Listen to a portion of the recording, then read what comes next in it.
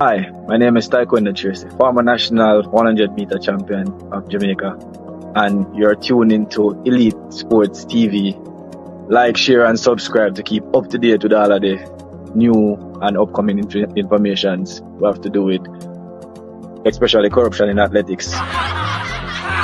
And turn on the notification bell to get all of the upcoming information that you need. I'm out. My name is Errol Stevens, former international player and reggae boy, and you're watching Elite Sports TV, Ryan, LFC. Don't forget to like, share, and subscribe to stay up to date to get the latest content on the Reggae Boyz football. Bless. Hi, I'm Marla Setman, Reggae Girls top midfielder. Oh, let me start over again. All right. Hi, I'm Marla Sletman, Reggae Girls top midfielder, and you're here on Ryan FC and Elite Sports. Don't forget to like, subscribe, and comment to keep up all to date with Reggae Girls and Reggae Boyz top news. Okay. Hi, this is Yasmin Jameson, Reggae Girls Goalkeeper, and you're watching Ryan LFC's YouTube channel. Please like, share, and subscribe. Hey guys, it's Jermaine Clark Jr. here from Bayern Roll Squad 2023. You're watching Elite Sport TV with Ryan LFC. Stay tuned for all things Reggae Girls, Reggae Boys, and sports. I am Liam Bailey, and you're watching Elite Sports TV. Don't forget to like and subscribe. Hey guys, Bunny Shaw here with Elite Sports TV. Make sure you like and subscribe and always tune in.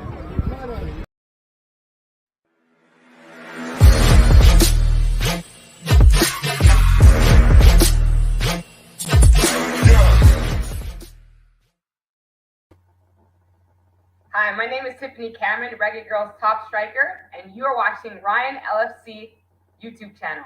Don't forget to like, share, and subscribe. Good evening to everyone down in the comment section. Really do appreciate all of you guys tuning in. I have 61 of you guys down in the comment section. Viewers, please stop what you're doing and hit the like button. It is important. The more you like the video, the more people can see the video. All right, so once you guys join in, hit that like button.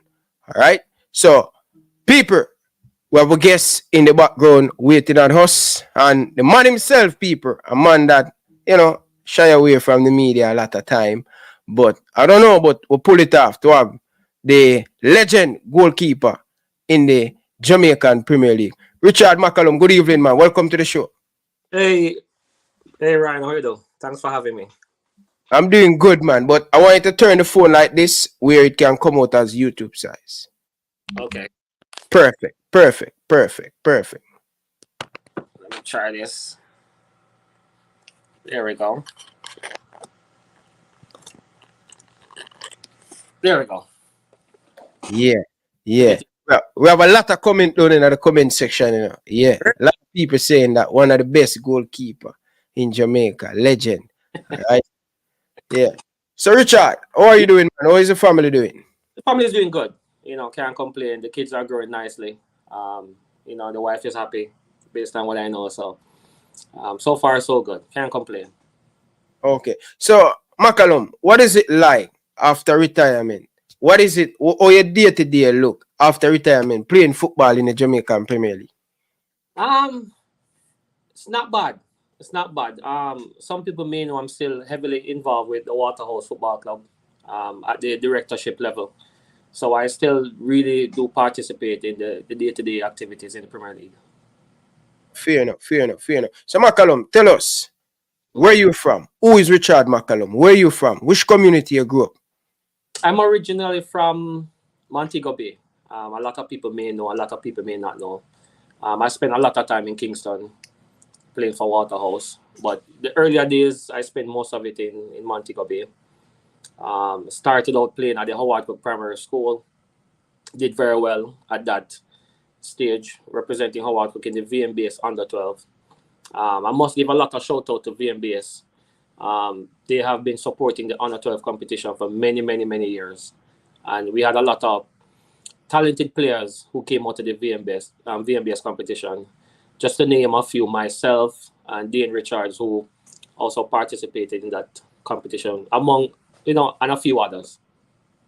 I'm originally from a community called, I'm originally from Montego Bay, the town of Montego Bay. But more specifically, I'm from the Barney Lane community. Like many, Jamaicans, I'm from the inner city. It was a very inner city community. But I was very sheltered, by my parents. Didn't get a lot of opportunity to, be involved in community activities and so on. So I was very, very, very sheltered, despite the community I grew up in. So funny, Bridget, when I was doing the research on you, I went and transfer mark and all of them stuff down. See, first thing pop up, Richard McCallum, originated from Montego Bay United. As a youngster, selling at Waterhouse, Boys Town, Tivoli, Waterhouse, National Stadium, ball boy, playing under 21. Bridget, I don't know, say you come from Montego Bay, Bridget. I don't know you come from Montego Bay. I know you Waterhouse, two Waterhouse, man. Well, I know what's funny is back in my earlier days, we had a lot of great goalkeepers coming out of Montego Bay. Just to name a few, we had Warren Barrett, we had Donovan Ricketts, both of whom went to Cornwall College as well. So those two guys were, my major inspiration of, doing what I was doing. I see these guys very often while I was back home. So, it was kind of following this footstep of these guys. Most definitely. But what is it like financial wise, though? Growing up in Montego Bay United, in Montego Bay, going to school, what is it like financial wise, going to school? Well, like a lot of Jamaican youth, my parents was not as fortunate as others. So I had it extremely difficult. What changed my life, though, is when I started playing football. I was identified pretty young, and I got a lot of support from members of the community, members of school community. Specifically, when I passed my common entrance, I was awarded a spot in Anchovy High. A lot of people may not know. I attended Anchovy High for a year, and subsequently after that, I got a scholarship to attend Cornwall College, and that's when everything started to change. Cornwall College supported my development 100%. I got a full scholarship, which afforded me to cover all my uniforms, books, bags, you name it. So that gave a lot of financial benefits as it relates to my mother supporting my academic journey. And in turn, it supported my football journey as well. Most definitely. But when you just start to play football, what position you play? What is your position? Because me a lot of story, a lot of players say them play goalkeeper, them play striker, they play a lot of different. When you start playing football, I started playing at the left back position, ironically. And I remember a specific game we were playing Chetwood Primary School at Windham in Montego Bay, and the goalkeeper got injured. And my coach asked me if it's okay if I, provide some support in that area. And I was very nervous. I didn't know what to expect. And I agreed to, help the team out. So I did. We won the game, I think 1-0. And as they always say, the rest is history. I played a fantastic game, made some saves. The following game, I'm back in the goal. The game after that, I'm in the goal. And it so happened that we won the competition that year with me being the goalkeeper. And we conceded 0 goals. Yeah. We won without conceding a goal, which was really, really fantastic. And it's almost like everything started to happen. Everything just, I started to build on the momentum. Did well after under 12, started moving up to under 13, did well in high school. So it just continued. So what other sports? Just football they stick to, because I was talking to Boris Johnson, just finished a show and he was say, you're a big cricketer. I played Headley Cup for Cornwall College for a couple of years. We didn't have the strongest team, so we always get knocked out in the first round. I also did a little bit of track and field, also at Cornwall College. I was the Western champion in the 110 hurdles in 1998. Wow. Class 3 110 hurdles. And it's so funny that year I qualified for the champs. And I just didn't go. I was so nervous to participate at champs, and I just didn't go. Wow. I just didn't went. I just focused on football. But I did all three. I did track and field, I did cricket, and I also played football, which, Cornwall is more known for, a traditional school, if I want to use that word. They have an excellent football program. So that's where I spend most of my attention. So you play, we call it Pepsi, Coles. You play a lot in competition there. I started playing for Cornwall under 30, 1997, I believe. That year, the Costa Cup and Manning Cup was banned, if you want to use that word. They didn't have competition that year. So I think what ISA did, they created the under 15 and the under 13 competition. We played in that competition and Cornwall won both age group that year. And then we went on to play under 16, which would be Coles or Pepsi, whichever one. Yeah, Coles. Maybe don't have a nickname for it. It's just under 15 or under 13. Yeah. Unlike Kingston, where they call it Coles and Pepsi and so on. So I did represent Cornwall at under 13, under 14, under 15, under 16. So it's more like a projection of the years going up. So once there's a competition there, I represented Cornwall throughout the years. And of course, the Costa Cup as well. Okay, so you didn't win anything playing the Costa Cup at Cornwall College? Yes, we won the Costa Cup. We won the double championship 2000. That's the Ben Francis and the Costa Cup 2000. We went to the Oliver Shield finals and lost. To Excelsior? No, we lost to Norman Manley with Western Forest and you name it. That was the year Western Forest was played. English in there on that team? No, English was like English was like 2 years before that. So it was like Western Forest and who else? Can't remember who else. But even before 2000, I started playing the Costa Cup 98. But I was like the substitute then because I was pretty young. We went to the finals 98. Clarendon College beat us. Big up yourself, Bossy. Bossy, I watched the live. Clarendon College beat us that year, 98. We went to semifinals 99. We didn't win, but we had a fantastic team. So we won 2000 double championship. We went 2001. Then we won the triple championship, beating Bridgeport. I think it was 7-0 with Bigger Thompson and you name it. They had a star. Yeah, we beat Bridgeport 7-1 at Harborview. Wow. It was a fantastic season. Myself, Dean Richards, Garrett Garden. There was just so much players that we had options to use. That team was amazing team. And I still would think where a lot of people would disagree that that's one of the best ever Cornwall College team that was ever put together. Early 2000s. But again, that is subjective. So I can agree to disagree. So who was the coach? Is it Jackie Walton? No, Dr. Weatherly was a coach. So long him there at Cornwall College, man? He's been there since the early 90s. Yeah, so them never have another coach? I think he had stepped away for a couple of years and then came back. But for the last at least 30 years, I can't remember. So has never coached Cornwall College? No. He coached Clarendon College. Oh, okay. So you spend your entire schoolboy football at Cornwall College? Yes. Okay, fair enough. So what happened after leaving high school? What happened? Which club you're part of at in Montego Bay United? I see Wadadah. I started out with volley kickers, actually. Yeah.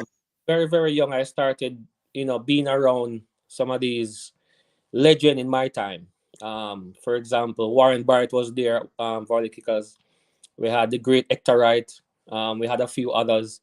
So I was interacting with some of these legends I would consider of the game. But not necessarily to play, but to learn and just to expose myself as to what the next level may look like. So after I left Cornwall College, I spent maybe a year, but then it was SEBA. I spent about a year at SEBA. Didn't get an opportunity to play. And at that time I was a national player, by the way. So I played for Jamaica starting at under 15. I played under 17 couple World Cup qualifiers game. We didn't get to qualify for the World Cup. So back then I was very involved with the national team. So the transition into the Premier League was the next step. Unfortunately, I didn't get it at SEBA, who was like my hometown team. I wanted to play for them. Never worked out. Anyway, we move on, start playing for Jamaica under 20. And there was a team called Invaders who made it to the Premier League out of Trelawney. And Mr. Gaynor, who was an administrator, I think he's like the vice president of SEBA at the time. He probably still is. He sent me to Invaders. I'm like, listen, send me anywhere. I just want to play. They sent me to Invaders. And I played with Invaders for 1 season. And up to this day, I am the only goalkeeper to win Junior Player of the Year for 2004 season. I was the Junior Player of the Premier League, Junior Player of the Year. The only goalkeeper to ever win that. Can check the records. So once I left, at the time I was playing under 20 as well. So I was playing for Jamaica under 20. And I was playing for Invaders at the same time. Peter Cargill, may he so rest in peace, was the coach of the under 20 team. And I remember we had a conversation and he was trying to build a team at Waterhouse. He was about to get the job at Waterhouse and he was putting a team together. And he wanted me, Adrian Reed, Richard West, Richard Edwards, and a few other players who were within the national team at the time. So he was trying to put a super team together. So unfortunately, Invaders got relegated that year. No, they didn't get relegated that year. They almost got relegated. And the following season, Cargill called me up and he was like, Rich, we're doing it. Let's do it. Let's come to Waterhouse. We're trying to put a squad together for make a Premier League run. And I'm like, okay, all right, no problem. So all of us transferred into Waterhouse, myself, Richard Edwards. Adrian. Big team. Yeah, it was really a good quality crapper team. About that team there too, yeah. Richard from Olympic. Yeah, that team that was really, really fantastic. So he put a really strong team together. A mixture of young players with veterans like Kevin Lamy and Irving English and Damian Powell and really, really quality players he put together. And it so happened that 2005 he actually died, but we went on to win the Premier League with that team. He really put a strong team together. So we won the Premier League. I think the following year we won the Premier League with those same. Wow. So you only win 1 Premier League at Waterhouse? Yes, 1 Premier League at Waterhouse. That was 2005, 2006. Yeah. So what about when Harborview was leading the league and Waterhouse? That's the same time. Oh, I start watch Premier League, but me never know. Say I saw young me I watch a Premier League. I can remember when George Vernal, Michael Campbell went to Harborview. I will beat them 2-0. Harborview were leading by 15 or 17 or 13. Right. I think it was 17 points. Harborview was leading. I think that was the first and only time. I think JFF was running the league back then. It was the first and only time that the league has went to the league format, where team with the most points win. Yeah. Right. I think that was the first and only time it went to that format. But of course, there was little excitement about it, so they moved away from it and went to the semi-final and final format. But again, I have my own opinion on the league format, but that's for a different time. Okay, fair enough. So what do you think? Because you must have a problem with it, because you want the time to come and win it and end up. I think the most consistent team should win. Yeah, that is what I think. We like the too much excitement thing, man. Right, I think the most consistent team should win, and I think everywhere in the world except probably Ireland do it that way. And America. And yeah, America joke business. We never go talk about that. Yeah, But yeah. to be fair, if I'm consistent for 50 games, for example, Mm. I may have one bad game in the playoffs. Player. That's it. You're done. And I really think that's unfair. Yeah, I believe that too. I think we need to have a league format. Mm-hmm. Yeah. Agreed. Yeah, but McCallum, come here, watch Premier League when me young, you know, and thing. So in your time, what's the difference with now? Because when I was watching Premier League, Waterhouse 6, 7, 9 star, Tivoli Garden 8, 9 star. Me I tell you about star where people come out and watch. Harborview, Arnett Garden, Seba, Wadadah with Tuffy and this. It was amazing. Sporting Center. What's the difference with your time with this generation with key star player on the teams? Every generation is different, and the generation before mine will I'll probably say that this generation was the best. I only can speak for my time and compare it with generations after. But with that said, the generation before me, with some of the great players, them the Walter Boy, the Anandi Lowe, the Theodore Whitmore, those people are considered great in my book, and those players are legends. And football back then was you could leave your house and you could enjoy a football game, and it's exciting, quality, despite their challenges that they had with the surfaces and so on. My generation was also good. Late 90s into 2000s was fantastic. We had some really, really great players, not just in one team, in all teams. Despite how competitive they were, you could go out any Sunday and really enjoy the game. It doesn't matter who you're playing. It could be Constant Spring, it could be even Boys Town. We're very competitive as well. Yeah. The generation now, it must be said that the quality is lacking. A lot of the players is, I don't know. I haven't dug really deep into it to see what the difference is, what they are experiencing, because all the experiences are different. The challenges that they are having, I don't know, but it's the quality is lacking. And you can see it in in the stands. A lot of people don't watch these games anymore. They don't watch. I can't.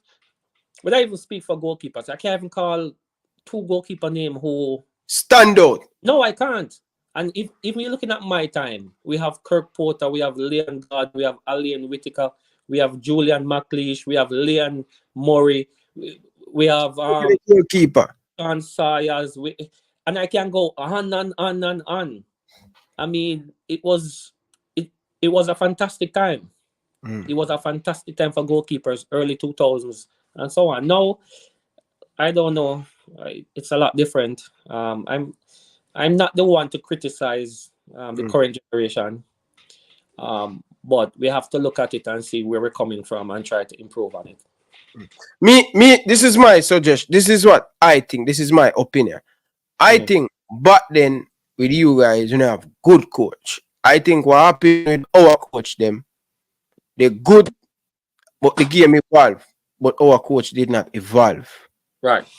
With it. I think that is one of the problem too. Because even the same thing in your time, when you look across the Premier League with coaches, you look at the name of the coaches out of this world. Same thing with player, competitive, and even the sponsorship. Joma sponsor you guys, Puma sponsor Arnett, Nike sponsor Tivoli Garden, Adidas sponsor Arnett Garden, Boys Town, Puma sponsor. So in all of that, I think the coaching have to do it. And I think sometimes the talent them not working hard enough. Well, it's a combination of a lot of factors. A combination of a lot of factors. I can't pinpoint, I can't put my finger on one of it. Yeah. But there are a number of factors that can contribute to what's happening. But one thing I do know, players now earn more salaries than players then. No, sir. I'm telling you. Players playing now in the Premier League are earning more money than players of 10 years ago or even 20 years ago. That is a debate, you know, because the other day, me and Corey Breaker talk about the same machine, and a man I say, couple of the players them back then, I say, them get more money. I know players back then get more. I put it this way, I can't speak for all clubs, I can't speak for Waterhouse. Yeah. I'm going to tell you why. 2005, and Waterhouse and that championship run, I was earning $50,000 Jamaican dollar a month. Yeah. You have players in the Premier League who are earning over $100,000 a month. But in a year, this player earn that too. Not much. But Tivoli usually pay half season and all of them things that too. Anic Garden pay good too. How about you? I don't know about that one day in McCallum. I don't know about that one day because I know some of the players them salary now. And I don't think think players now are earning more money. You think so? Yeah, man. Wow. I think so. I think so. That means that if that is true, McCallum, that is a good thing and a step in the right direction to go to the next level. I agree, but guess what? Players are earning more, but the quality of the product is not matching. It's not matching. That's what I say? Yeah. For example, let me use a player when we play with for years. Let's say Kevin Lamey. I can just imagine how much Kevin Lamey would have earned now if he was playing. Because Kevin was a fantastic player. I've never seen anybody with the talent that Kevin Lamey has. Never ever in my, not even internationally, me not see it. I mean, I said that because of somebody when I play with for years. But he was clinical. Listen, he was just so fantastic. He was just so fantastic. So I can just imagine how much he would have earned in a to the day playing in the Premier League, because players are earning much more based on what I'm seeing, based on the numbers that I'm seeing. So I say? Yeah. But again, that's arguable. Yeah. Right now, a lot of people are saying, McCallum, trust me. No. I know players at certain club making that amount of money. And listen, I was playing for Anic Garden when Anic Garden in them prime. And a cash when my boy are coming with them back. Omar Davis are coming with them back, Brechin. I'm tell you, say, O'Neal Bigger Tam say, the man that get 120. Visional Irish, 80,000. Renee Light, 90,000. Like, there, I don't think in the Jamaican Premier League right now. Probably some player get it, but no one. I put it this way. We know players in the Premier League get 140,000. 140,000? Yep. Wow. Me know that. And even MG, another, I think me and him and Corey Breaker they on an Instagram live. And me and him and Corey Breaker, and he must say the players them get now. They might get more money, right? The only player I can remember back in my time used to earn 140 and more was me. But you say that get 140? Just before I retired, I was the highest paid player in the league. Wow. I retired in 2015. When I retired, I was the highest paid player in the league. Wow. So what are some? So you know one of the issue in a year time, McCallum, I tell you the truth, bro. You have 12 cap for Jamaica. I think you deserve more, but here what the issue with why you deserve more. The copy me glad on that. Yeah. Because me look on that with a lot of humility. Then I represent Jamaica for 10 years and me earn questionable 11 caps. That are just over 1 game per year. Right? Just over. I was very comfortable with my situation. Let me use situation. I knew what my role was for the most part. I was a backup goalkeeper. Because that's exactly what I was. I only played when Ricketts is sick or Ricketts can't make it. And it probably them club or whatever the situation is. And I was okay with that. I was okay with that, you know. So mentally, once me get coffee national team and Ricketts, once you see the squad, once the squad list published, me know what the situation is. I always would like to play more, but if I never play, it's fine. It's no big deal. So therefore, because my expectations were low, I didn't get disappointed when me not play. The only time I disappointed is when me hype myself up. Yeah, man, we are, you know, me I get a run today. You know, run. You see what I say? And a lot of people don't understand that when you're playing for your country, especially Jamaica, and you're here that there's a game coming up, it's a stress, you know, it's a really a stressful time for you, you know.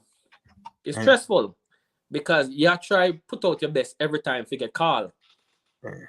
Because for most of our local, we don't call them local players. Most of the players who play in Jamaica, it's our opportunity to get one $2,000 or one $3,000. So therefore, when a match announced, we are make sure we are putting with best because we want to get the call. So it's very stressful, really, really stressful. So when you don't get the call now, trust me, throw you off. Really throw you off. But I know I was very, even though I wanted to play more, my thing, me just born in a wrong time because there were just so many fantastic goalkeepers during my time. It was very, very competitive. So sometimes my man get the nod over me, and next time me get the nod over him. So I understand, and you know, me never really try to make a big deal out of it. We just do my part, and when we get a chance to play, me try to do my best, and then try to look for the next game. Boy, as I know, cause me as a goalkeeper, I never play second figure. I just can't imagine. I play and I sit on the bench, and before even the game done, I take off my socks and walk away. Like as a goalie, me know how you do it as a top goalkeeper in the Jamaican Premier League at the time to play second figure. Yeah, but you have to understand, all right? Only one goalkeeper can play now. You know what I mean? And in most teams, you have three. Yeah. So, all right, for example, look at Man United. I one goalkeeper play for you all season. Not true? Yes. I'm sure them about 4. That's right, Virgin. One, because the thing is, what a lot of people fail to understand, you know. You have starters. Goalkeepers is someone you can say a starter. He might go play every match. Once he's not injured, he might go play every game. At Jamaica alone, me say a goalkeeper have 2 bad match and the coach bench him. At Jamaica alone, that happen. In the international game, goalkeeper start every match. Once you start that, you identify that he's your starter. He might play every game. But Onana can only got 10 million goals. The next match he might play. Exactly, that's how it go. Only in Jamaica, me say, boy, goalkeeper have a 1 bad match, coach pull him and put in the next man. No, that's how it work. And that's how it work, party. Goalkeeper, if he's your starter, he's going to play every match. That is it.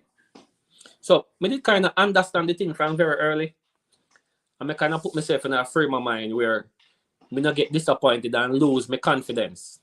Because once Donovan Ricketts in the squad, he might go play. Simple.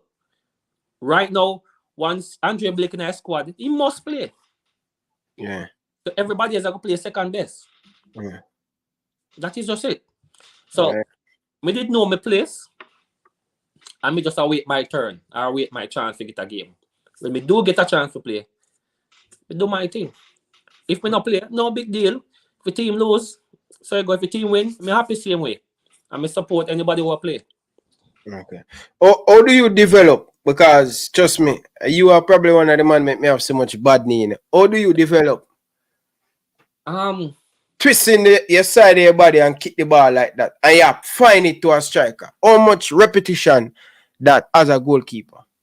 I may probably kick after a session, after the normal training session. First of all, I start training 1 hour before the team. And I start work on, because as much as it sounds, a goalkeeper's position have to do with a lot of individual work. And then the team support after. So most times 1 hour before the game, I start get myself together. Once the team comes, then I start work with the team. Hold on. Once the team comes, I start work with the team. And then after that, I have a goalkeeper coach. For the most part, I have a goalkeeper coach. And work with the goalkeeper coach. Hi, Reese. I'll talk to you in a second. I'm in a meeting. Oh, yeah, all right. Soon talk to you. Yeah. So I normally have a goalkeeper coach I'm going to work with. Most recently, I work with Leighton Murray, who was a fantastic goalkeeper in his time. Yeah. He became a coach and became really, really consistent and really good. But separate apart from that, I worked hard on my game. Repetition after repetition. For example, after the team finished training, I kick sometimes 200 balls a day, maybe 300 balls a day after the session. Putting up cones as targets and try to hit everyone. So on match day, it became very easy. Because I close my eye and find Kevin Lim every time. No problem. I do it. It's like routine. So I train really hard. I practice it because it became quite effective after a while. I think most seasons I end with three or four assists every season by getting these long balls quickly to the strikers. I worked really hard on it.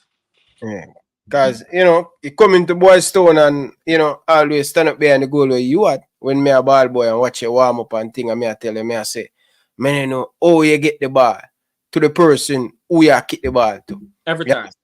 Every time. And this is when me, as a goalkeeper now, and Mr. Kirk Porter start to do it now at Boys Town. You understand? So me start to do it, but it make me get a lot of everybody start to do it. Yeah. Everybody, not just Kirk Porter, big up yourself. Yeah. Yeah, man, not just Kirk. Everybody do it. Everybody start to do it. And not just that, everybody start to take notice of it. So what a lot of teams start to do is they start to get very close to me. Once me have the ball, they start getting very close to me, try to shut me down or try to avoid me starting it quickly. Quick, yeah, because you're effective. Start doing that. Yeah. And also, this is what me get from it, bro. And I'm telling you, bro, when you talk about goalkeeper, where you talk about shot, stop, boot, socks, everything, trust me, them always say me is a pretty goalkeeper, but a young Kirk Porter, me really mad me game from. And also, Lax Reed.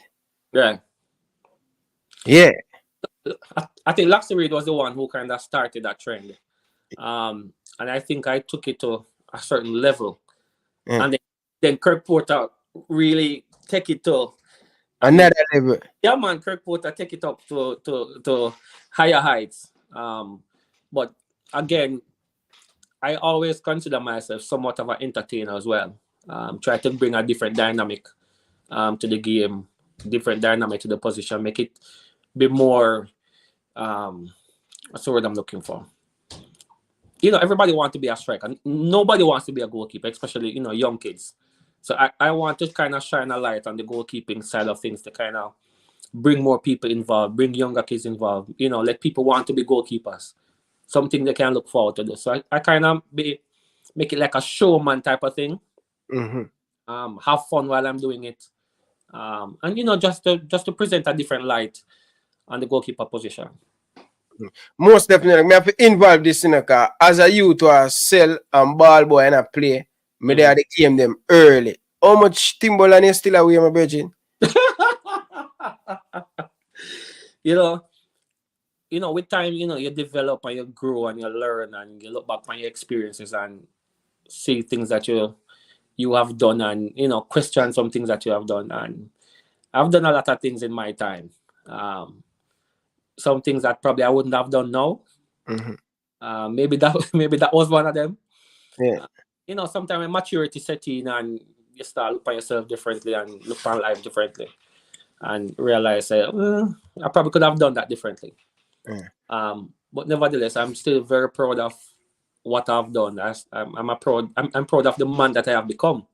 And I think football played a tremendous role in my personal development, which is super important.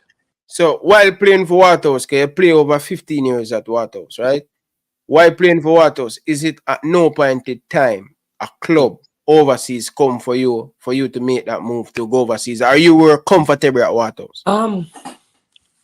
I had plans, if you want to use that word. I had made 2 moves. One was I was invited to Puerto Rico Islanders for a trial, and they offered me a contract, but the deal wasn't good. I think back then they were offering me like $2,000 a month, and I'm like, "Are you crazy? I can't leave my family for $2,000." I didn't take that offer. 2014, I was invited to trials by DC United in the MLS. Their goalkeeper was going on, and it's funny, you know, it ties in back to what I mentioned earlier about the starting goalkeeper. Their starting goalkeeper was going to do a surgery. They wanted a replacement. So the coach reached out to me, invite me for, I think it was a 1-month trial, and I got injured on the trials. This is one of the well, I mean, I know how life work that way. The coach said to me, if I was healthy, he would have signed me. And, you know, I just say, oh, it is what it is, no problem. But again, he was looking at backup because their starter was going to do a surgery. I went there for a few weeks. 2 weeks into the trial, got injured, wasn't able to, you know, to continue. And I just called it a day. You know, the following year, I just decided to call it quits. You quit at 2015. So what age at that time? I think I was 31 in my prime. And the reason my retirement was very sudden. And I think what fueled that is, as I mentioned before, I had plans for my life. I said timelines. I had timelines of how I wanted to project my career. For example, I had set a timeline of 27 years. When I got to 20, my plan was to be in a professional environment by 27. It never happened. So I put other things in place. It so happened that prior to that, or during that period, I was employed at Tankwell, which I must also had that Tankwell played a significant role in my development as well. They supported me with my professional career as well as my personal development, which I am forever indebted to Tankwell. I can speak so much about these people, but I'll keep it short. They really, really supported me through my whole career. And just even to add, even when I was with national team, go on tours and so on, Tankwell would still pay me a salary, even when I'm not there for weeks. So that in itself can just tell you how much his people supported my development, and I really, really appreciate that. I can't I get kind of emotional and talk about it because man.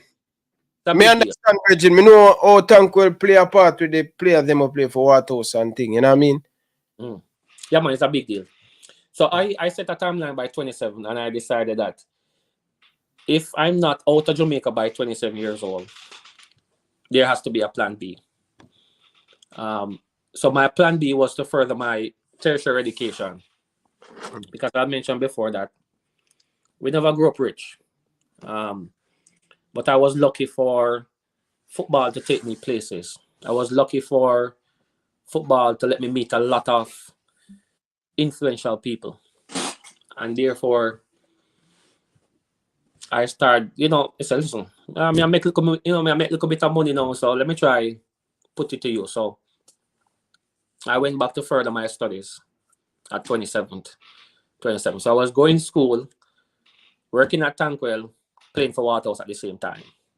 So I usually do Tankwell during the days, go Waterhouse at 5 o'clock, train for 2 hours, then me head to school in the night for another 3 hours. And I did that for 4 years. So by the time I became 31 now and completed my studies, Tankwell made me an offer that I couldn't refuse. They wanted to further the relationship between me and the company. But I remember one of the managers said to me that football is in the way. Football is stopping me from making that transition into management. And I thought about it a little bit, and I looked at the situation, and I said to myself, I can work at Tankwell for another 20 years, easy. I don't think I have 5 more years left playing football. So when I look at it that way, it was a very easy decision. So when I retired, I think it was December 2015, I was offered a position at Tankwell, and I took it, and it just started moving. Everything started moving after that. And sometimes some things happen when you don't plan for it. Things just happen. So after I started, getting involved in management at Tankwell, subsequently after that, it just come out of blue.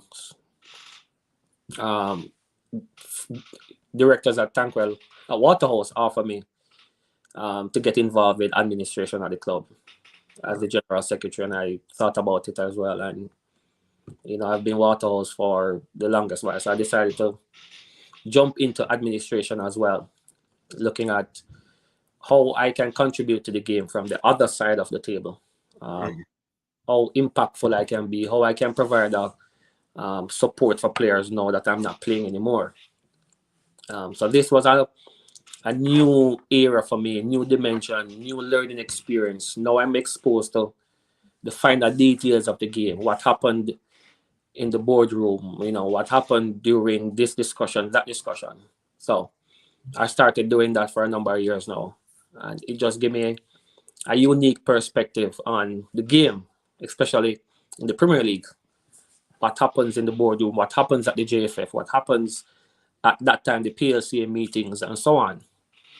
So that was a fantastic experience as well. So that kind of gave me an idea of the business side of the game, especially locally. So what is your role now at Waterhouse? Are you still involved hands-on? I'm still not very hands-on with the Waterhouse program. My specific role is to deal with communication with other clubs, other organizations, the JFF, FIFA, any international transfers, any local transfers as well, player contracts, any administrative function, as well as I would normally get involved in any disciplinary actions as well. And in most cases, if we're looking to hire anybody for staff, like staffing, I will get involved to see, how best we can make it happen. Okay, fair enough. So do you enjoy that part of the perspective of football, and what do you think as a player when, difficult? Is it difficult? It is difficult because there's a lot of dynamics to it. It's not just dealing with paperwork. It's about ensuring that the players are comfortable. It's about ensuring that certain things are put in place to ensure that things just happen smoothly. It takes a lot of work. It's not just when I used to play, I just train for 2 hours and we go home. On the other side of the coin is it's non-stop. It's all day, every day. Try to get things in place to ensure that once the players show up, everything just happens smooth. It's more of taking the problems away from the players. So let them just thinking about playing. It's about it's almost like the dress room or the dressing room. Make sure everything is covered for it. So once the artists show up, they just need to perform. So it's more of a supporting role to the technical team, for example, I would be the person to know if a player is eligible to play against a certain team, right? Oh. So I would inform the technical team, hey, this man can't play. And I'll probably inform him maybe a week, maybe 2 weeks before, so the coach can make plans and make changes and so on. So it's almost like I'm supporting the technical team. Okay. Fair enough. I'm glad to know you play the game and giving back to the game. That's what I always ask past player to come back. But sometimes we asking past player to come back, but the opportunity is never there for a past football player in the administration. It's not easy. It's not easy, especially if you had played the game. Certain players have unreasonable expectation of you. The fact that you had played before, so you should know. It's like almost you should just give them everything what they want. And that's not always the case, because at the end of the day, the club must win. Any decision that I made, Waterhouse must benefit. If Waterhouse not benefit, me not make it. And some people believe that because I used to play, me must just give them everything what they want. And it don't work like that. It don't work. So as we have a unique perspective on both ends, so me in a position to relate, me in a position to understand what's happening, what players need, what players are going through, what they don't need, and the expectations. Yeah. So Waterhouse, listen to commentary many times with the Jamaican Premier League and listen to a legend, Bertis Bell, and he speak about manager. If he can manage coach Waterhouse, Tivoli, Boystone, and Hornet Garden, he can coach any team in the world. Himself the most difficult fans to deal with. What do you think about you playing as a player and as an admin now, looking with the spectators? And they always want to win and they always want to happy. I think Waterhouse has the most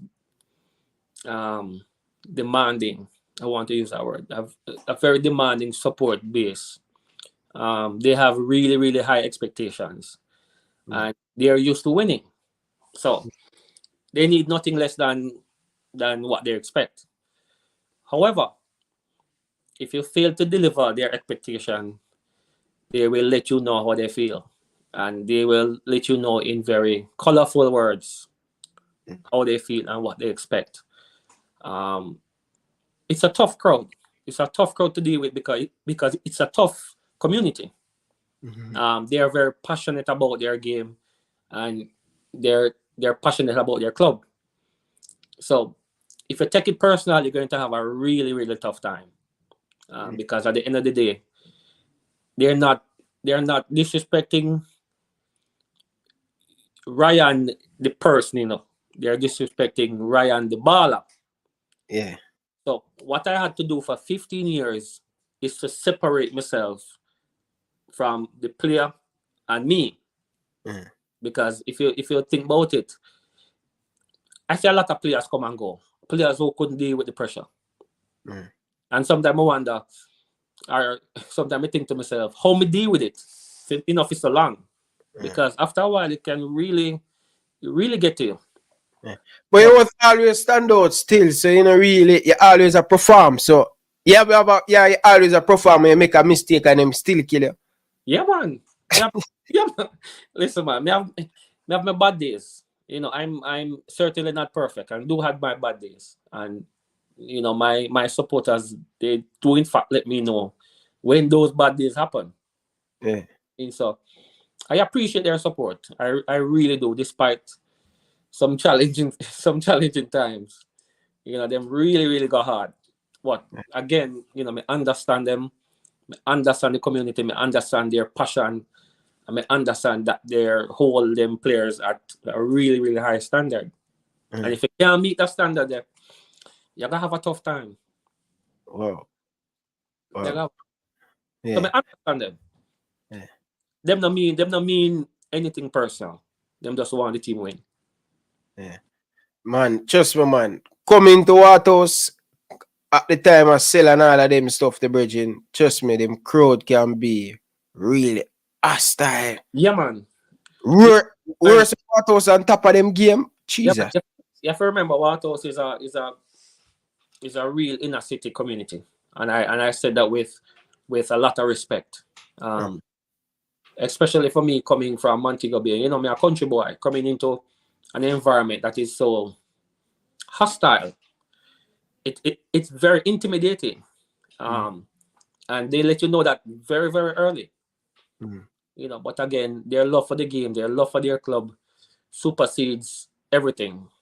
And you know, their passion is fantastic. You will never see their passion anywhere else. Anywhere else. So once you can deal with Waterhouse supporters, you know, you'll be fine anywhere. Tell me something, Mr. McCallum. All the time, you know, as a youth, always as the game done more and leave, you know, because I know and the youth them rob me over Waterhouse with my banana and the thing, you know. The violence in the community when you guys going to training and all of that. What is it like going early morning, passing, some of them intimidate in there? What is it like passing through? Is it anytime you have any problem, mistake or anything walking? Nothing that I experienced personally. I spent a couple of years living in the community. Yeah, man. But then the team had a few clubhouses, and players who are from outside of the corporate area usually stay there. So I stayed there for a few months. The experience was good. The community members really, really love the players, love the team. So I've never experienced where players were involved in any violence or anybody tried to rush any player or, you know, anything like that. I've never experienced it. I've never heard anyone from my era experience it. But I'm sure, you know, people can differ. Times change. You know, generation now is different. They don't respect nobody. So, but then players were really, really and highly respected. True, that for sure. Even on a boys' stone, the people that love the players there. Yeah, man. Once you're a baller, man, them, you know, they respect you for straight. Yeah. So I want to get back to you and a little couple point on the football part. What some of the game that stand out to you where you just have an excellent night and you just always are watching? I had a lot of good games. I can't pinpoint one specifically.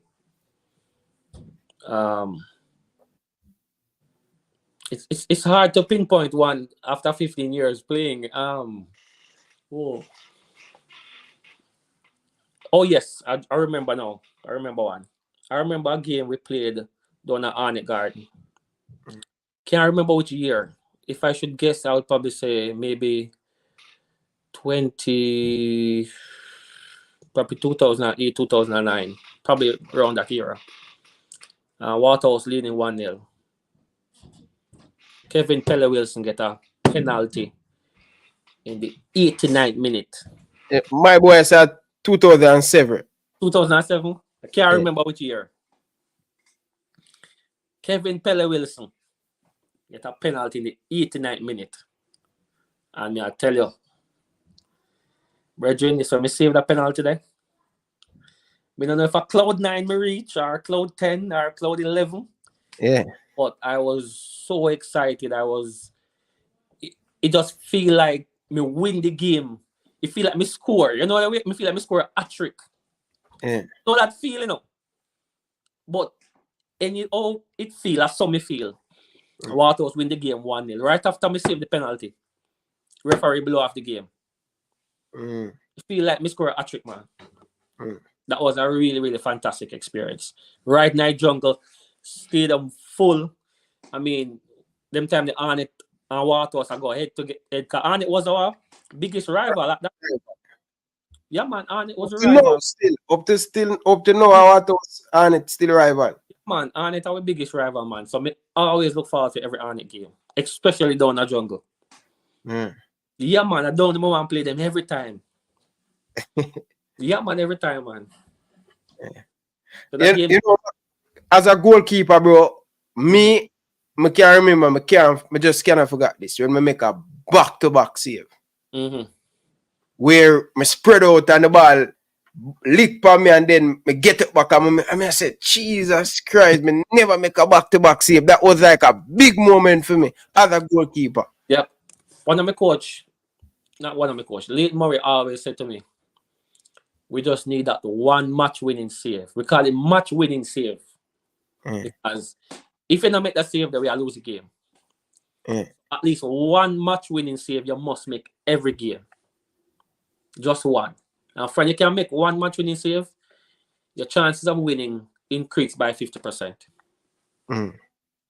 So you must find that one day. It doesn't matter what it is or when it comes, you have to find it. It's almost like those goals where goal printed everywhere over it. And the goalkeeper just find a way to save it. They call it a match-winning save. So we always look for that one day. Maybe a one-on-one. Something like it's a one-on-one and you're sorry, it's done. When you look, goalkeeper find a save somehow. And in most cases, the team always win. Most definitely. Listen, 2012, Boris Johnson, head coach Excelsior. 2012, Excelsior and Calabar, I play at Calabar. And I was in the goal and my local brother go Calabar them time there. And my local brother they behind the goal and he might tell the people them say, yo, me and my brother and thing and them the people them keep on a come, yo, your brother. And me I say, yeah man, I'm my brother.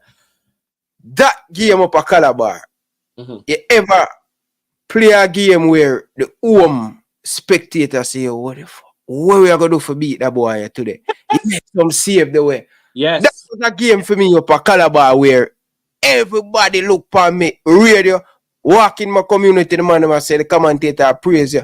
Because Calabar could beat me that year there. 2004 or 2003, can't remember.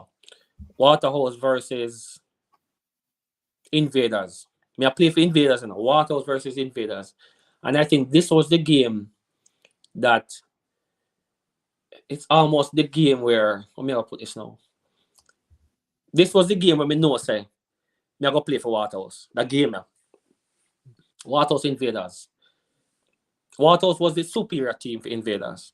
And me I make crazy save for the match. From the match start, English. Them time the African I play for Waterhouse. Chineri, Uche Chineri, I play for Waterhouse at the time. Me I make crazy save from him. Me I make crazy save from Lamy. Irving English I kick free kick me a save. Dirty Man I kick free kick me a save. I make some crazy save that game there. And in the 90th minute, Irving I get one free kick on the top of the 18-yard box. And Irving curl the ball past me. I saw me stand up and watch it. Me never move. After the game finished, all of the Waterhouse players them surround me. Every single one. They want to me. They want me number. They want me come at them team. I mean, it was a fantastic experience. I made some crazy save that game. And I think that was a game that allowed me to win the junior player of the season. That was a really good experience. And despite me lose, how I felt was, next level. I felt next level. I felt myself really matriculating and getting better since that game. Most definitely. So viewers and subscribers, big up to all of the people I'm down in the comment section. So we have the website of Waterhouse Football Club where you can pick up your Waterhouse t-shirt. So all of the people I'm down in the comment section, but pin the link in the comment section so you can click on it and it take you right to Waterhouse Football Club. And many times I always tell people, just like you love Liverpool and, me always buy a lot of Liverpool jersey. And people always bash the Jamaican Premier League. Listen, now is your opportunity to support the Jamaican Premier League. Because without support, it doesn't make no sense. So you can buy the merchandise. You can click on the link and stuff. It will pin in the comment section. Click on it and you can get the Waterhouse merchandise right there. So big up to all of the Waterhouse fans them out there. That is it. Yeah. Most definitely. But Mr. McCallum, listen, man. He's a role model for me as a goalkeeper coming up at Boys Town. watching you all the time. I can remember when O'Neal Bigger Thompson bust to bullet pan you down a Boys Town, 2 free kick. You remember that time there? Look, listen, Boys Town was also one of my favorite place to play. I mean, the people in Trenchtown are just different.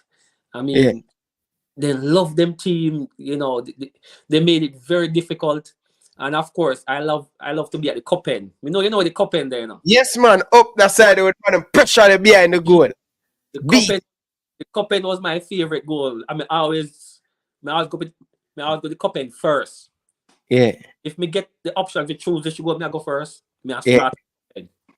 Yeah. Because that's where the whole pressure them there. So where the pressure part. Yeah. Yeah, man. Body boy, all of the man who stay a cupping, brother. Every goalkeeper get it. Sean Sayers, because Sean Sayers have a nice girl over Rima, and the man must say, yo, Sean Sayers there, eat out the baby feed and all of them. Be a mustering behind a goalie. So, man, any goalkeeper who know Boys Town, they must know the cupping, because it's almost like mustering whole half. None. Right, Ronis, and the pressure. Boys Town kick to the end in the second half most of the time. Yeah. Yeah, man, the pressure spot that, man. You know the cupping. You must know it. Yeah. So Danny Jed, you have support more players. You know, I got Boys Town, so you wouldn't know the cupping. And what your name, man. Yeah. So tell me something. As a goalkeeper in the league, you play over 15 years in the league. Which striker will always get the better? You say, boy, that striker again. All right, let me tell you who. There is a few.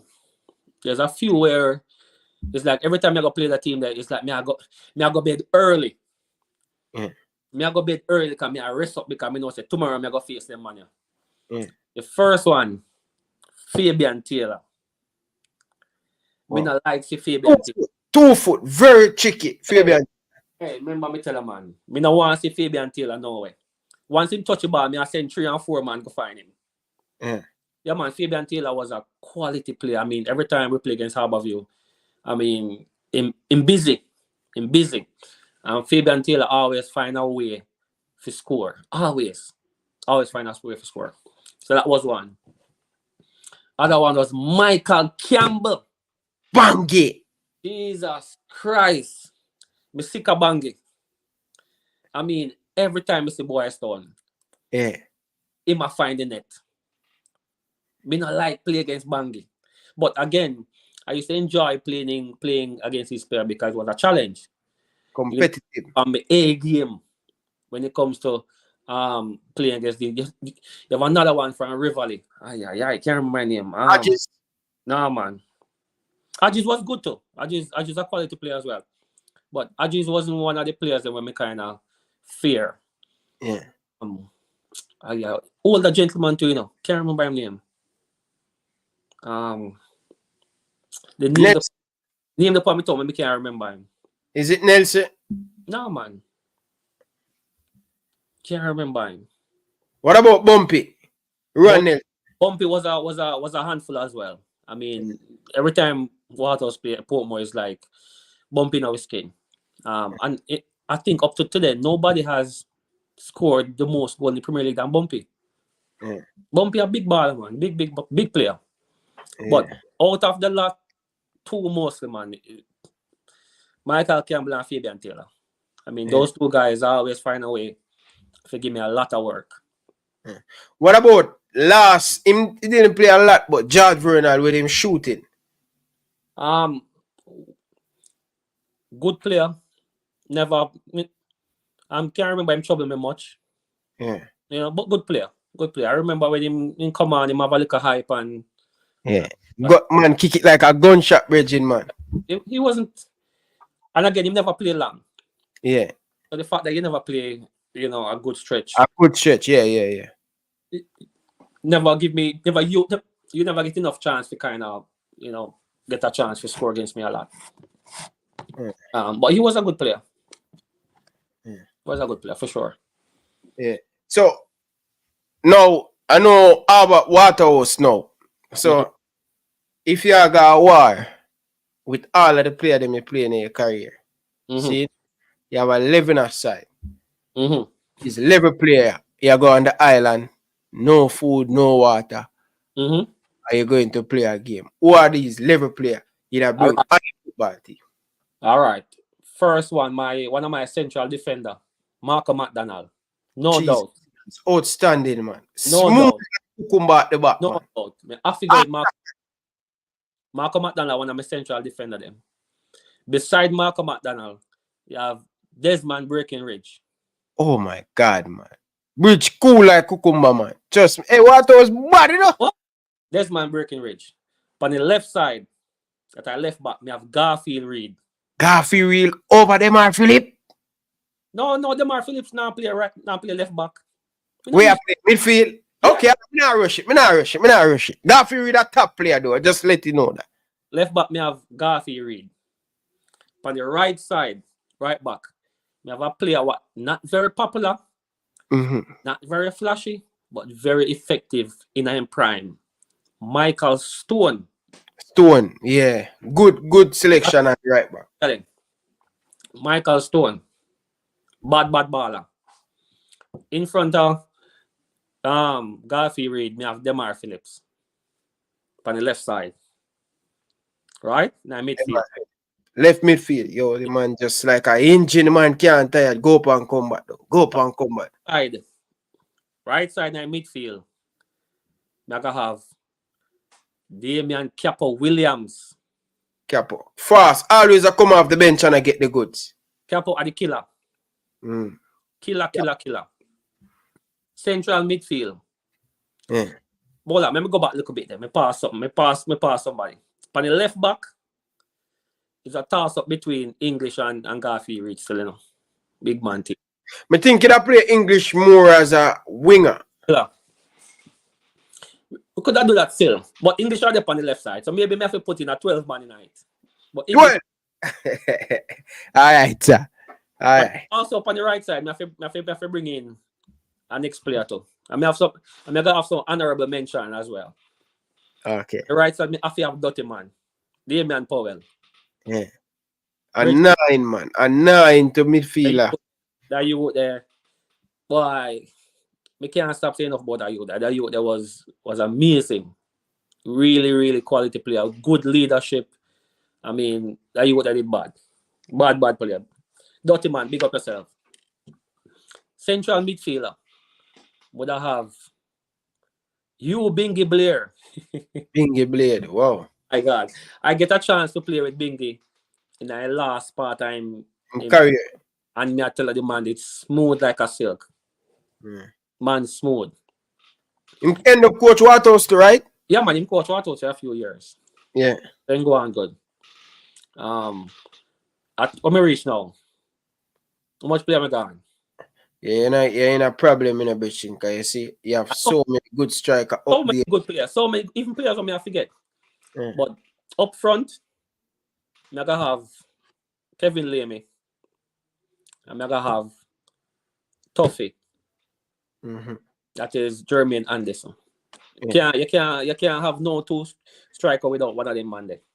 Yeah. Because them man they are goal scorer. And anyway, them man they say goal off his score. Yeah. Tell me something. What about the number 10 for Water? So what's his name again? Capo. Not Capo.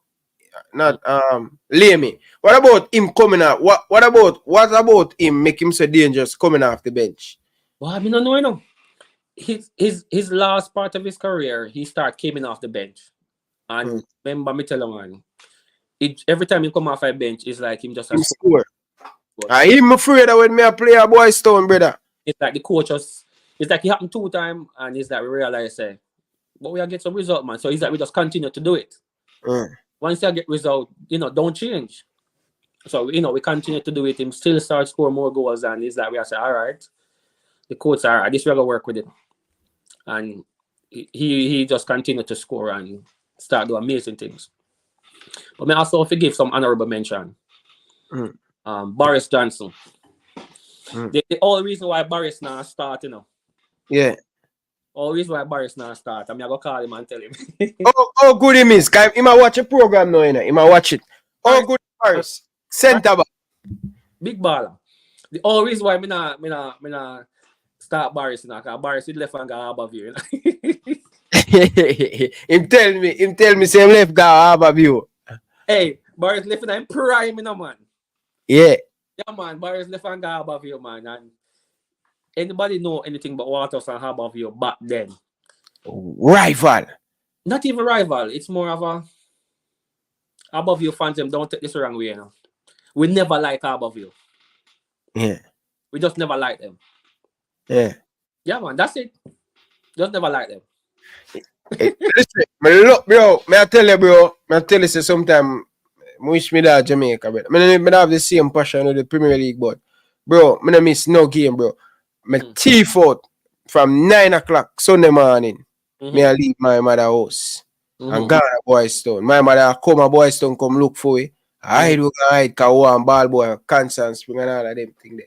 Yeah. And the love what we have for the game, that's why I know so many players, because I was a player and I know all of these players coming up in the Jamaican Premier League.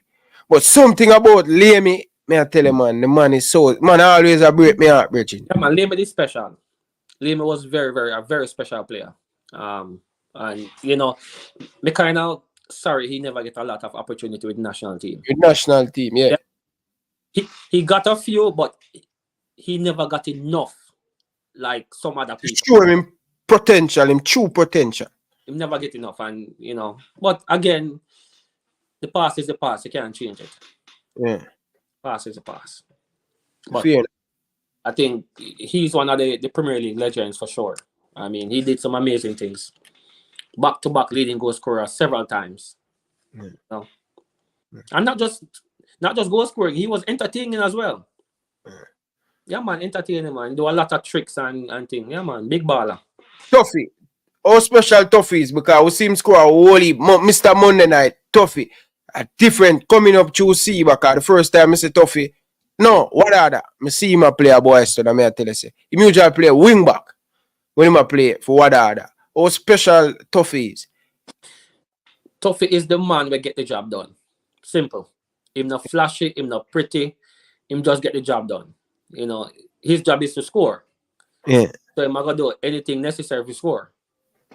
You know, whether I'm using brute force or push down everybody, you know that is Tuffy thing. Him not gonna be fancy, him not gonna be as technical as everybody else. But that's not important once you get the job done. Might kick the ball at the goal. And that is what you want. And he did that consistently for years. You know, which is important. What about Rum Campbell? Got the people them some facts about Rum Campbell. Similar player like the German. Rum is one of the most talented players I've played with. Him never know him talent. I mean, that you that had so much potential, so much talent. But when you're full with so much potential, things never work out. And I think, you know, despite his exploits on the field, he made some bad decisions in his personal life. And like anything in our life, I always catch up with you. And of course, his career ended prematurely. But separate apart from that, you know, he was an extremely talented player with a very bright future. And he did some really good things while he was at Waterhouse. We all see it, we all know what he can do, but he just never lasts for very long. I've seen players come and go. You know, playing for 15 years, you see a lot of players come and go. Unfortunately, he was one of the players who came in, did very well, and just never be consistent enough with it. And that was the end of Rum. Very short career, quality player. But, you know, your decisions off the field are important as well. If you want to do this thing, if you want to be a professional, off the field, you have to be a professional as well. It can be. It's not a switch where you switch on and switch off. You know, that's not how it works. You have to live your life as a professional. If not, you know, it's going to catch up with you. And unfortunately, that's what happened to Rum. What about Englishman? Man have a piece of left foot the bridging, man. Mm-hmm. Englishman. Separate from Demar Philip. Mm-hmm. English and my baller playing for Waterhouse, bridging. There are so many adjectives I can use to describe English. Free kick specialist. He's a fantastic talent as well. A student of the game, very, very passionate. Taking game very serious. I remember one of my first interaction with English is we're losing a game. I think it was Rivali. We play. Can't remember the player name we play for Rivali. Just can't come to me. We play Rivali and we lose 1-0. And on the way home, English was, he did express himself in no uncertain terms how he felt about my performance. And he was passionate about it and him get really upset on him. You know what I mean? And again, if you're a professional, you'll be able to deal with it. It comes with the game. You have to be able to accept criticism as well as take praises. So, in no uncertain words, he expressed himself, how he feel about my performance. And I respect it. I just have to take it and move on. But again, great player, played for Waterhouse for many, many, many years. I think he did 20 years. 20 years. He did 20 years. May his soul rest in peace as well. And there are a lot of party went to Tivoli still. I never see that one coming. Circumstances, sometimes you have to make some decision that is in your best interest. And I think that was one of those decisions that he had to make to move away from the community for a while. Yeah. So what about the coach? What are your favorite coach to coach this team? Peter Cargill was always my favorite. People who know Peter Cargill know that this man is every hair upon his body is a professional. He was one of the only coach that sat down during the game and not say a word until halftime. He does not. He may stand up and point 2 times and that's it. Halftime, him work, because the reality is, as a coach, you don't get much done when you stand up and shout instructions. Why you need for shout instruction to players and half the time them not hear you? That work needs to be done at the training pitch. Do the work at the training pitch and then watch the game. Half time you make your adjustment and keep it moving. Peter Cargill was my all-time favorite coach. He was fantastic. He was professional. He was very technical. He was methodical. Listen, there's so much words I can't use to describe him. And even after he died, the team that he put together and coached for a year went to win the Premier League. It's like we were, no disrespect to the coach at the time, but it's almost like the team was in autopilot because all the work was already done. So what he had to do is just, press play. And that was it. Cargill have done most of the work the year before. All right. So, I have a couple more questions. I don't know how much time you have because I know you have a family and things. No, man, go ahead. Good. All right. So, people, I'm going to open up the phone line and you guys can call in. So, Boris Johnson, you can call in and come and share it.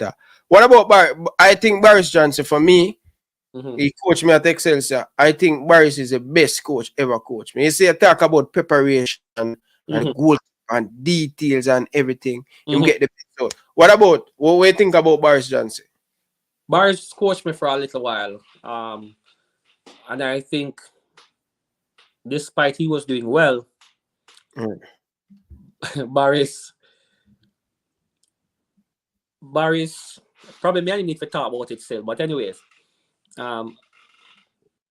Boris made some decision that was not in his best interest personally. And it kind of became the detriment of him in terms of him losing his job. And it was so random and so off the field situation, not necessarily how the team was performing and so on. And he felt strongly about something, and I had to respect that. He felt strongly about a specific situation, and he held his You know, when somebody hold firm with them point, Yeah. and is either them hold it or just lose everything. And I think a situation like that happened, and he decided that he's going to hold firm.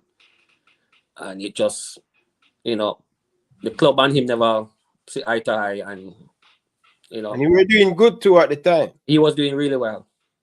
I think when it happened is we were at the first round finals, or the mid-season finals back them time then. Back then, yeah. Yeah, we were at the finals, and I'm like, why this just happened? But in retrospect, he decided to hold in position, and that's what he did, and the organization just never see eye to eye with him and then part company. Okay. Fair enough. Appreciate it. Yeah. So Big Man Semfiak said it's what about you taking up a role in admin working with the JFF, and what is the future? What about the future of Jamaican football? These are two-part questions. If would you take up an admin role in the administration? No, I wouldn't. And the reason why I say that is it's going to be hard for any new person or anyone with new ideas to be effective. The fact that we have some, what I always say, dinosaurs still in the JFF, it makes it difficult for new ideas to come forth. It makes it difficult for young minds to try to make any influence and try make any change. So until we move out some of these dinosaurs from the system, things will never change. So that's what happen. Because the reality right in Orion. Yeah. It's not about the administration, you know. I don't want to be the most important person at Waterhouse. My president don't want to be the most important person at Waterhouse. My chairman don't want to be the most important person at Waterhouse. Until we can understand that the players are the main stakeholders of the industry, it will never change. We need to understand that players are the most important stakeholders in the industry. It can't happen without them. So until me can see the admin are lace up in boots to go play ball, it's not gonna happen. I will at any time at all take a backseat to my players anytime, because they are the persons who make it happen. I'm just playing a supporting role. And a lot of time administrators believe that it is all about them. It's all about them. And you see it in their behavior. Administrators sit down in a first class and players them in a couch. All in Jamaica that happen. All in Jamaica. And it's crazy, but it is what it is. So to answer the question, I'm not interested. Yeah, I tell you. We have a caller on the line. Caller, good evening. Welcome to the show. Speaking with Richard McCallum and Ryan LFC. Good evening. Good evening, Richard. Hey, greetings, man. How are you doing? I'm doing fine. What I think the JFF need, I think they need a clean house, and I think they need to replace those people with former soccer players that understand how the game operates and understand that the kids are the future, and we need to invest into the kids. Because like most of these people that's in power is only in there for themselves and only in there for the money. So like that's what I feel like needs to happen. But until that happens, like there's nothing going to change in the JFF. I agree with you 100%. So that's all I'm calling to say. But like that's the only way things is going to change out there, because these people, like, they don't understand, like, the sports could do so much for the country, but like they're just in there for themselves. And as a little bit of money comes in, they take it for themselves instead of investing it back into the youth, change the game. Like you see how every other country operates, they invest into sports and that builds their economy. These people they just take instead of like doing what they're supposed to do for the country and help for the country. So like that's just all I'm calling to say. And like until that happens, like nothing is going to change in the country. And the same thing happens into politics, same way out there. Hey, Ryan, I'm going to give you one incident what happened with me the first time I go in a national team. This was during the World Cup campaign back in 2006. 2006 was the World Cup, right? Back them time then. Yeah. Good. 2004 is the first time I break into the senior team. So the team was going on an English tour in preparation for the World Cup, right? So the team had 3 local players at the time. Me, Jonathan Williams, and Kunta Kente, right? 3 man. And we went on an England tour. I reached on the tour. It's so ham that me and Theodore Whitmore in the same room. If Tapa listen, Tapa knows me not tell no lie. Me and Tapa in our room. First of all, we went in the lobby. We grab Tapa bag and we bring up him luggage go at the room. And make sure say everything, put up him thing them nice and make sure. Come here, I grew up, so I have to make sure say the big man them thing all right. Yeah. Carry up Tapa thing them. Not him want the biggest bed, so I have to make sure say him thing proper. And Tapa left and gone on the road. So I stay in a room and make sure everything said. Because I not go on the road, because I'm a youth, so I don't want nothing go on the road and me miss out. So I stay in my room until training time. Tapa come back in the room and Tapa said to me, if me get me per diem yet. And I say, per diem? I want him so. I don't know nothing about that. I say, yeah man, go collect your per diem. So I say, from who? So Tapa called it. Don't laugh in Ryan. This is interesting. Tapa, Theodore Whitmore called the receptionist from the hotel room. And then call the man name and say, transfer me to the man room. See? So the receptionist people transfer the call. And Tapa said to the man, oh, you don't get spoon in per diem yet. I send spoon over there. I say, spoon, go another man the room. I go to the room in a right. Listen to me now, man. I go to the room. And the man give me £400. See? Mm-hmm. £400. $400. I happiest day of my life. So me stay. Yeah, listen, Ryan. Yeah. Yes, so I reach back at the room. Tapa said, how much in gear? I say $400. I say $400. Tapa said, what? Tapa take up back the phone and call the man. And I said, what the bumper cloth you do? I send back spoon over there. You hear Mr. Ryan? Yeah. So I go back over the room. The man give me $1,000 more. Man give me $1,000 more. Pound. So me have $1,400 now. Yeah. 1,400. So me go back in the room and Tapa say, how much more you get? Me say $1,000. You know what Tapa say? Boy, that man did not easy. That Tapa said to me, Boom. In the evening we are training. Chart and athletics we are training. Yeah. In the evening we reach downstairs and the bus the damn thing and me say Jonathan Williams and Kunta Kente. And I say, yo, Bala, come here. Yo, how much you get for per diem? The man said to me, $600. Pound. 2 of them get the same money. Me no bother say nothing.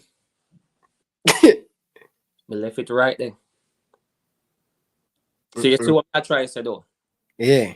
Mr. Man eat off some of my own and he eat a food off of Johnny and he still work at JFF. He still work there. And this is from way back when. That me I try to tell him, McCallum, man. Listen, me can write a book because me in a long time. Me see it. So when you have some players who are leak out on the system now, me sorry for them, can't not change. It can't change. Come on, me there beat up my gump on YouTube and thing then. Yeah, that's why I would never involve myself in certain things.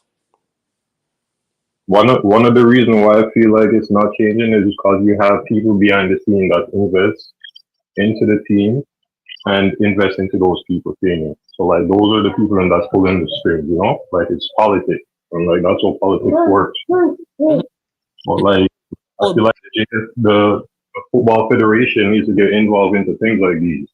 Like change things, man. Like that's the only way like things is gonna change. But like there's too much talent going to waste. There's too much people that's in the country that's talented in sports. And like they don't get the opportunity because you know you have like greedy people that's in place of power and like you know what need to happen, Ryan? They need to have term limits for every position of authority in a JFF. Term limits. For example, the president only can serve 2 terms and then he's done. The Gen Sec 2 term. Move on. Vice President 2 term. Move on. When you have the same set of people in power for years, the amount of things. Listen, until the JFF stop paying in a cash, then can't talk to me. You hear me say? Until you can stop pay cash, then we can see some change. Cause that when you pay cash, it kinda you can beat the system always. Of course. You can't track cash. How you gonna track that? There's no way you can track it. But anyway, we don't want to talk too much about the JFF now because we talk all night. Boy, every player, you see me I tell the people them every player them history from past then and see Bailey and everybody attack it and everybody a kill him.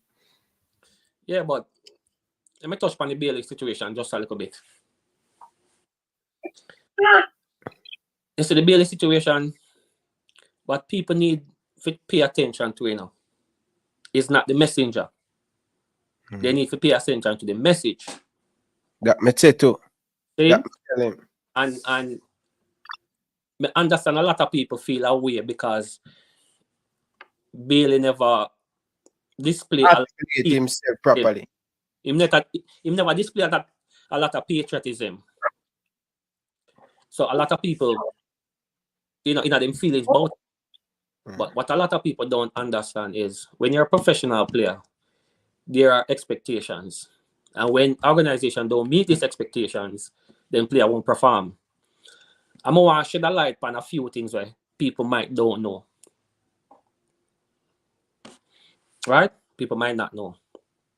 For example, a lot of people don't know so Neymar wake up 1 p.m. every day. So therefore, can't plan nothing before that time now go. A lot of people don't know say David Beckham now travel without his wife and his kids anywhere. So if he play a World Cup qualifier game in Norway, his wife and kids have to travel to Norway with him. So when Leon Bailey, not only that, Leon Bailey asks for a private room. You know why I'm asking for a private room? Because every team players gamble. So if you're in a gambling room, you can't sleep. Because you have 2 players to a room, you know. So if you're in the room with the gambler, you're going to have 3 or 4 players, or sometimes 5 in that room gambling. So the man will not gamble. What do you think is going to happen to him? Can't sleep. Exactly. You also have every team have a player where are the dancer and the DJ. And music. Good. So therefore, if you're in the room with one of the dancer or the DJ, guess what happened to you? Can't sleep. Good. So what Leon Bailey is asking for is not unreasonable. But a lot of people have said team chemistry. Fuck team chemistry. The man needs to rest. If you're in a room with one of these players, you get fucked.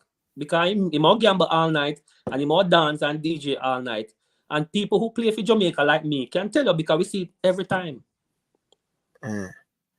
Not only that, if Liam Bailey is asking for a first class flight from England, enough of them people who attack have never traveled before.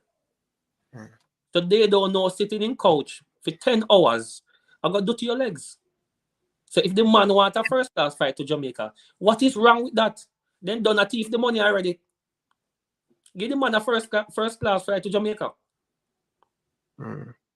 He's not asking for too much. And him saying that him not get no money. All he want is just a hotel room and a proper flight. That's all he want. But JFF now talk about when players like me and other players sleep at the airport. Me don't even want to get into it in Ryan. Because me have played for Jamaica for more than 15 years from your youth into the senior team. So me have stories. For example, that China one time, a 48 hour I take for reach. 48 hour. All right, so do the maths. And we now fly for 48 hours. We might sleep 5 on the floor in the airport. We might just leave the airport and go into the mall somewhere for just kill time. But again, we know I make this about JFF, but we need to clear up a lot of things where people are saying about the baller. People who have never played professional sports before, especially football, and deal with JFF, don't understand. Them JFF very hard for dealing with. I see many players come on this show and talk about them story. I mean, I tell you, them story have to involve JFF in it, Regine, because them go through some traumatized thing with the man. But guess what? The conversation needs to continue or there will be no change. It's like we talk about it for 9 days and then we stop. There will never be a change. How after 20 years players still deal with this and me deal with it? How?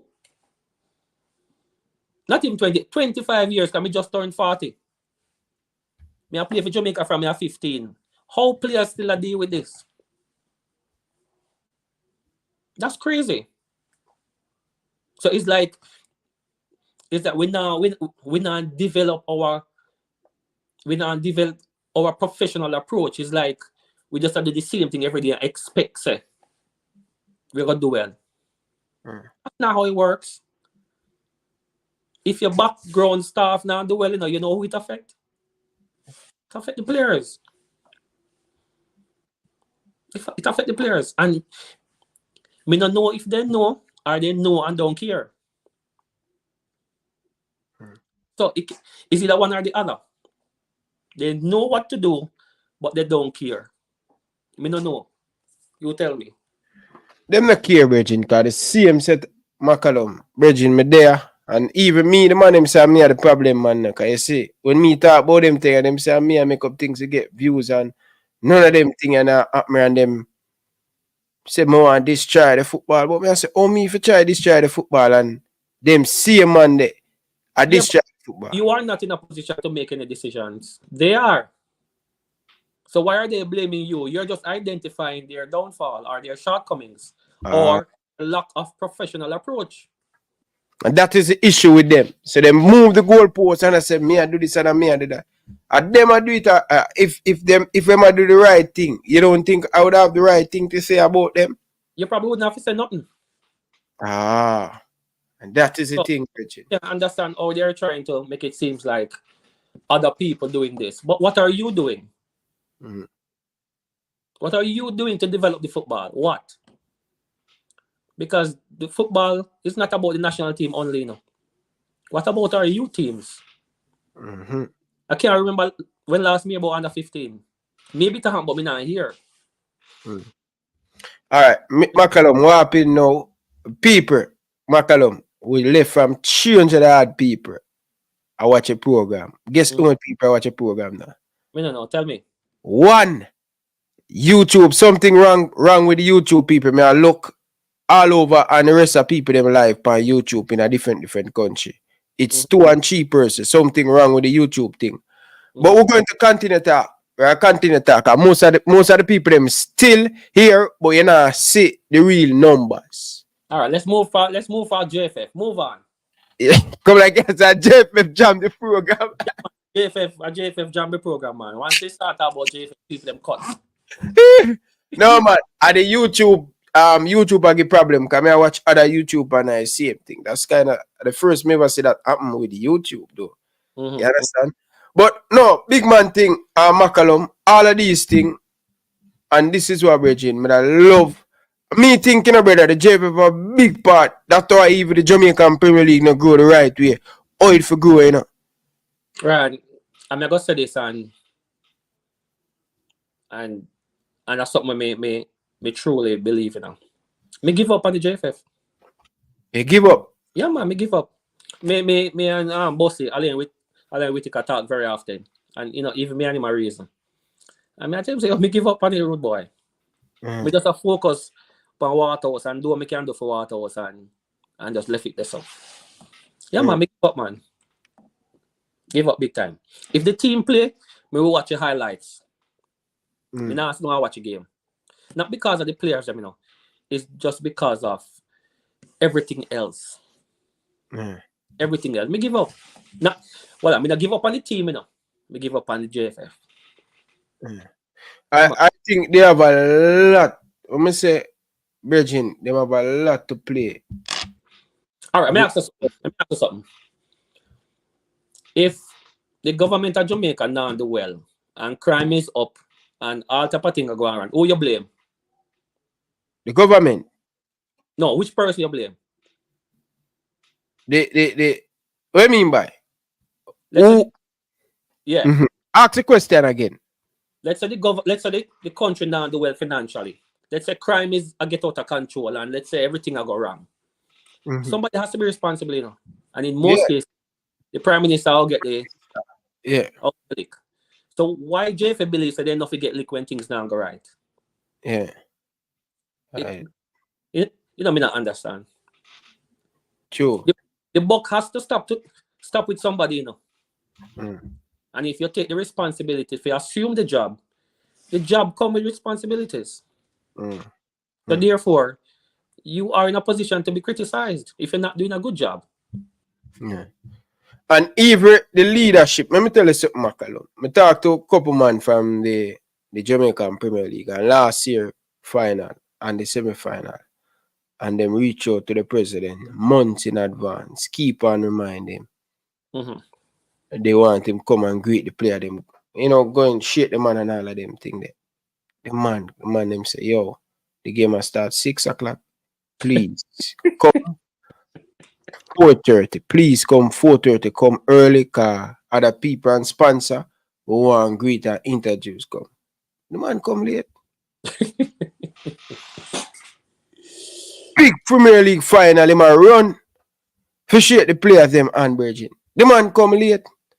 And me talking people from the PFL and the man say, Ryan, we alone can't do it. We need the governing body. Listen. Because nothing them can get from people for the league. Me have to big up the PFAJ. Yeah. They do a fantastic job. But there are, like everything else, there are a lot of room to improve. A lot of room.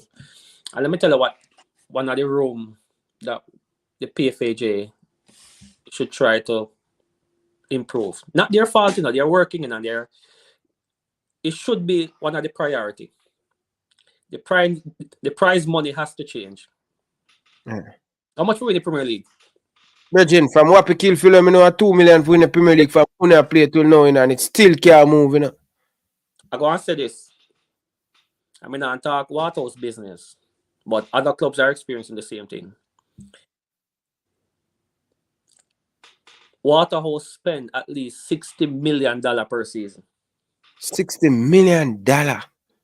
So you spend $60 million and win 2. Tell me how that makes sense. True. Tell me how that makes sense, Ryan. I agree with you. So therefore, the prize money has to be over $100,000. We don't know how they are going to find it, you know, or how they are going to generate that funds. But in order for the league to be competitive, viable, marketable, and investors can invest in teams, there has to be some return. So, for example, I can go to a businessman and tell a businessman, say, you know, me have a great team, you know. Me think me can win the league, you know. Invest 2 million in my team, invest 5 million in my team. And if we win the league, we can give back 10. Double your money in a year. You not think you would consider it? Yes. But how can you win $2 million and I spend 60? It don't make sense. And this is happening for a long time though. Like, I can't understand why the prize money not moving. And when we talked to Chris Williams about it, he said they're giving the club a lot of money and all of them stuff that month time. That's why I started to say that they are doing a fantastic job. The monthly subvention that are pumped into the Premier League teams, we have never seen it before. It's an amazing feat. And we have to give kudos where necessary. So they are doing a good job. But again, we have to look at what the end product is. You know, clubs are spending a lot of money. And at the end of the day, they're the big payout what they expect is not it. True. You know, it's nowhere to be found. Nowhere to be found. I mean, we understand the things style, we understand the sponsors are limited. We know all of that. So we not pretend like I don't know. We know. But again, in order for the league be viable and sustainable, you know, the prize has to be lucrative. You know how much we win the Premier League at England? 100 million.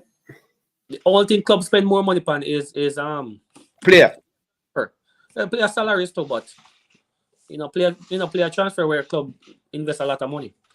But over $100 million for winning the Premier League. And then we have TV rights involved in that where, you know, clubs will get money from TV rights and so on. Yeah. And also, I think him answered a question already now. What would you change about the Jamaican Premier League?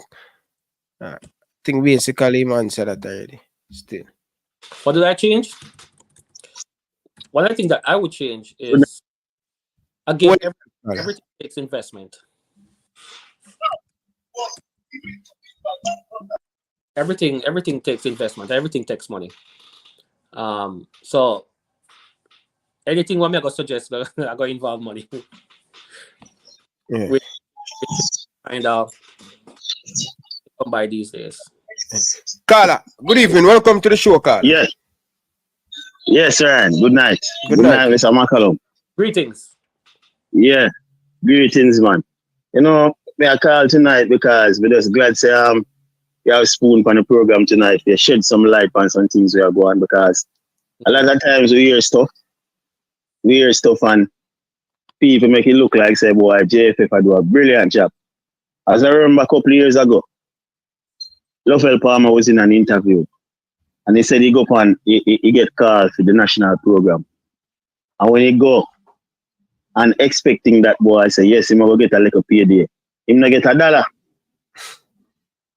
Him not get a cent. You thought that in an interview a couple of years ago. I'm really look on it and when I see Richard come on the program, I want to shed some light on some stuff. You know? It painstaking for your big man. It's painful to sit down and know say the ball of them are go out there and them are work so hard. That's why my people them just want a little break in the national program where them can get a overseas contract or them thing like to go out there go show them skills and them something. You know what I mean? Yeah. So when me spoon at about this thing, it's really painful to know say the ball of them out there. And the ball of them are work so hard and them have to go through them thing there. Over the years, the year players are talk about them stranded at the airport and all of them something there. They not get no money, nothing at all. You understand what I say? When me look on some things that we even with Premier League. Remember a couple baller from Portland one time go on Premier League team. And the man them have to end up come home. Because them are saying it make no sense me I play Premier League and I not get no pay. So when Spooner say boy the league I develop with the money from the JFF, well that not sound too bad. But one of the main things I want to talk about tonight, as Spoon just mentioned a while ago, every time I always wonder how you feel place the National League in our country. And if you come first in the league and win the entire league, you get $3 million. And you have to spend so much throughout the years. $2 million. It just never make no sense at all. It don't make no sense. Them need to do something where you can them have to make the league more attractive. Make the league more attractive. You want some young people in there who can generate good ideas, who can come forth to make a difference in our Premier League. Because the people who did it from a long time, we need them to clear out. Me hear Spoon mention something to you a while ago, you know. If the country not run good, you know, financially, you know, you have to look for the finance minister, you know. If the country not run good crime-wise, you know, you have to look for the security minister, you know. Then you have to look to do something for what go on, you know. You understand what I say? Yeah. So right now, I'm just glad to Spoon come on the program tonight and I shed some light.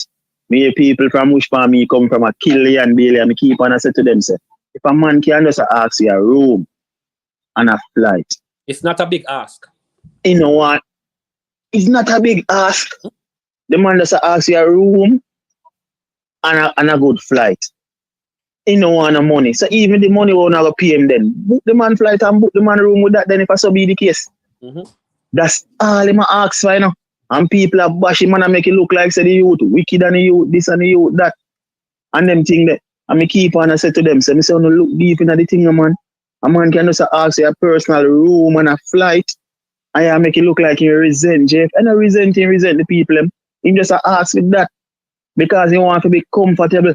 And me know exactly when you talk about camp and people, I got did it. In here, yes, people are gamble, people are do this, people are do that, all the things they're missing. Things are missing. Can you have someone a thief too, you know? Because them you might see them there, you know. But then in the hotel industry, I can't tell you. You have some people who you not expect you to do certain things, they might do it. You understand what I say? So kudos to your Spoon tonight. We come and shed some light on some of the things that we are going. We really appreciate that. So at least a lot of people who are taking the program will see that right now. Say JFF them need to shake up man and then need to do something. We want to see about we want to get the best football. We want the thing to be more attractive. You understand? When you see them reach out to a little young youth. And the youth are saying now want come represent Jamaica, you just go and take a little time and do him thing. But Ryan, we love your program. Spoon, glad for your interaction tonight. Hello. Yeah, big up yourself, Carla. McCallum, go ahead still. Just give me a minute. Yeah. Ryan, go ahead, Mac. Remember a few years ago, probably when we played that game there. I think this was back in 2007, 2008. I think Bora was the coach. And we were staying in Florida. We are playing a game in Florida. And we are playing, I think it was El Salvador we are playing against. And it so happened that Canada was playing a match in the area as well. And we were talking about, you know, when we're still in the same hotel, and when the Canadian players were talking, we started talking about money. And one of the Canadian players them told us, when you get invited to the Canadian national team, you get $17,000 US. You don't kick a ball yet, you know. You get invited. I understand the difference, the different countries and so on. First row, second row, third, whatever. It doesn't matter. But you can see the difference where players at Jamaica earn compared to other countries. So if a player have another option to play for another country, what do you think he might do? You know, of course he might go play for other countries. So the thing just you see if I'm gonna say this as a player or a former player. You see, if JFF were structured in such a way where transparency wasn't an issue, you'd have players that play for free.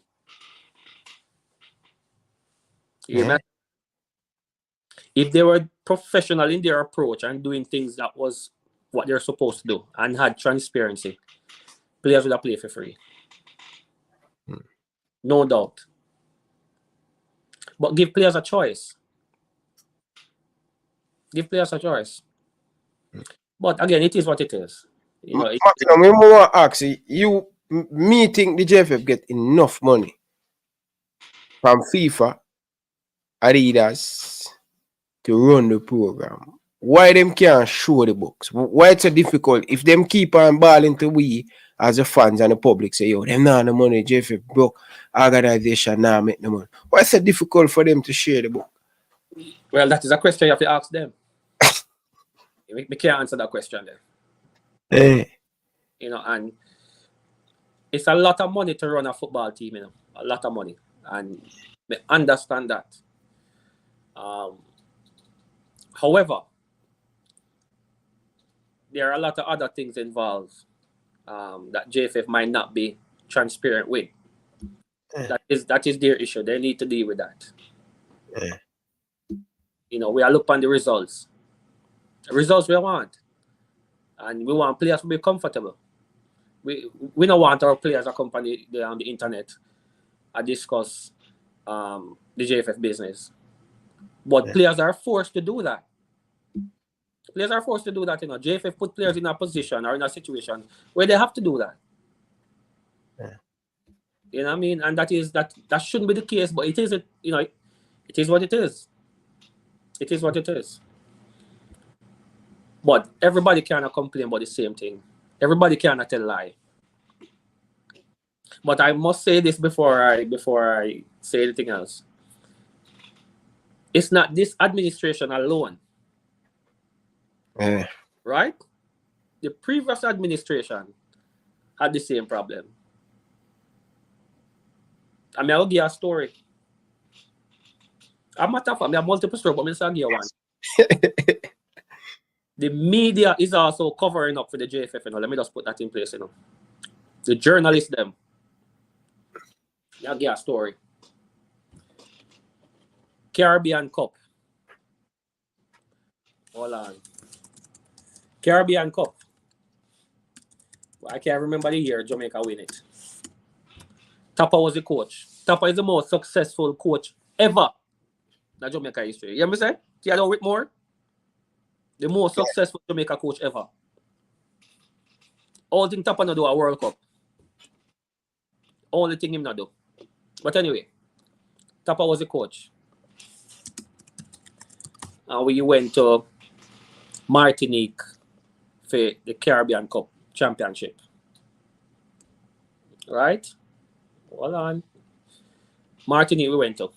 But prior to we going to Martinique, we had some salary issue with the JFF. And what the JFF did is to give every player a contract. We now have no salary discussion. If everybody know what they might get, everybody know the per diem. So all thing we need to focus on a football. Captain Burrell was the president. May he so rest in peace. We went to Martinique. Remember, so we have a contract, you know. So we not discuss no money. A ball we're gonna play.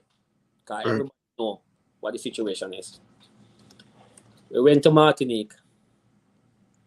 And we went to Martinique. 2010, we just find the date. 2010, I think Theodore Whitmore was the coach. We win that year then. We went to Martinique. Settling at the hotel, everything nice. Training session nice, everything good. Here comes Captain Burrell, one team meeting. He said, Jesus Christ. Captain Burrell only talk about one thing, if anybody know him. All the one thing he talk about. Butter. Yeah. So once we hear Captain want a meeting, I said, Jesus Christ. What go on now? Anyway, meeting start. Captain said to me, "Boy, gentlemen, boy, the JFF is in a situation, you know. And boy, we know we recently signed a contract and boy, things not work out how we plan. So this is the new situation. The contract what we signed never have any appearance fee, never have any match fee. It only had per diem.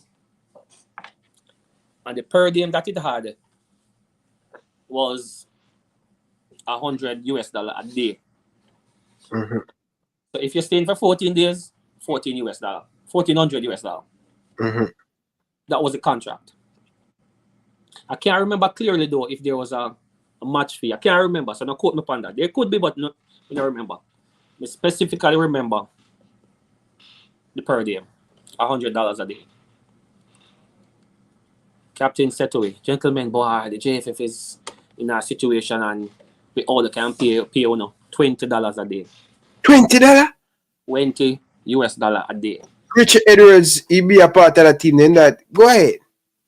$20 a day. We left from 100 or we signed contract to, you know, to 20. Ryan, I mean, I tell you, when you look on everybody's face, when you look on everybody's face in a road, boy, yeah, everybody face sour. Because every man in their mind, we are stay for at least 14 days. So every man a kind of pencil and say, they more left the tour with at least $1,400. Saying? Mm-hmm.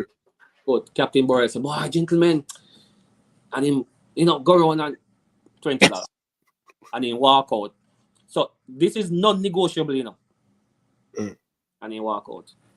So when he walk out, the ball of them keep a meeting right after.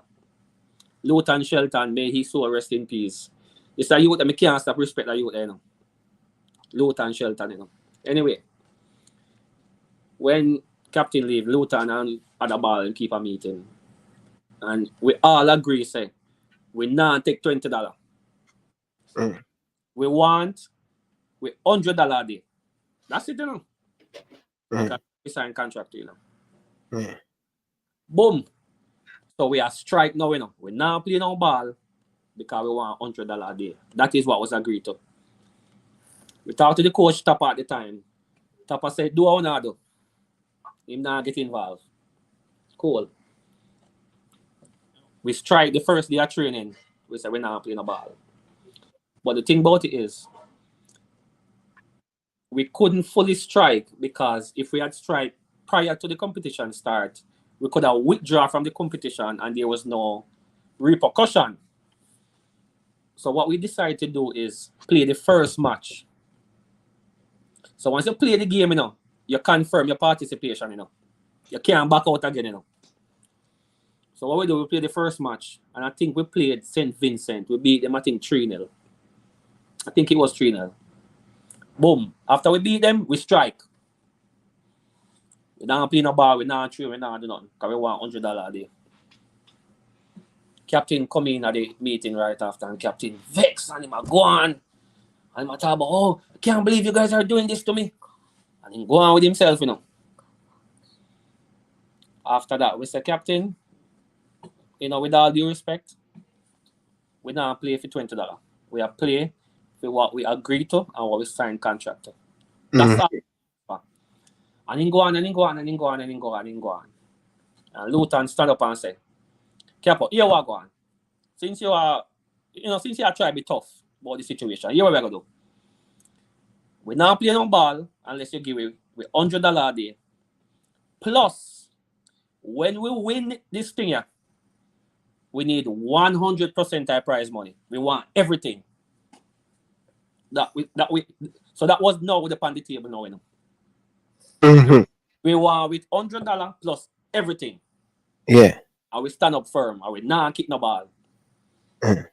Following day, we meet with a journalist. Because a lot of people don't know the team travel with a journalist. I know them. You don't have to tell me them. I know the person them who travel to cover them up. Good. And guess who pay for journalists accommodation and airfare and everything? Guess who pay for? The JFF. Good. So you see where me I go? So the journalist who was on the tour, I don't want to call his name. I know a woman, no worry, I not call her name, I know who. But he's very popular. I know who, bro.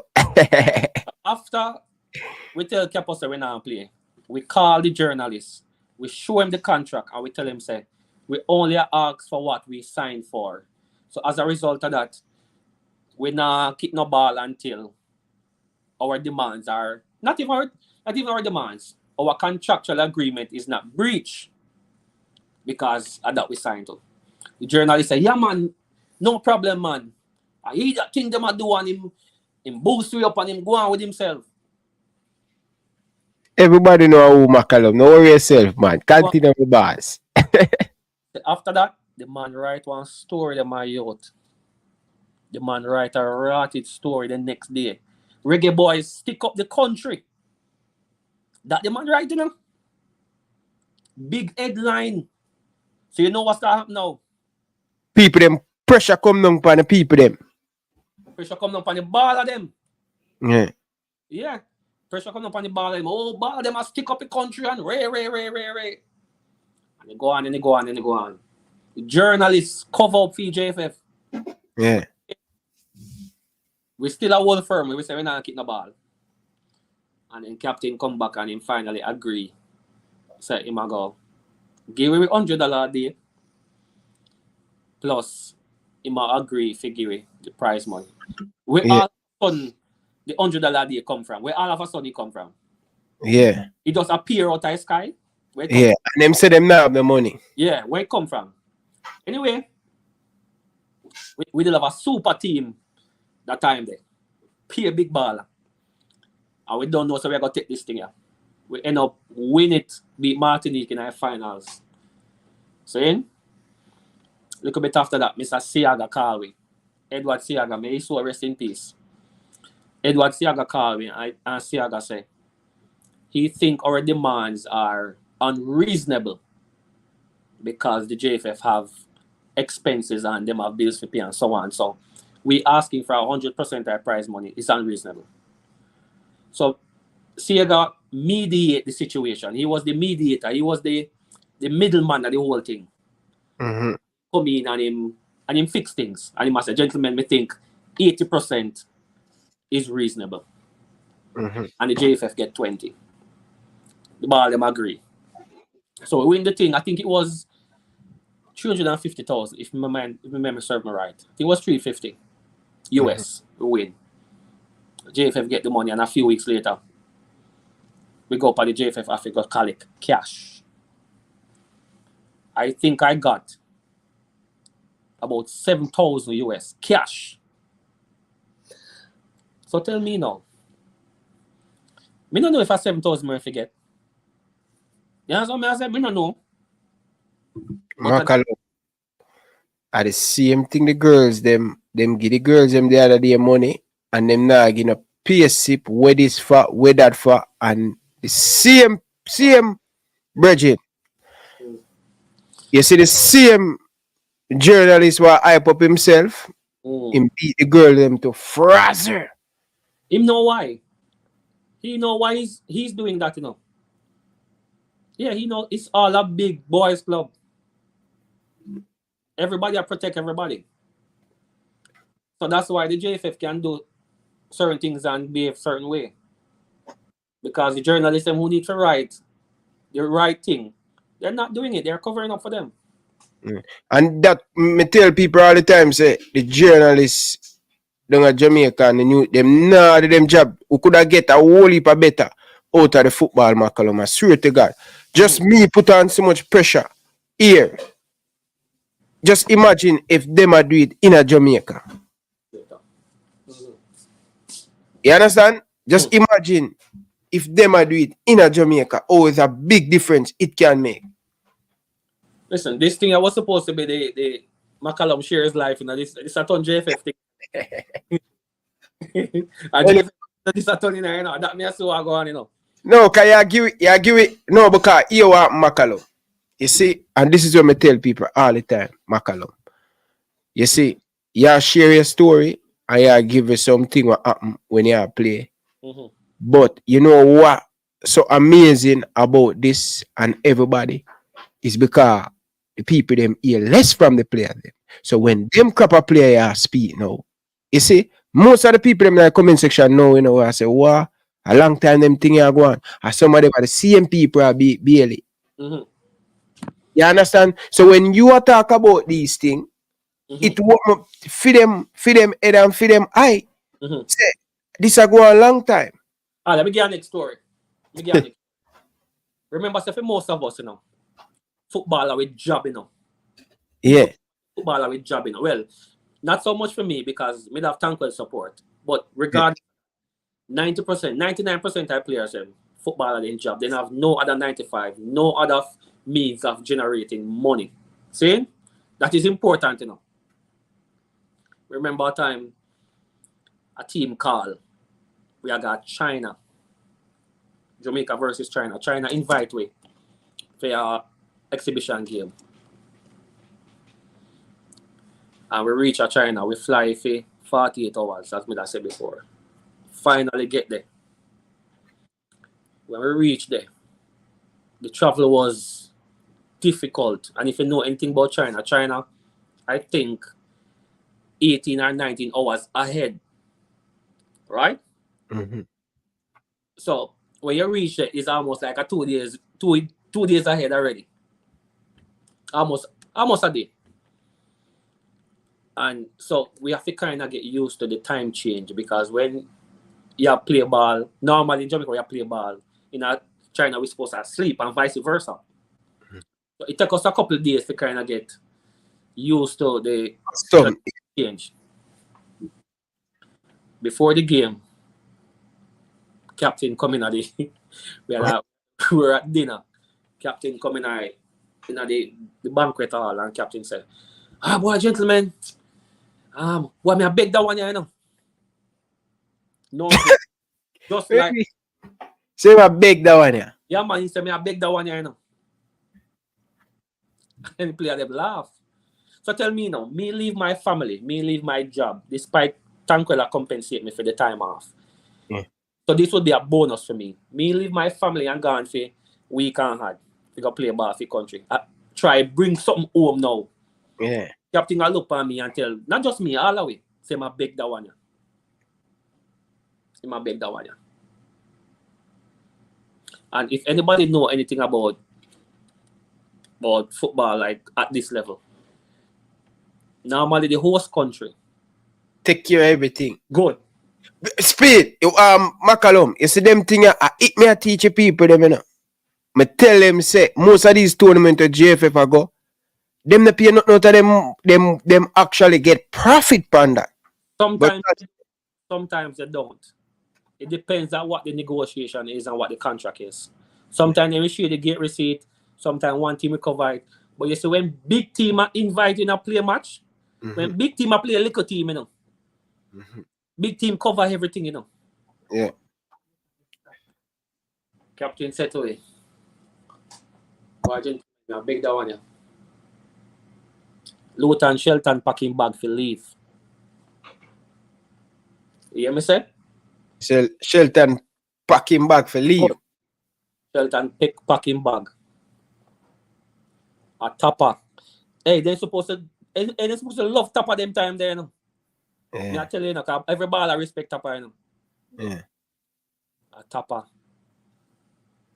Say, yo, I'm to your baller, just play a match and, you know what I mean? Just play a match and cut. Just deal with it. Yeah. And then deal with Tapper certainly, but anyway, that's not my business. Tapper, then deal with. So Tapper say, yo, let's just play a match and simple thing, we done there already. So me travel to China. I think it was 2 weeks in total. The traveling was really bad, so more days. I travel to China and we come back with nothing. And a lot of times we come back with nothing. Thank God for Waterhouse who pay me one salary, and thank God for Tanquella who support me. Because if it was for Jamaica alone, me who play my ball in Jamaica would have suffered if it was for JFF.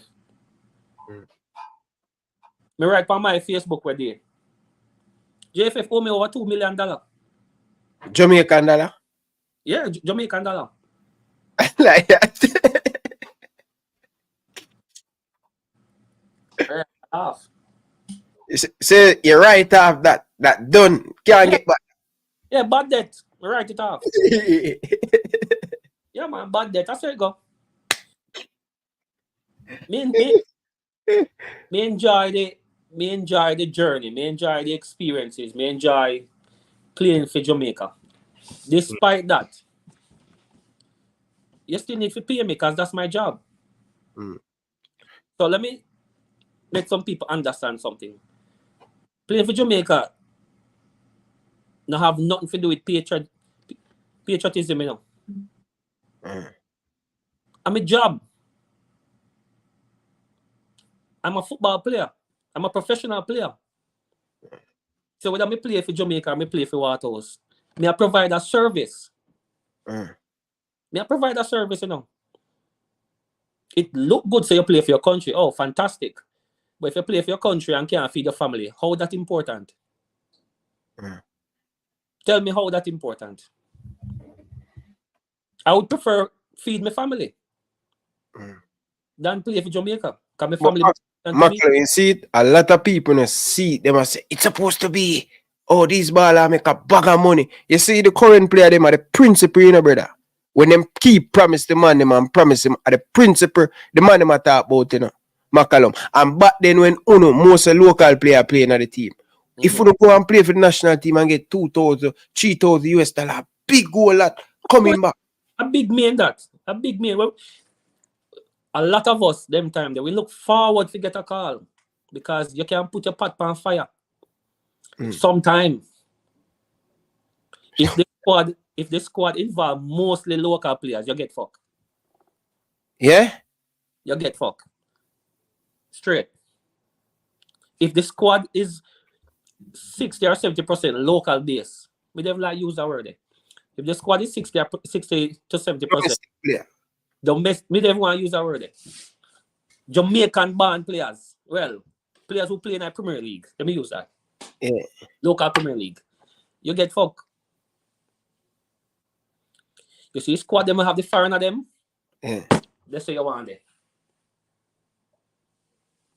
You hear me say? Them are go give the money, them are pay you. Of course. But we who play no. We want in the squad with the foreign of them there. Because at this so you might see a 2,000 or maybe per day might involve at that point. But once you play with players in the Premier League, forget about it. Me want one of them come tell me say I lie, me I tell. Me want say one of them.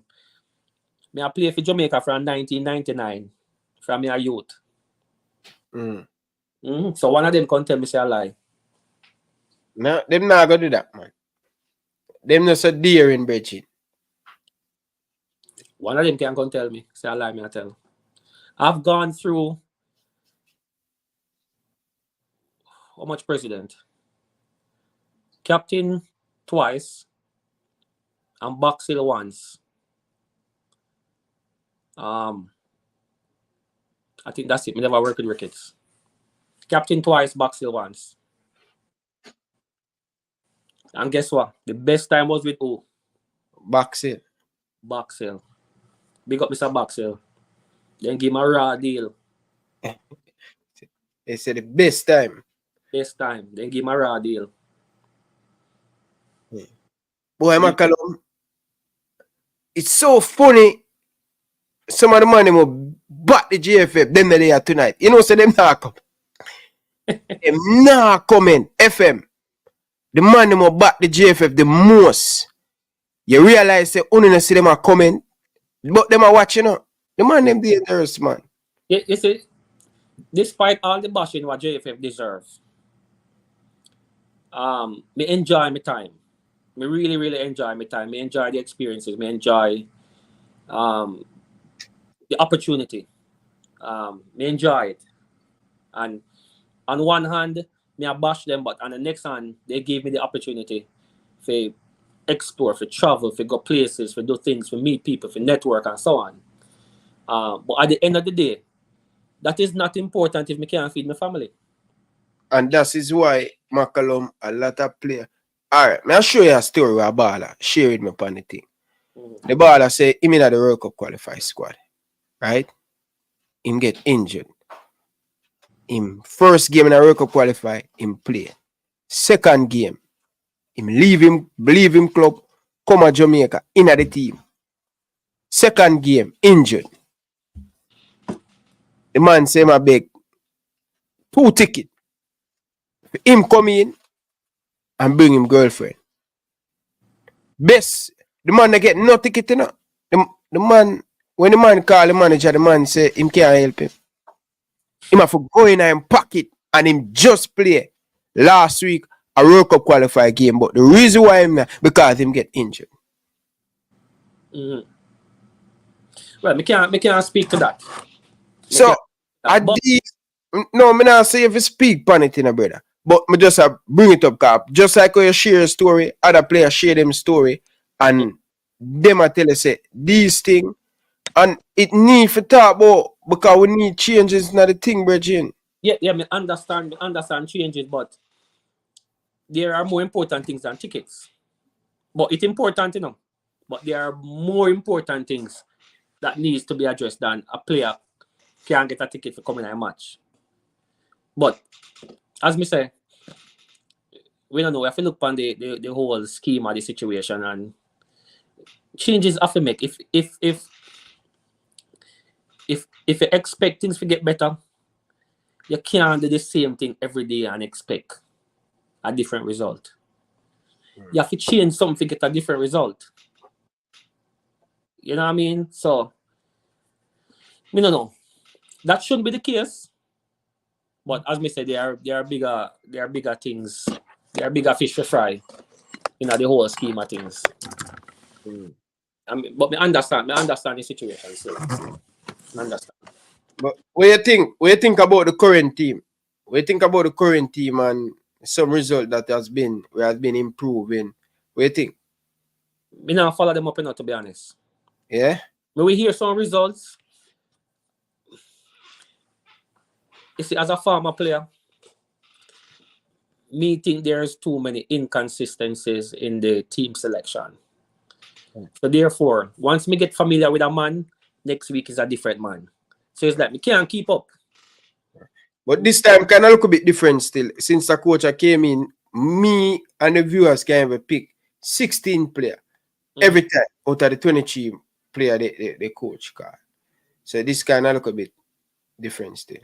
This me bias. Me bias when it comes to team selection. Me want to see my Jamaican players. Me want to see my Jamaican born players. That's it. Me rather lose with them.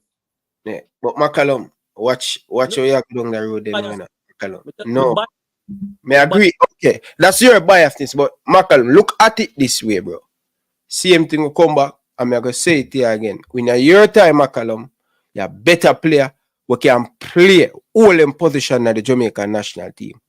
But these current copper players who are playing at the Premier League, which one of them can stand up in the team now? Yeah, I understand what you're saying, but everything boils down back to development. Where is our development? Where is our program?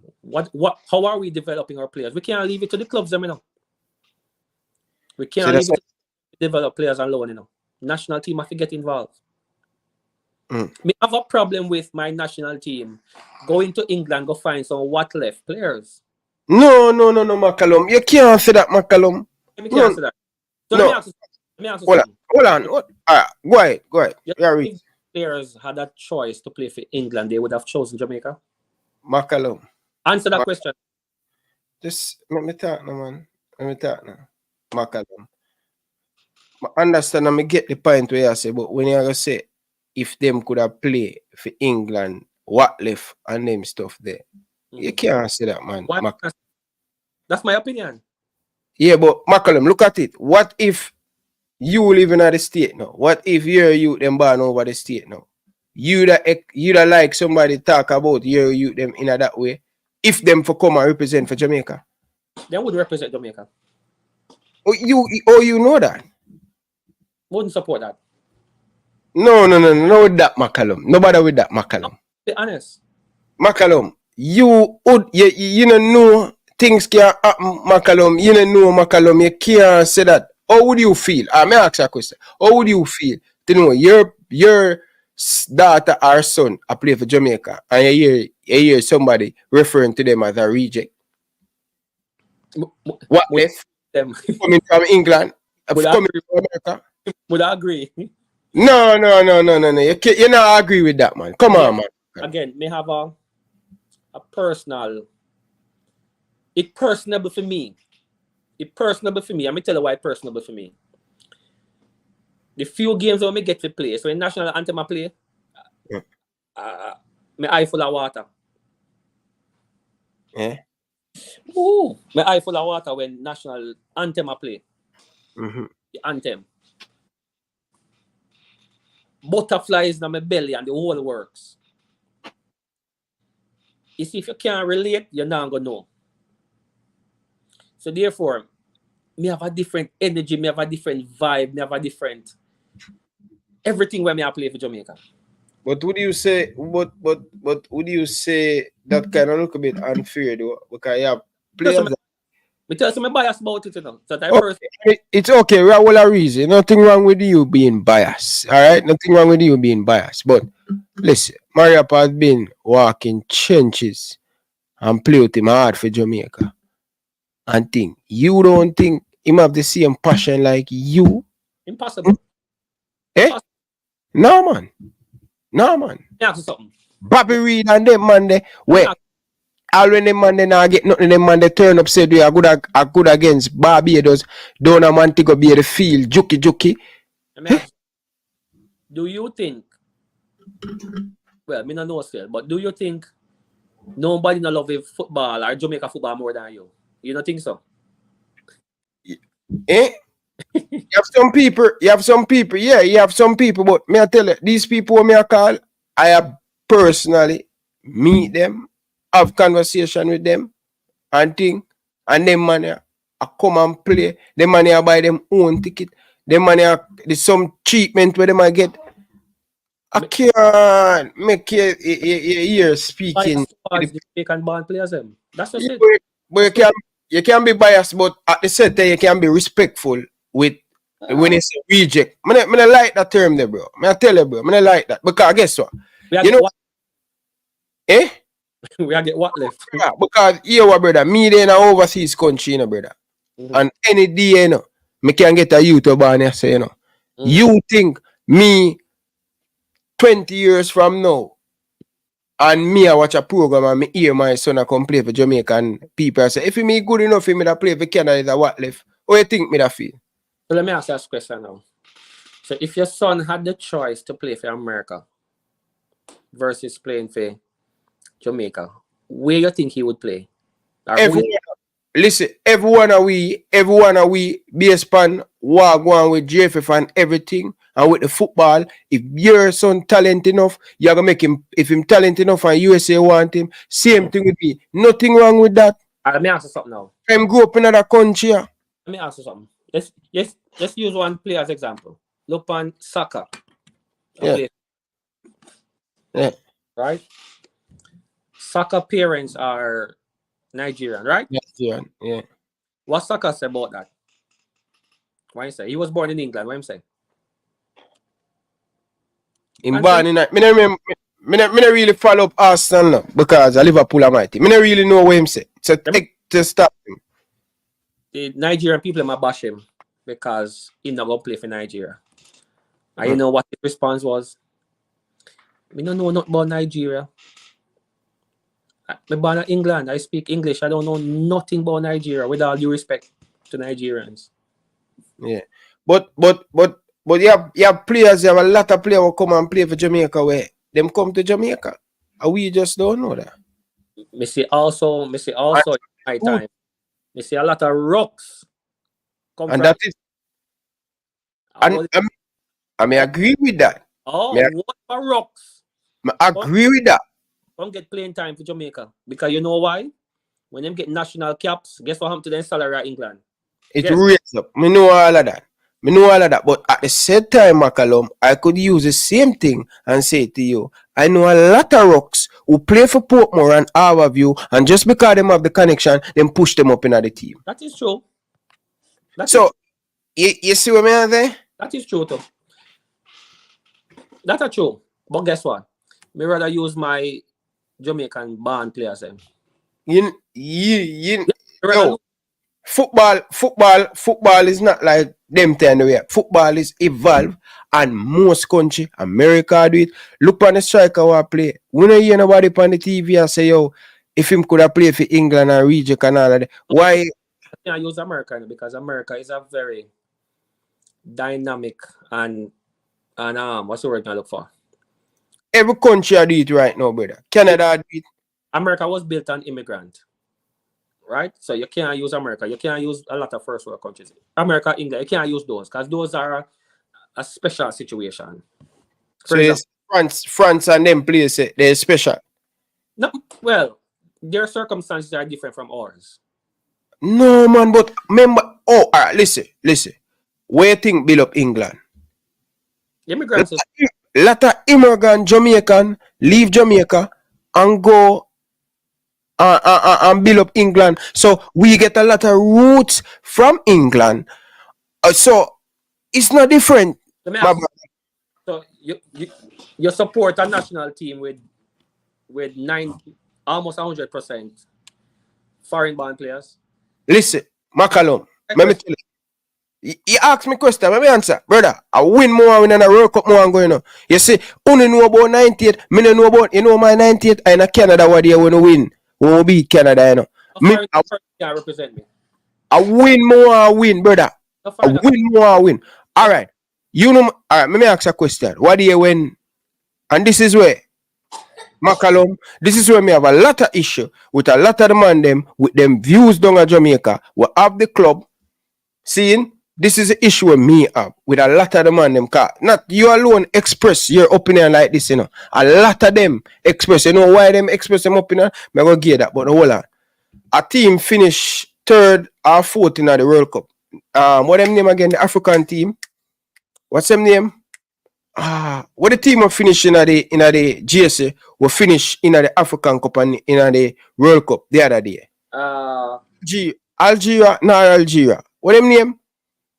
Can't remember. I remember.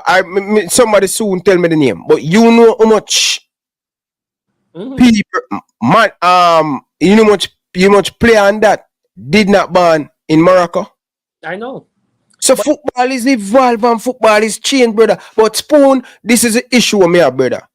You see, this is the issue with me, brother. So when we develop our own, when we develop our own, when the national team is not for develop. Why not? The national team is not. Your senior men's national team is not for develop. Hold on, Ryan. I disagree with you. The association that governs your football, from grassroots to senior team, remember, say development is a process, you know. Mm-hmm. So what kind of development you want when me as a lucky youth at 12-year-old, I try get to be a professional, and all me senior national team are some people where me can't relate to. Some people where we never know nothing about them.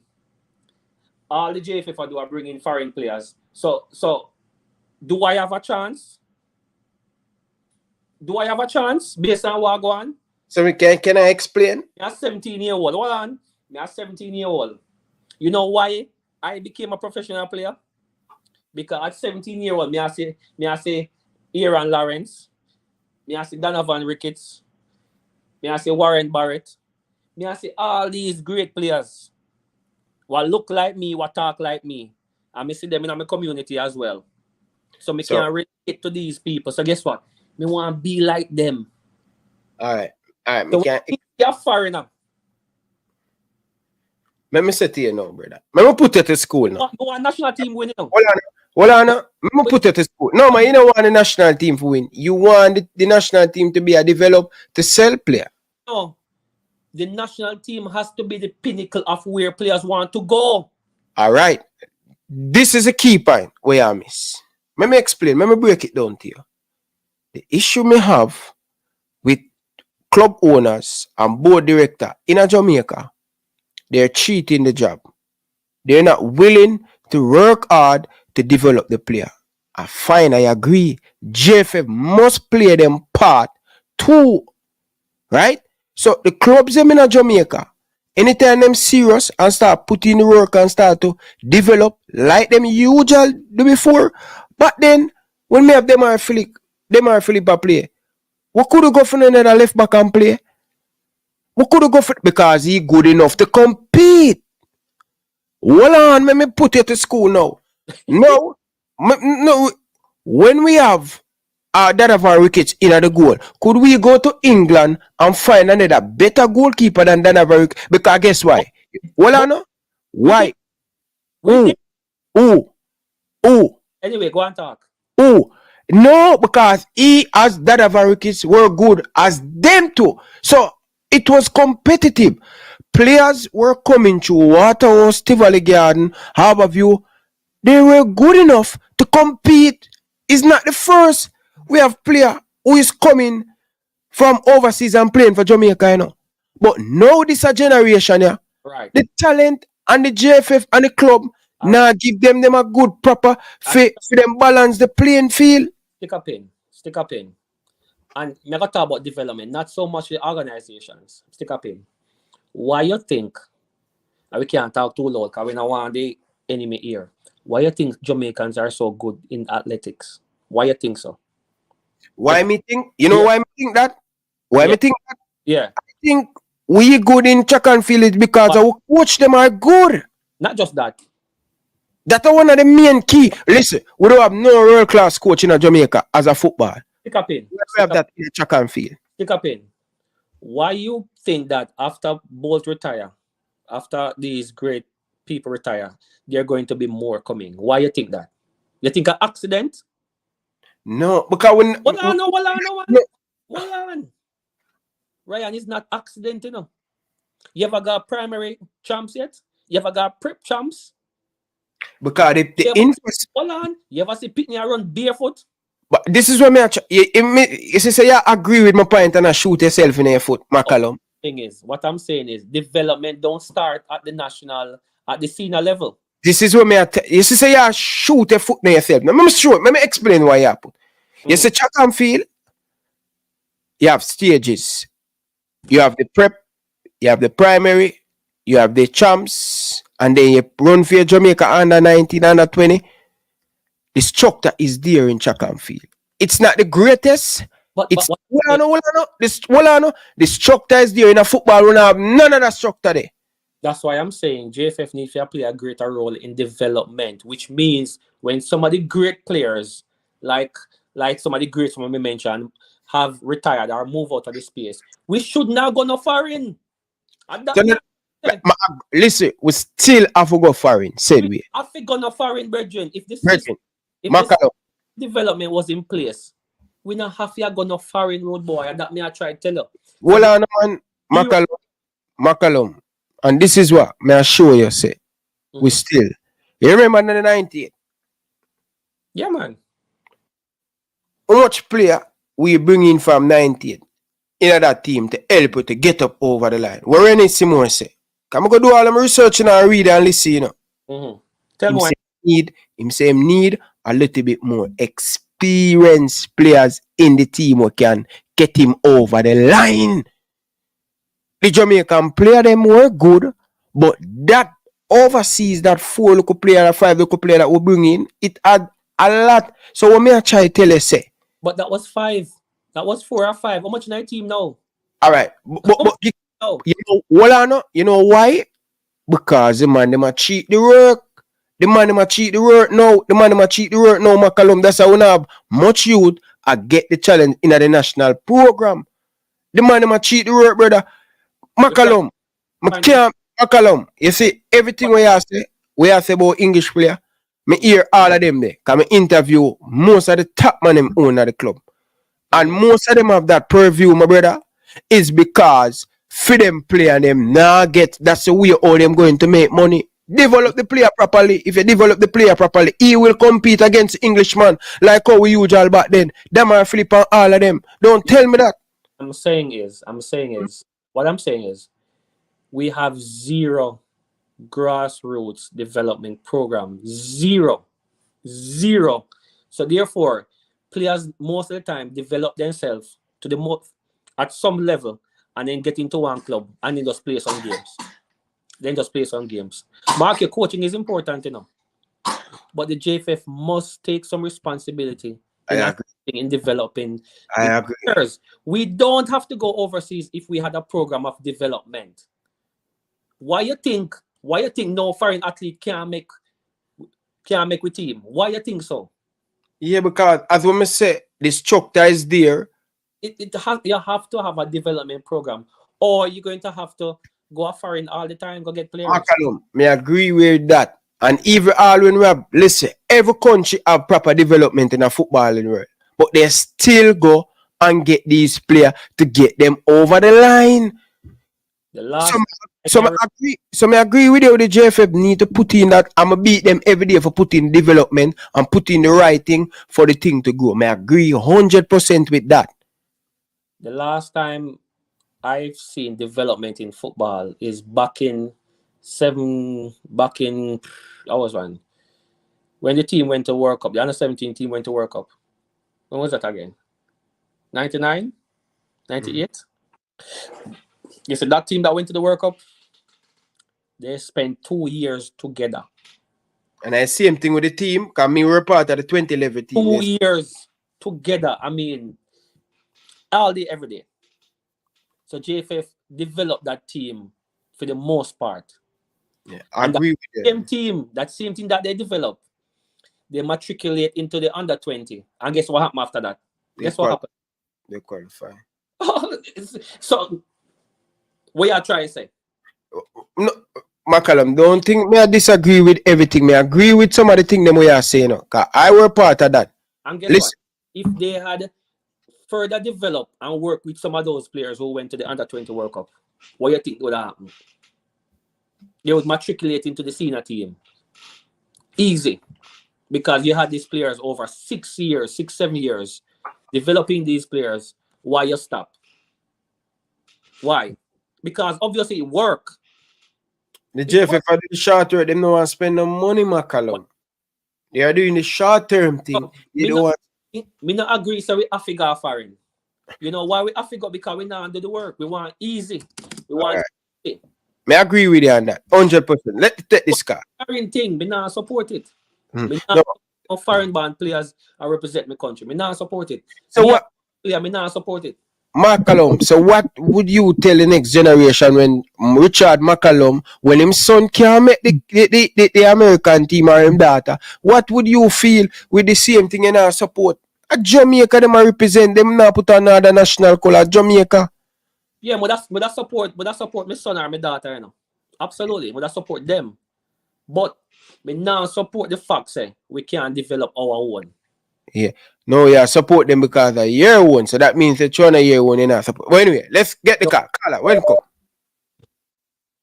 Yeah, man. Good night, my boss, man. And please, listen, good night, Carla. And let's just me tell the people them before me start take the call them. Please, because I know sometimes when the people them hear them topic they may get. Listen, I don't allow no disrespect to my guests. Not saying you, Carla. Let me just put it clear. Anybody who are calling, we're going to have a conversation. Not calling my guests any name, not disrespect. Keep it respectfully. All right? Any caller will call the program. Because I know on the head chip on the ear like madness. Welcome to the show. Yeah, boy. I agree with any man with disrespect, I dial told him again. Can't say me not tell him. Man. Yeah, man. McCallum, big up yourself, my keeper. Yes. Me not agree with you. Okay. Me not agree with what you say. Look on even the Argentina team. Mm-hmm. How much play in Argentina then in Argentina? How much player play in Argentina top league in Argentina team? Right. You see me? McCallum, I'm tired of 6 love and 7 of them. If we use them play out there, some money dead, we dead, man. The JFF them not do them work, you know. So we have to look who play them overseas, man. We can't use them play. They're not like when they watch back Funa time, man, and a special man. Theodore Whitmore and Walter Boyd and when name Anandilu and them baller. They're no special, man. Them baller nowadays at Jamaica. That's some several of your talk, man. McCallum. Yeah, some several of your talk, Well, on the call, I just talk about that. McCallum, when me watch the Premier League, I'ma say Portmore player them I got Elcha. When me watch Tivoli Gardner chain 2 times a day. Arnett Gardner chain 2 times a day and a Jerome. Them player nowadays, them lazy, brother. All the jersey, if breeze a blow, them drop down, brother. And the man them a get a bag of money, brother. The man them a pay rum and Pepsi, the man them having the man McCallum. And I like phone days, uno party, you know. But uno in the out in the limelight, you know, and every video light, you know. So the man them not rest, the man them not got them bed. But then why would I get so much player with contract? Because the man them were doing extra work, you can't depend on training alone to get up to that speed. And that is where the nowadays player, yo, you have to earn that right for put on a national color. So if you not earn that, go sit on youngster. No easy way for them, McCallum. That may I tell you, I hope after this show done with all of these callers, your mindset change too. Go ahead, man, Ryan, a real thing you talk, man, Ryan, man, because here we go on. Them now develop the young. We understand what McCallum has still, you know, because we can have 1 and 2 baller from out in the Premier League, whatever. We can't look, name one. Spoon, you name one baller now where that say, I just Richard King alone, I will say, him have potential and him young and thing. But you name couple baller where you can say, alright, can stand up in the national. Stand up the stadium, go watch all. The man them can't have control about my shame in our stance. As a Jamaican. I can't go watch them baller them. Rather, if the foreign baller them come in, man, and set the thing now and try to develop the thing. I saw the thing I go try to develop now, you know. Attention, I go draw to the punch, you know. So JFF, they know what to just try to do what them are do. No, Carl, I agree with that. I don't agree with that. Line, it is nice. We qualify for the World Cup and the limelight shine on us. But what happened when we get that money there for putting to develop the thing the right and proper way? That is the thing. After 98, to me, after 98, I think Jamaican football go back way because every man is all about the money now. No man no want to work. Every man want to try to get the next baby garden and I use the national team for expose player. No, go with that. Yeah, baby. Yeah. Development has to be the way. Yeah, Carla, all the points still, Carla. You have a minute left, but McCallum same point and think a lot of people are. Yeah, man, I understand the situation, Carla. We all want to win. But my position is sustainability is my thing. Yeah, man, we can win so much now, and then what happens? We want to be competitive all the time. So the development program has to be in place where every year, every 2 years, we are produce players, we are producing next player, and so on and so forth. It can't be we just put aside together with some foreign man, or with some man, and we just play so much. Development has to be the way. Well, I see like the coach pick out the best local player, them and try to make them understand how we want to play. But we can't blame the coach, we can't blame him, you know, him have to look the best player them for 15 system. But I see like him draw some local player. Because what they not go play so much at Trinidad with some local player, like him make them know how we want them to play and think. But right now, school we can't use them ball there right now. We have to try to get the ball of them to come out and come play. Big coach you get now, you know, with more experience and know what's going on in the world, you know. Alright. Big up yourself, and them play. Yeah, man, respect. Big up yourself, Carl. My friend leave you. What you say? Big coach you have, man. Qualify Iceland for the World Cup. Euro, Iceland, beat England, draw with Argentina. Big coach you have, man. In the region, man. Come play good against US. Lose extra time, beat Canada. We are talking about beat Panama. How long we gonna beat Panama? The team is making progress. You know, I'm going to start to send these videos to your phone at night and make you get back in love with the Jamaican thing, Reggie. It's good that the team is winning, but we need to look at the root cause of the situation and try to address that. Yeah, I agree with the 100% still. I don't like to McCallum. Carla, welcome to the show. It's talking to former Reggae Boyz goalkeeper. Yes, man. Big up yourself, man. Big up yourself. Mr. McCallum. Greetings. Now go just ask you some questions and I'm going to end up and you can answer them for me, right? I'll try. Back in a few days, what time you used to go training and how many hours you used to train and on weekend, me know so to train a sonat, boiling sonat. Them a coach and McCallum, one of them, my boss. Them a coach ya. Them not got training until 5 o'clock. And Jamaica not have light for train on. One next thing again. But then when Una play through a local Premier League, Mr. McCallum, stadium full because Una compete. We not see them something there. So me disagree with what you say. The talents are here, Mr. McCallum. Nah, get it wrong. The talents are here. It's there. But I say, all right, you know what? We're going to use the Jamaican base. We're not going to reach there.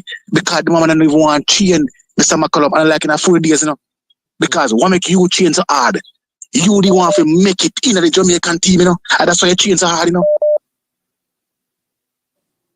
You know, see them, you do that, Mr. McCallum. You know, see them, I walk, I jump on them bicycle. And I got ask man question. No, ask.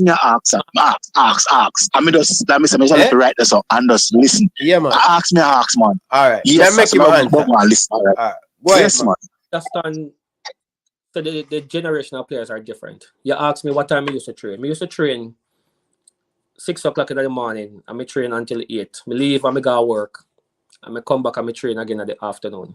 In the evening. But we have to remember, you know, if you put a student in a school by himself, not even in a school, if you just put a student in the street, he or she will not learn. First, you have to bring that student to a school, an institution, or infrastructure, a building, a camp, somewhere. And after you bring that student to that facility, you know, you need people to teach that student. So therefore, what we're expecting kids or players to just figure it out by themselves. I had coaches. I wasn't special in any way than anybody else, you know. I had coaches. I had people around me. I had programs around me that helped me to develop in the player I became. So our expectation of players now, them to just figure it out. And that is unfair to them. Yeah. LeBron James is one of the best players that play NBA. I don't know one of the best players. The greatest basketball player ever, the GOAT. He has a coach. Michael Jordan, who them consider the best, he also have a coach. He has a system around him. He has people around him. He has a program around him. So therefore, it was easy for him. Or if he's a little bit more than average, he will become great. So we just expect players now to just randomly figure it out without no support, without no infrastructure, without nothing. And that is unfair. We expect them to just come ready. No, we can't do that. That's unfair to them. We need to put system in place to support our local players so they can develop in the professionals that we want to represent the country. That's all I say. And we can do both still. Both can be done. And McCallum again, one of the biggest problem, the talent in Jamaica not work hard enough. Yeah, but talent are something that you can develop. Talent is more like you have the potential. You have to develop the talent, you know. You have to mold the talent. You have to take care of it. You have to do all these things. Talent don't just happen just overnight, so you know. It don't. There are work that people have to put in place, not just by the player, but by other people. So our expectation of local players that they need to just come ready make. That is really unfair. Carla, welcome to the show. Good evening. Yeah, big up yourself, Ryan. Big up yourself, Mr. McCallum. Greetings. Legendary keeper. He's watching. Yeah, he's watching in the autos. Alright, so you did it. Yeah, points you made a make and your story was very enlightening. But a part that you mentioned, you know, for local base. My question to you is this. You think so Brazil will ever carry for them local base players to World Cup? Yes, them probably did it in the 80s or the 70s. But them did it when the league was at that level or better than Europe. Let me ask that question. Taking the overseas players. All right, sir. Let me ask that question. How many of Brazil players are foreign born? None. We get your point, you know. I try. The point I try. You know you ask that. Me prepare. Me expect you to say that too. Hold on, one more Mr. McCallum. One more question. Hold on. How many of Brazil coaches are foreign born? None. All of them were coach. Oh, what happened? Come from Brazil. That's why Brazil are feel now. That's why Brazil are feel now. No, I don't nothing. But hold on. I don't fear Brazil fear. They might try to get Ancelotti Mr. McCallum. But what I try to point out is this. Jamaica level is not at the level where it can compete with other countries and Europe and them places. We can't even compete properly with CONCACAF.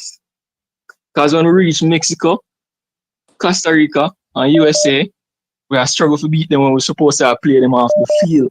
So us bringing in overseas player, why they might be born overseas. Remember, I have something called a diaspora. Them leave a country, then grandfather, then grandmother leave a country, then come down the line, see me, them are still Jamaican out of many one people. We respect it.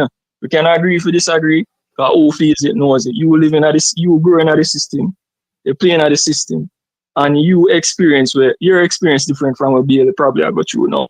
But they can't understand certain things. So I understand what I said, but the point I'm trying to make, me just wrap it up fast, because program at and big up again, Ryan. Yeah. Anyway, we try to wrap up what I said fast. What I try to say to you, Mr. McCallum, is this. We need the overseas players and to raise the bar. You understand? And the only way to raise the bar is for them to come and raise the level of the football. Your experience was that when we are bringing the overseas players, them, the local base players, them, it's slightly better than who we are trying to recruit, which I agree with you. Because who have history, you know, have to be all that. Once you're in your 30s, you would have done and see when they might carry overseas player who have Tuffy, we should have started over a certain man. And some man come and get started over Tuffy, while Tuffy be better than some man. So I understand what I say. I agree with you. I say, we're not going to be ignorant because we respect our own. We're not going to be ignorant and say, oh, foolish is your talk. But just look on it that way. Remember, our last point, Marcos Asensio, that man is a Brazilian who played for Spain. You know, say he make Spain win the first World Cup. Reason why I say that him bringing a theme style and really own the Spanish midfielder them off right now. First touch, one touch play, tiki-taka. Marcos Asensio, you can look it up. Big up again, Mr. McCallum. Big up, Brian. Yeah. Stop talking about saying a speak standard English. None of that working. Pat out deal. Respect. All right. Big up yourself.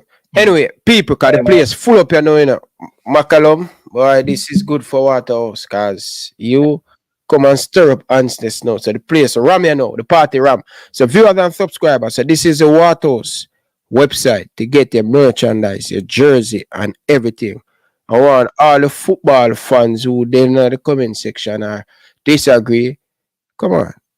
Take a look out $50 out of your pocket and buy a merchandise for Waterhouse. Support the club. This is why the club them not develop, because the fans them are demand a lot and them don't want to support. So what? Come on, man. Mm-hmm. Support the thing. Travis Pesser, click on the link and buy a Waterhouse merchandise. Buy a jersey and support Waterhouse. Support local football and get it up to speed. Marlon Nelson, buy the merchandise. What's the hard in that? Support the merchandise. It is important for club get money to put back to develop the player them. Go ahead, McCallum. Come see you want to say something. Yeah, may I address Marlon Nelson a little bit. All of us want to win. I mean, I agree. Say if at this point, if we use a lot of our local base player, we might not be able to compete effectively. But that's one side of the coin. My position is why is our local base players not performing? Why the talent is so limited? Why? You know, those are questions that we need to ask ourselves. Are our football associations, are our football clubs doing enough to develop these players? Not at the senior level, but at the grassroots level. Why are we falling short with development? We need to take a page out of the athletics book and we need to ask them what they might do. So we can try bring it over in football and try develop our youth them instead of we gone shopping every 3 or 4 years. I try beg somebody to come play for Jamaica.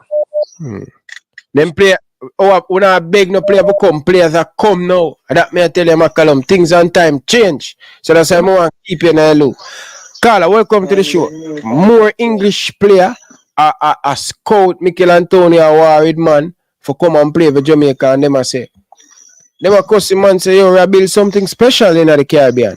Come and play for Jamaica.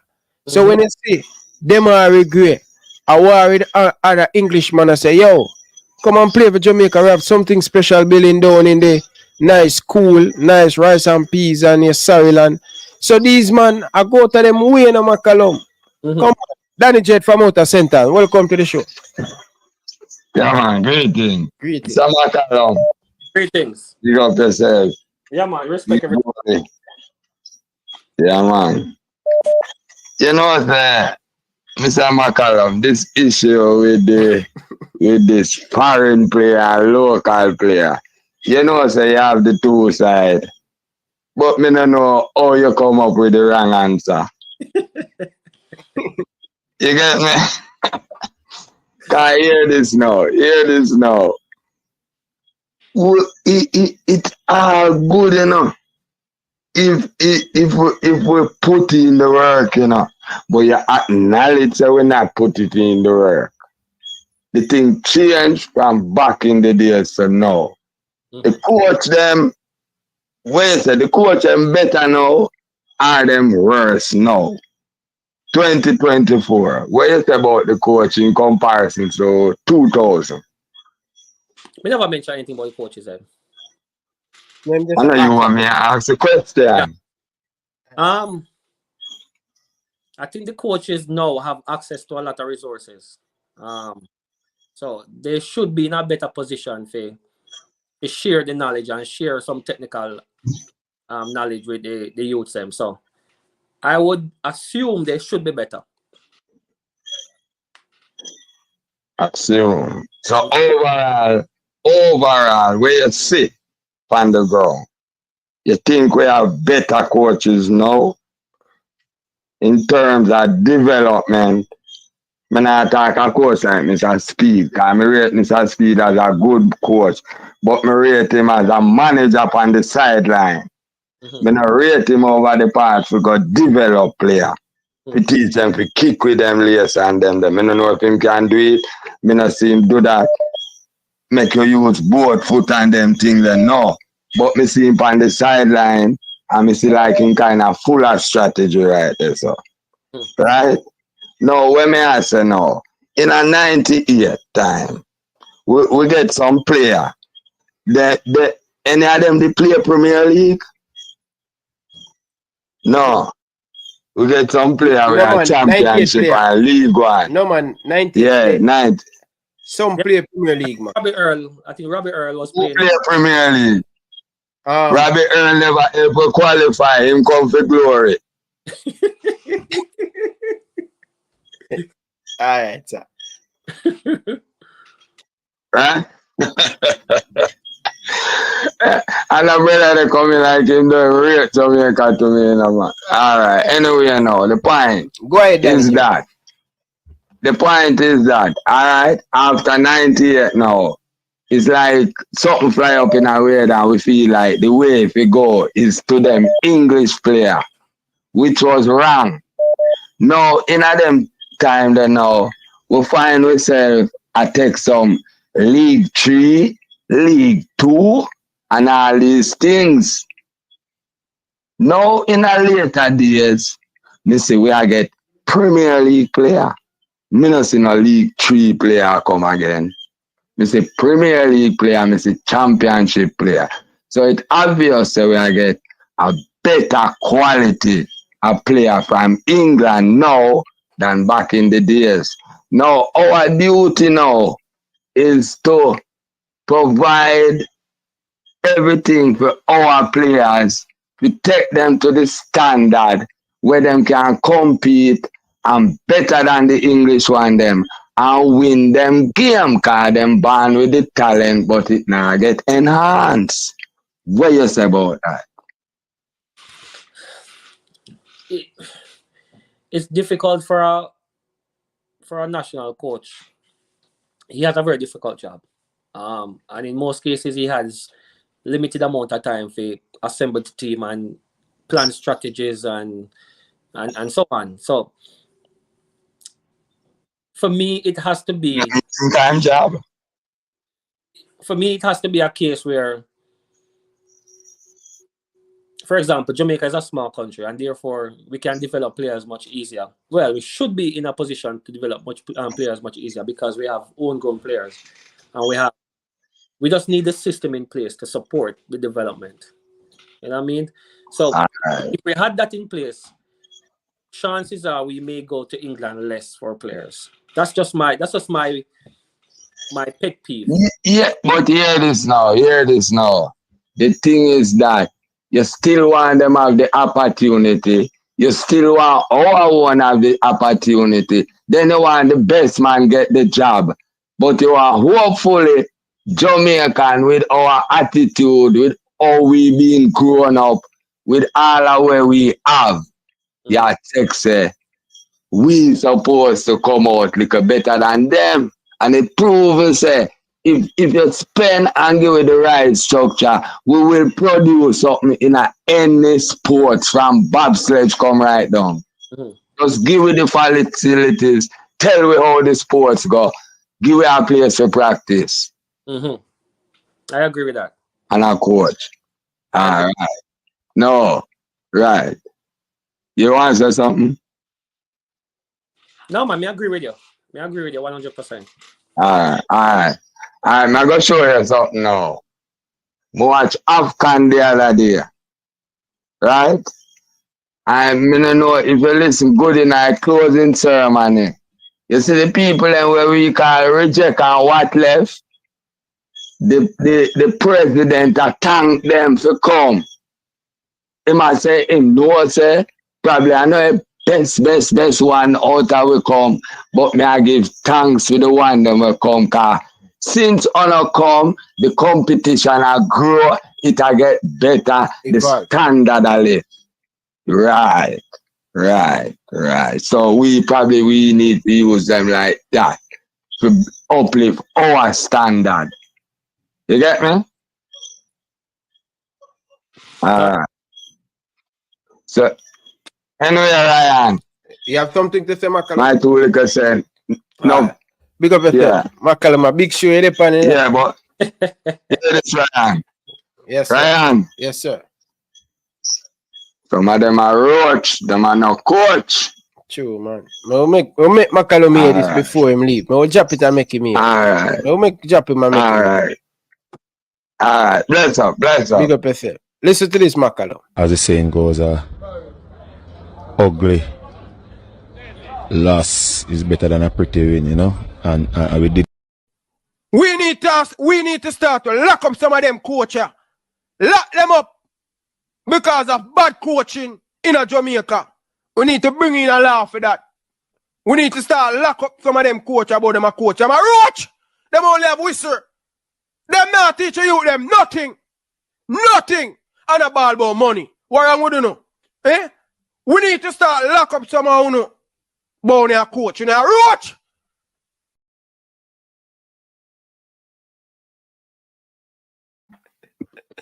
So Ryan, how you talk, Ryan?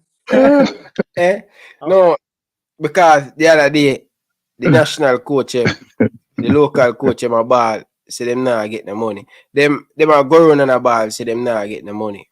And they not qualify for the tournament. Them not prepare the team properly. And all of them stuff. They never ball for a bag of money. So I was just talking about general.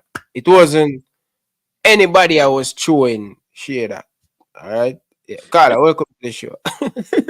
Hey, good night. How you doing? Good night, Mr. McCallum. Yes, sir. This is D.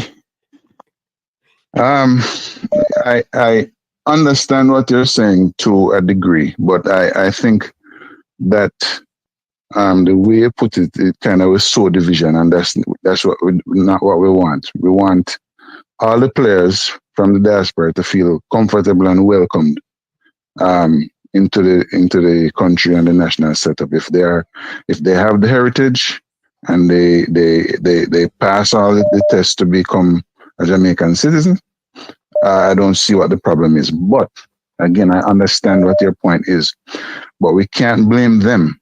Like you said, look, if we bring in the best players, right?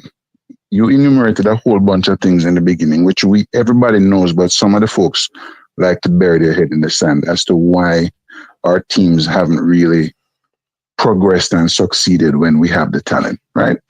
All the extraneous issues that are besides football, right? Now, if we get consistency from the top, right? So professionalism, consistency, and proper practices, right? Which will enable the players to come in, have the proper mind frame to go out on the pitch and produce. And even with all the turmoil that we know goes on occasionally, or maybe right through, I don't want to go all the way negative, but we know what's going on. We still go and we get to the finals of a Gold Cup. And the other day, if we never had a little snafu in Dallas, we could have been playing in the finals, right?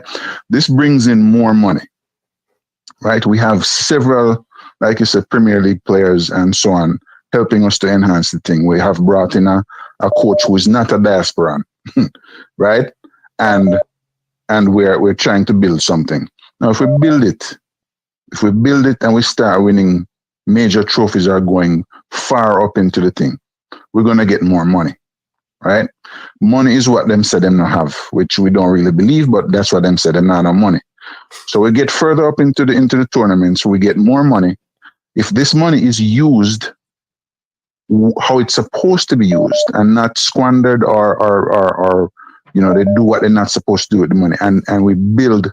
When you talk about development, people say JFF not supposed to be doing development. They do have a role, because if they spread the money around the right way in the country for development, like you said, or helping out the clubs to do the development, or infrastructure, so we have proper fields to train on and so forth.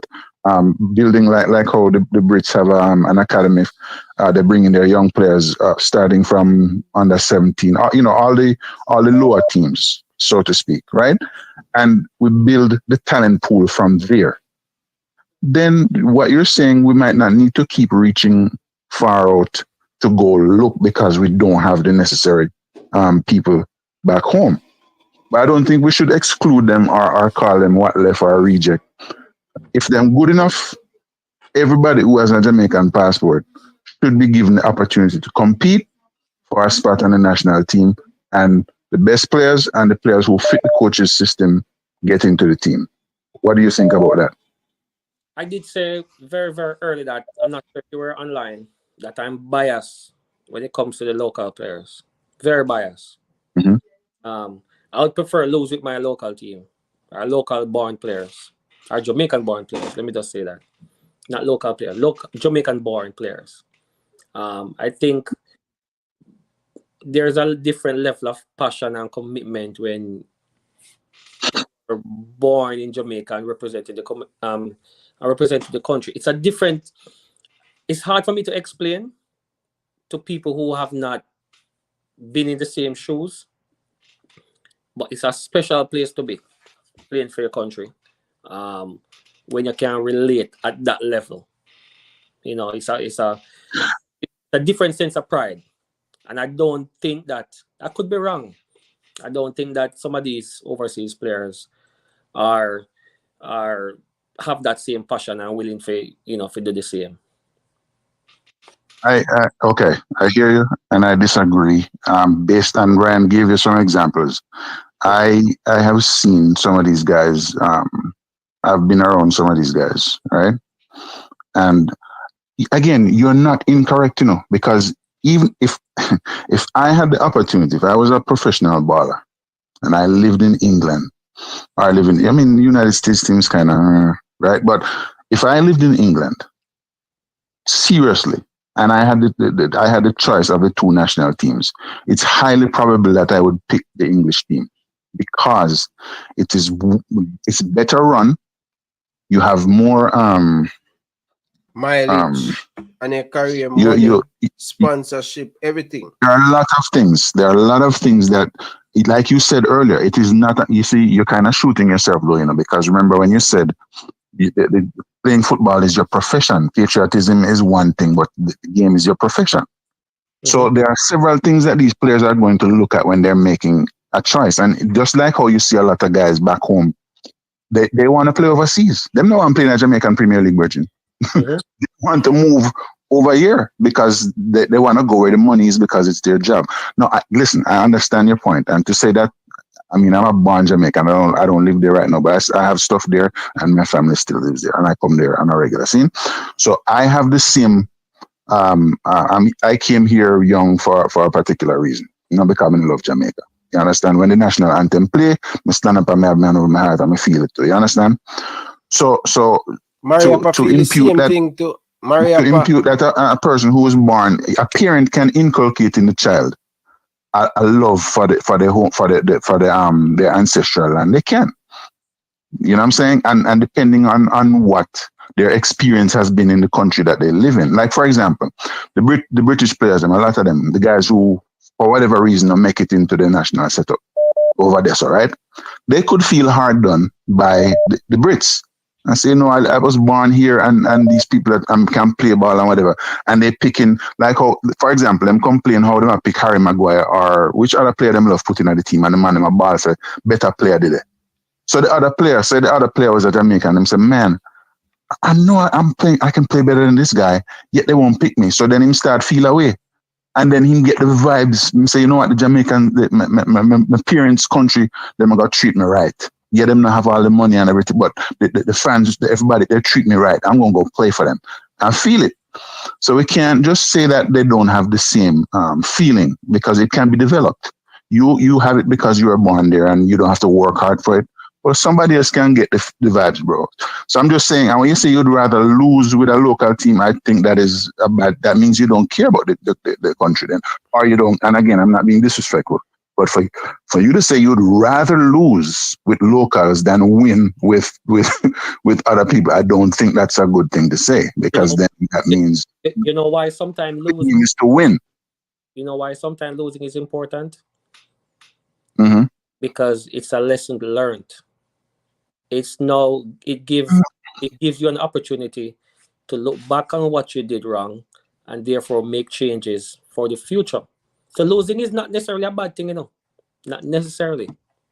Listen. But that's not what we need. That's not what we need. It's our problem. That is our problem. That is our problem. We Jamaicans want to win now. No. Remember, when we are losing a bag of local players. So no matter with that. Hold on. Remember what I'm saying to you now. What the JFF is complaining about is a lack of resources and money. Winning is going to bring that. That's what we need. Now, if they win and we still see them wasting the money, and some people say, they're wasting the money. Listen, we're not dumb and we're not blind. Okay? So if we win, like you said, if they get to the round of 16 in a World Cup or wherever, it's a lot of money. Right? That's money that can be invested in infrastructure. We can't do everything at one time. I understand that. But winning is going to bring in more money, which is what is needed to make the improvements if the right people are running the thing with integrity and professionally. Something, people like to talk about money. Money is not our problem. Money is not our problem. Jamaica is a huge brand. And the fact that we cannot capitalize on that brand to get the money we need, there lies the problem. What is the reason why we can't capitalize on our brand to get more sponsors and get the money we need? So it's not completely about money. There's a deeper thing, and you have touched on it earlier in your thing. You touched on it well. Till all the apologies, them quiet. They couldn't speak because they know you're in line, right? But I'm just saying, I think you should rethink your position on what you're saying. I'm just as patriotic as you, whether I live there now or not. Like I said, I have things there, and I come there. And my family is there, so I don't want nothing bad for Jamaica. I don't only care about football. I wish we could do better in the political area in our all our behavior. I wish we could do better. I want to see the country do better. So it doesn't matter where you get help from. If you need help, take help. That's all I'm saying. If you need help, take help. If you're drowning, you don't care if a man come from England or America or in Ghana, Jamaica. If you're reaching hand to you in the water, you go and grab it, right? True. You don't want to drown. So we're akin to drowning, right? It's not that bad, but you get my point. You know what I would like to see, despite how some people may feel, I would like to see 30 more Leon Baileys. That's what I would want to see. Players who are homegrown, home developed, matriculate into a professional environment and is doing well. Can I say something to that? The person who helped to develop Leon Bailey and to put him in that position is being slaughtered. That is for a different conversation. I'm looking at... No, you're asking for something, and the person who can give it to you or show you how to get it is being... The person who developed. I want a player who is Jamaican born, Jamaican developed, matriculating to the professional space, and is doing extremely well. Is that too much to ask for? Yes, but you cannot sidestep my point. Who else is doing it?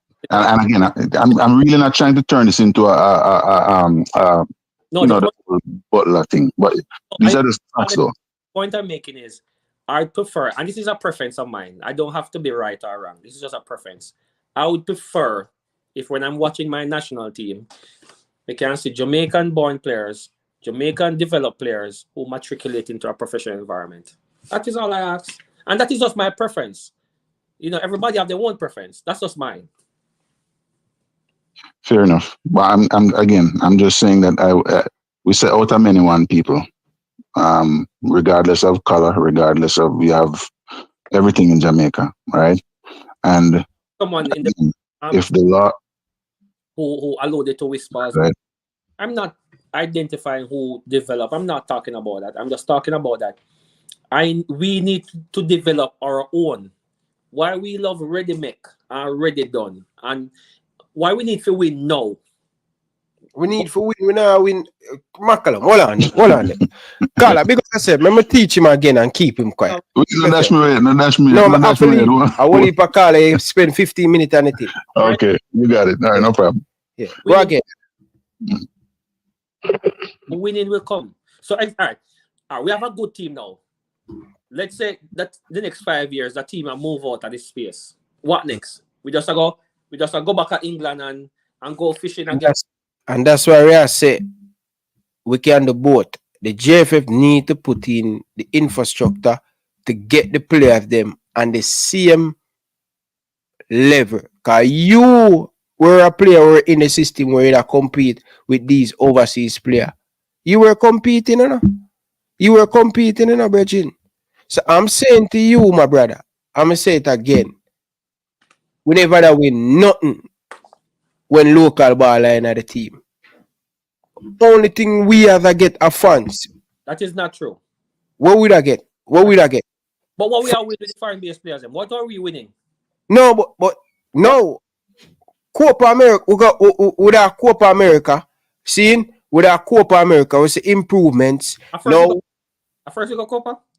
No, it's not the first time we go Copa. We now win nothing special with the foreigner them brethren. Yeah, but the team just a bill. And me not understand what you're saying. The team just a bill, brethren. The coach just come in and the coach a bill somewhere we get. Him not do nothing special. Really? You're just saying follow up the results. So you have to not do nothing special. Tell me what him do special. Tell me what him do what Tapa no do. Tell me. What him do what Tapa no do? Yeah. Remember say the coach just come in, you know. The coach just come in, you know. The coach. Hold on now. Tell me what him do or why him win what Tapa no win. Yeah, I'm gonna try to tell you, say the coach just come in. The coach just come in. Tapa spend with the national team 6 years, brother, and Tapa not take you to the World Cup. 6 years Tapa take us. I be a headache Tapa give away.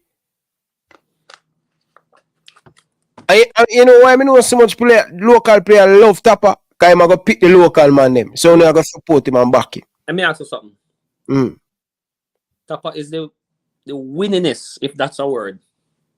Against who? Minnels. Be a Minnels Tapa beat. Well, Check it doesn't matter. Tapa is the most winningest. Let me just make up a word. Jamaica's ever said. I never said no. No, you say you want to win? I mean, I give a coach what did I win? No, bro. Come on, man. Come on, man. No, I don't understand why you say you want to win. So me comparing what the World Cup, we put something together to go to the World Cup. Tapa have the team for 6-7 years. I was stuck. We're not going away. More than go look Gold Cup.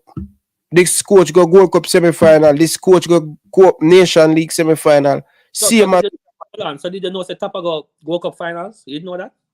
Of course, Mr. Just said that same semi-final and I'm fine. Man, I don't listen. Let's don't compare. I don't want you to feel like I'm demolish what Tapa has done. Tapa playing part. Tapa do well. I will not go around the thing. Big up to Tapa with more. But I'm saying to you right now, McCallum, at this stage where we're at right now, McCallum, we need a coach who's going to give us success. The coach just in the job, not even 18 months, in beat USA, in play against Mexico, unbeaten. He went to Mexico unbeaten. So the coach has done, in part, the coach is take us to the next level. You understand? Fair enough. Stop reading the comment, man, and get distracted, man. Come on, man. Make sure you have rubber skin over there, you know. All right, let's move on. Tell us, honestness is a wake up and then you want to move. Let's move on. Next topic. Let's move on. All right. Once we start talking about JFF and national team, we're not going done.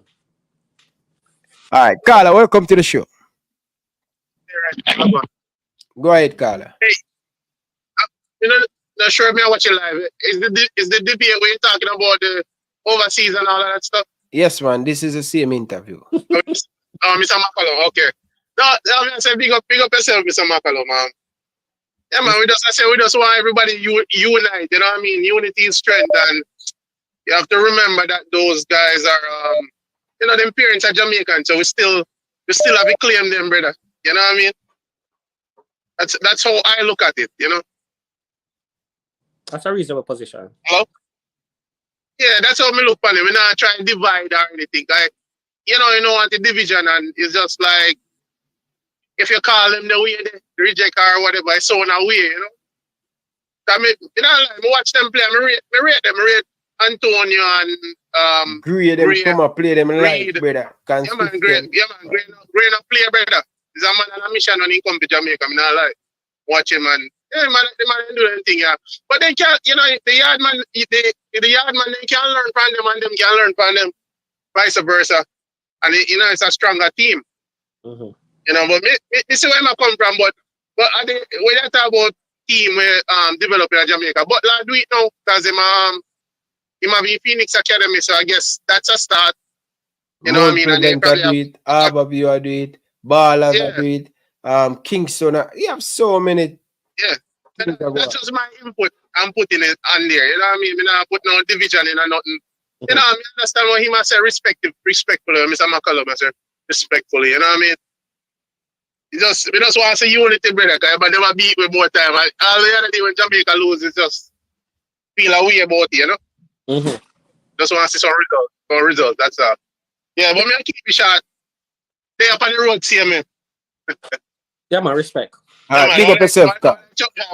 Big up yourself, truck driver, man. Enough respect to the truck driver.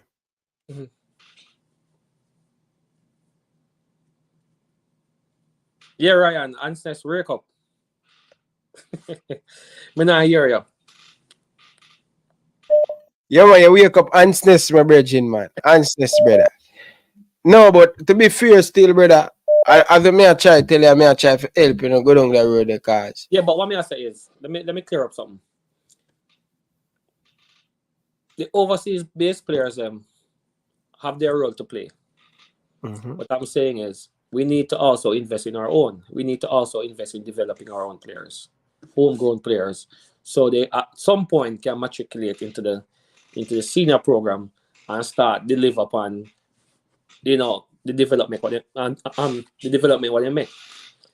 My thing is it can't always be we need players where I go overseas, I go overseas, I go overseas. What are we doing to help ourselves? What are we doing to try to develop the talent that we have? It's almost like we forget that we have a league playing. Players who are playing in a league, I look on the national team, and I make aspirations. Oh, I want to be there. But if the is to go overseas, go overseas, go overseas, at some point these players are gonna be demotivated. And like, what is the real aim? Just to play Premier League every day? That can't be.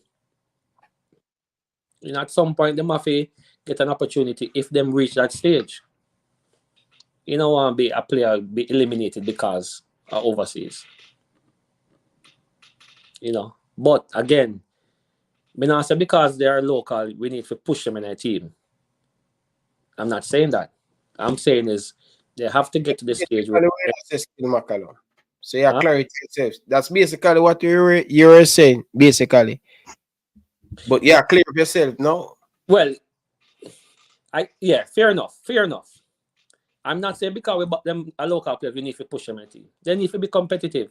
And if competing against the foreign players is the situation, well, it is what it is. Yeah. But you just do it very perfectly. Them and Philip do it well. All of these players who along them spot, Damian Lode, no matter, this is what me I try to tell you. No matter who come a centre back, a Damian Lowe partner, because what? He's good at them too. No matter who come, Andre Blake going to play, because guess what? He's good at them too. It no matter who come, Shaman Nichols, he might put Mikel Antonio on the bench too. So we need to produce more Shaman Nichols, more Leon Bailey, more Damian Lowe, where they can compete against each other. And again, may I tell you, the club them in Jamaica, they lose the twist. Everybody want to sell the next Baby Garden and the next Leon Bailey. Because them do the work what them supposed to do. Them are focus, grab. Nobody want to put in the work. You have to put in the work, McCallum. The man them have to put in the work. Mm-hmm. If you're not putting the work, you're not putting the look at this, McCallum. And this is where I'm pissed off with a lot of the Premier League club them. Aberview, Rundown. Waterhouse. Me look for Waterhouse field now. But then when Waterhouse field never could have looked like that. So I'm saying, what the club them are do in a Jamaica, elevate them still stay at the same forever. Look at Water, look at Arnett Garden. We are talking about well-run professional club at Arnett Garden. Look at the field all year around. Because them have a proper structure. Arnett Garden never went down when they talk about them stadium and everything. Well professional. Because you know what? They put the people them in place. Look at Aberview. It went down. Tivoli, Eddie Siago is a one-man thing. Eddie Siago leave. Look at Tivoli Garden. Things went down. So we need a team of people who in this club put in a proper structure for the players them. Without a proper structure, the players them not going to go nowhere. Yeah, but the thing about clubs in Orion, Mm-hmm. a lot of the clubs them are operating at a loss. Financially, they are struggling. A lot of these clubs are struggling. And if it wasn't for some of the subvention from the PFAJ, some of them would be going bankrupt, pretty much. They wouldn't be able to survive because the reality of it is there is not a lot of resources available for some of these clubs to cover basic needs, basic operational costs they can't afford. So it's not one problem, it's a series of problems and a series of factors that contribute to some of the names that you mentioned. You know what I mean? So again, it's a tough situation all around. And if some of these clubs have it tough, I can just imagine other clubs who are not necessarily traditional clubs, if I want to use that word. I'm sure they have it much harder than some of the top names that you mentioned. It's fantastic that Arnett is doing well, but I'm sure their experiences, their hardship as well. It's great that their field maintenance is it. Not all clubs can say the same. I listen.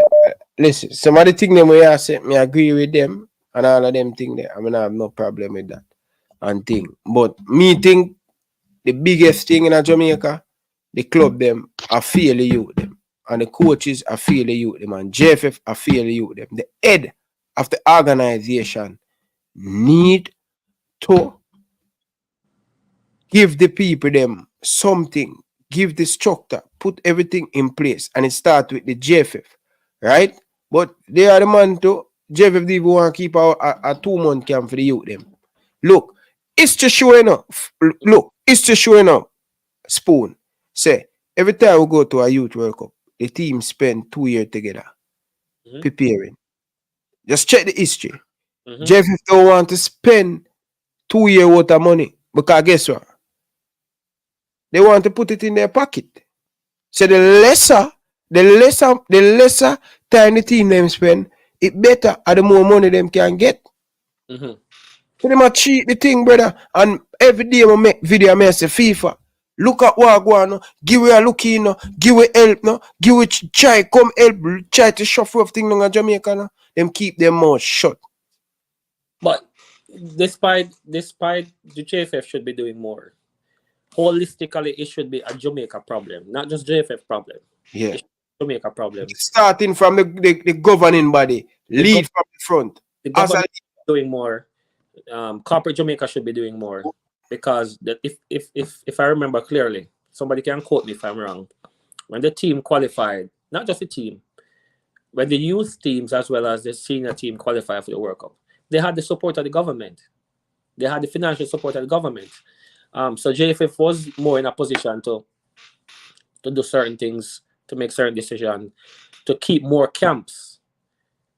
You know what I mean? Get the players and prepared, have the players in camp longer. Because of course, if you keep let's say 25 players in our camp for 2 weeks, where they're going to eat 3 meals a day, that is quite expensive. You know. Again, them JFF have to look back on the thing, McCallum, because they make it worse for themselves. Nobody trust them, corporate not trust them. Well, that's a conversation for that is the big issue, you know. Corporate not trust them, brother. Because you can't tell me say Manning Cup I get too much millions of dollars and them a look past me. You watch a Premier League launch, may I show you something.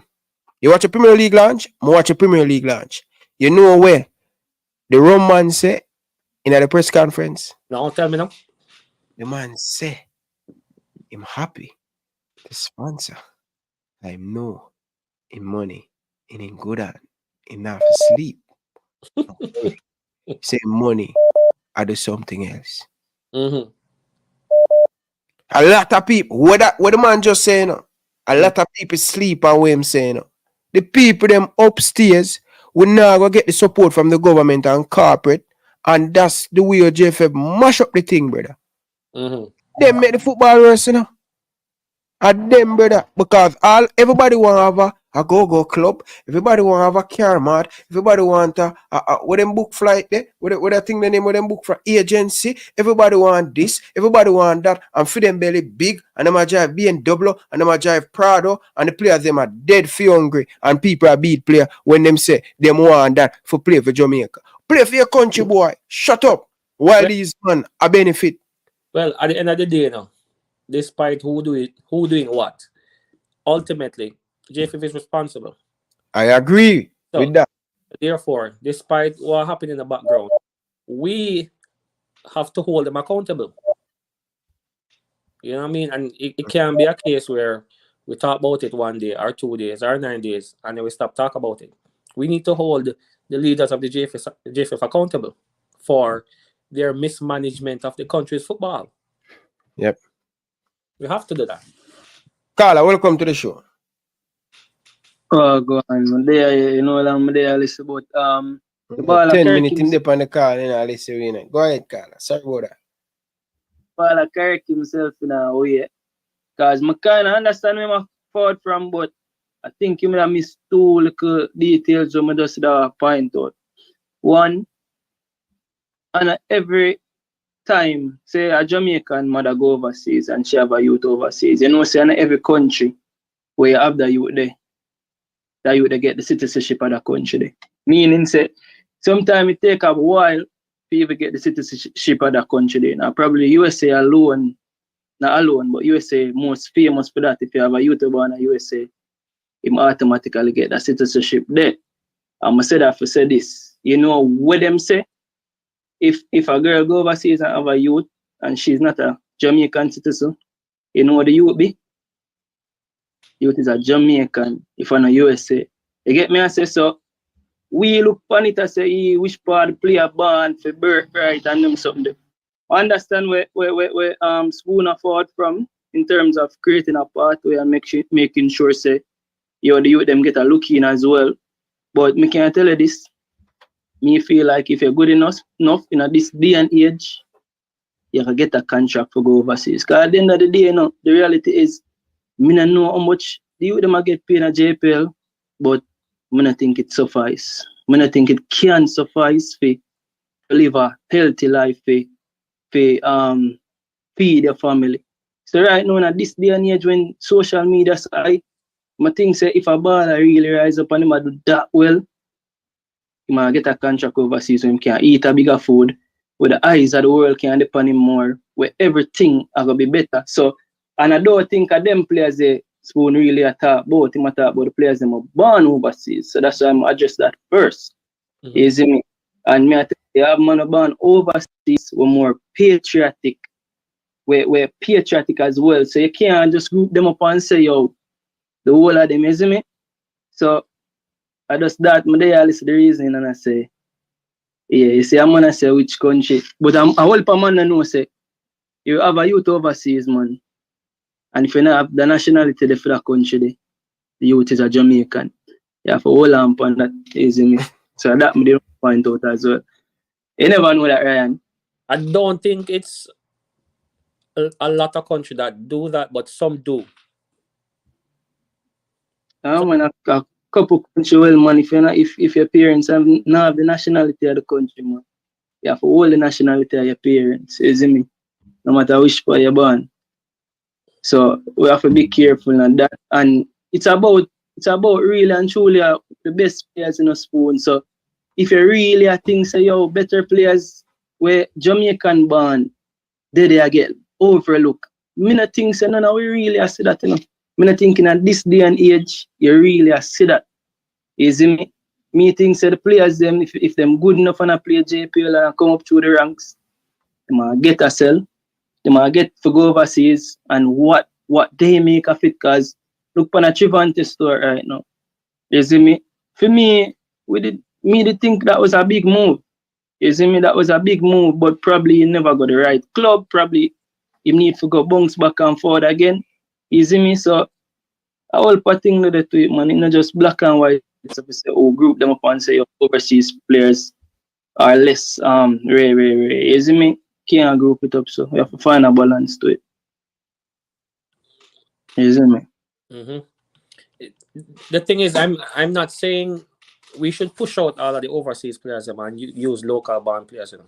I'm saying there has to be a pathway for local players to develop.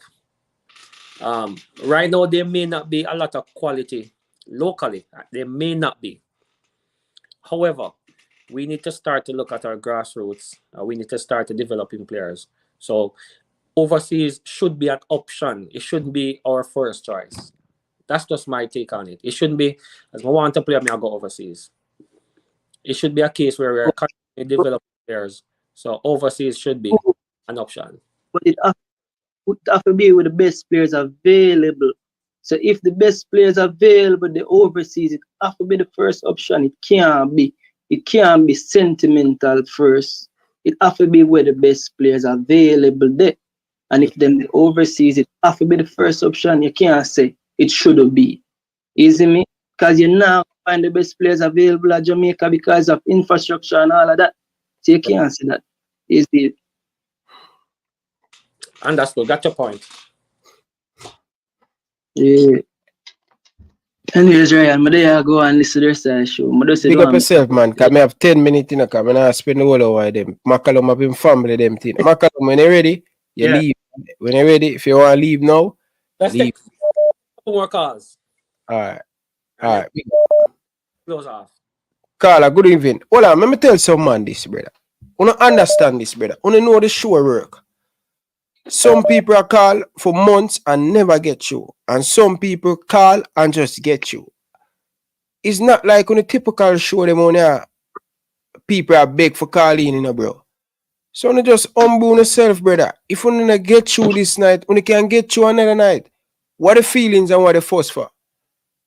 The phone line a buzz off. Me have 133 missed call. Some man believes me a pick and choose. You probably call and when the person they hang up, me just answer to the first one. What for do? Go through back all our contact and call everybody. Come on, man. Come on. Stop what like a baby, bro.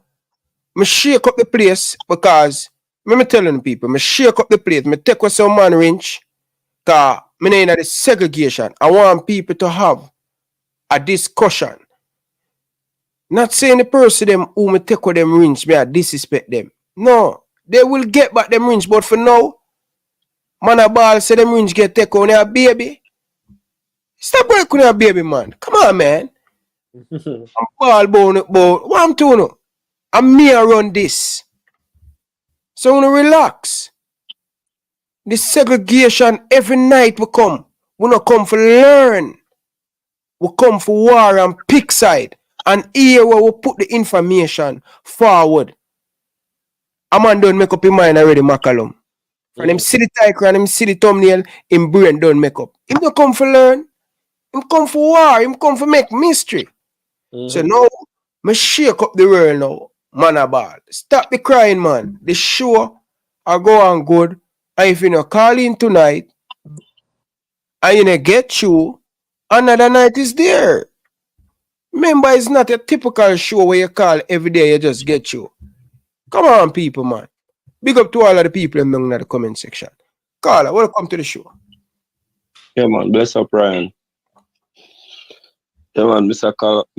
McCallum, bless up. Respect. Yeah, man. So what made it? I said, me agree with Mr. McCallum in some degree, because and people, me telling you, it's a chat me I said. Because every time I go in at the computer, every single time I go in at the computer, the thing gone up to 150 people black. 150 every week. I check the computer. Them just a black two man disagree with them. So I decide say, I go through the computer. Brother, I got my bed late last night. I go through the computer, and when I look, the other day, you have some scammer people where them put in some thing in the comment section. Them people, they have 10 people black. And up to last week, I go in at the computer, I have 150 people black. I can't run the show like that. Two man disagree with a black man. So I decide, say, I am going to watch, I am going to see who are these people blacking the people. For nothing at all. So I just doing a test, and every man I get bitter, them rings get take away. You not come for learn. Come on, man. You not come for disrupt the show every night. Sorry about that, Carla. I have to have a put in that in the comment section. People just have black McCallum. Them if McCallum down in the comment section and them say that, then black him.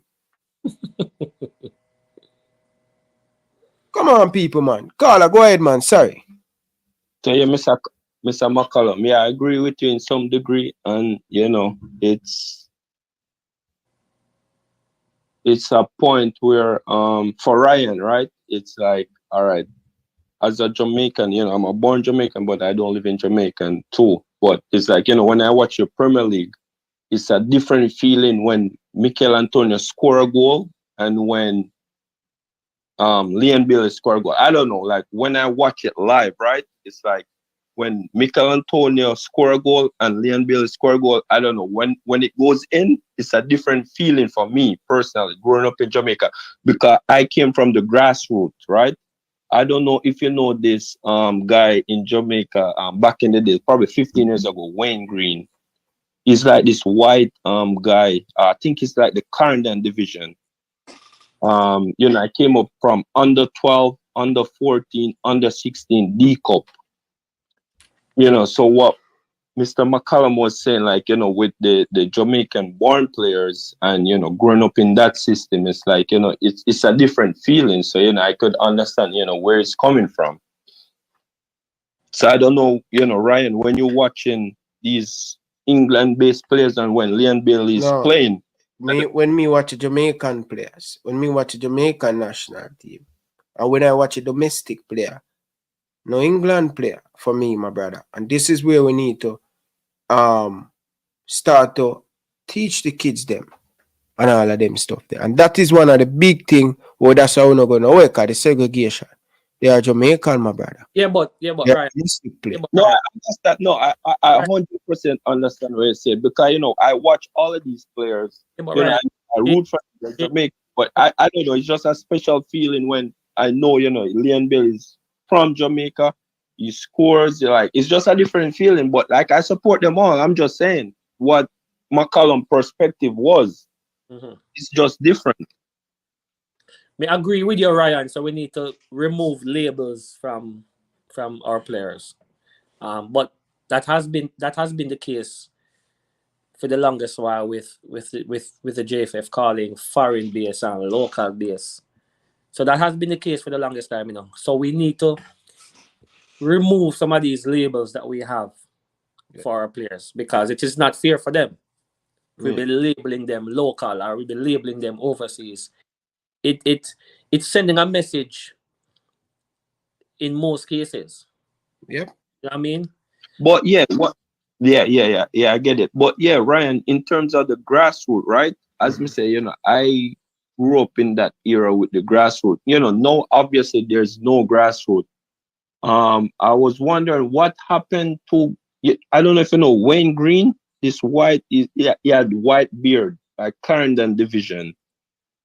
Like he used to recruit. I remember him. He's still around or no? I don't think he's involved in football anymore. Okay. Yeah, because I remember like primary, school, like he used to go around recruit. Then, like we went to CC, we trained for under 12, we played, like those stuff, like, I don't see those stuff going around anymore. So it's like, like what are we doing at this point, Yeah, again, it can't be.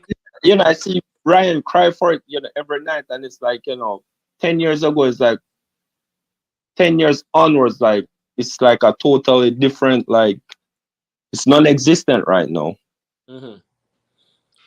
Again, it can be JFF alone responsibility. However, they need to put systems in place to try to assist development. It has to be one of their portfolio. It can't be, okay, I don't care, I just deal with national teams and so on.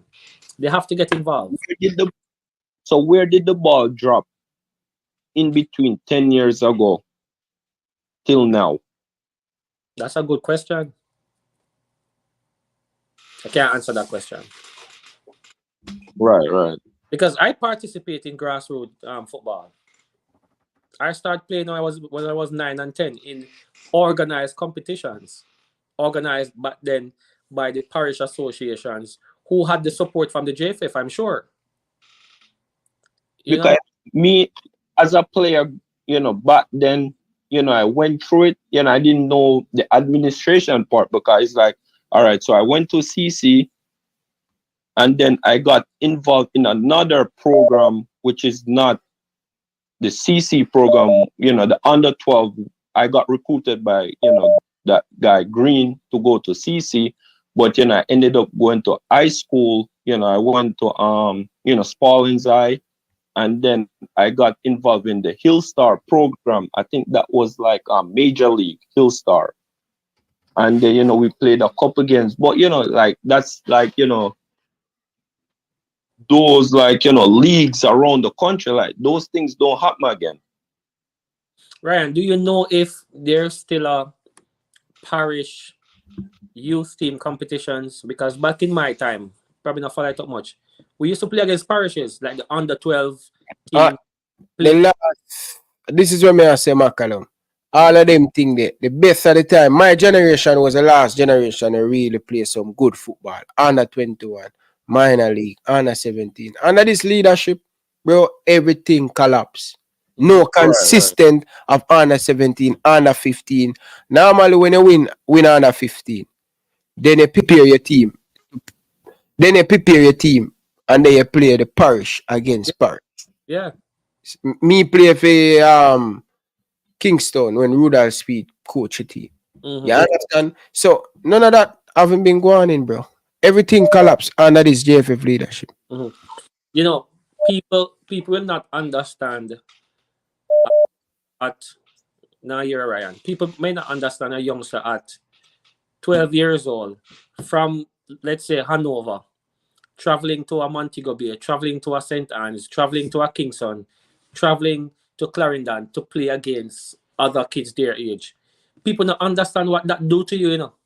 If you're not in it, traveling to different places to play against kids and being competitive and so on. The first time I met Lovell Palmer, playing under 12. Me know Lovell from a 12-year-old. We played together in the parish leagues. So when I met Lovell again at the under 17 or under 20, me remember him from we are playing under 12. So the development we had back then was the good old days. Was the good old days. So there has to be some sort of development in our football, or you're gonna have a problem. Yeah, we have to, figure out how to get back to those days or some system of that nature. It's like, it's like nothing. It's like, senior team, like that's it. Or, JPL, that's where they at right now. So, me growing up, seeing the systems that was in place, I feel like that was the right, direction, that the football was going in. I agree with you. Man, I'm a short near the work, brother. Man, I'm not willing to put in a thing. But Carl, I really appreciate it. It's come to 4 hours now, and I want to Lego McCallum because I have to respect the man time. 4 hours the man give me, and see the man all start move and up and down. And like me, we're in a one place, so my back firm and you know what I mean? Yeah, so I'm not used to this. But Carla, big up yourself. McCallum, this is what me don't want. More watch us. This is what me don't want. This is what me I tell you, say, me don't want. I want you to listen to this. Watch it. Listen to this. I don't know if you see, but watch it and pay attention and look at the screen. All right? Paul, brother. And the man bring all of us, Paul, for give her the thing, brother. You don't even know my vex, my youth. He's done, Ryan. Come give to yourself, brother. No, Ryan, a good man. Why put on all of us, Paul, brother? No, Ryan, easy. You don't even know my vex, my youth. Why put on all of us, Paul? Why bring all of us, Paul, brother? Give out thing, brother. All of us, Paul, I give a lion, my youth. You don't even know my vex, my youth. Oh my God, why put on all of us, Paul, brother? Oh my God, brother. We got marry up a bridging. Slow, calm down, Ryan. I say go. Football. Slow down, dog.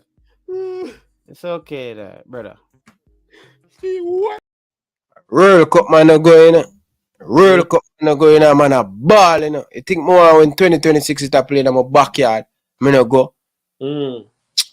Virgin, the only thing me get from Jamaica, I buy all the merchandise. And whenever them come Canada, or I go to Jamaica, come watch a game, me not get no other joy. So when they tell me, say, me in it, I win and for see more youth develop in Jamaica and go overseas and can take care of them family.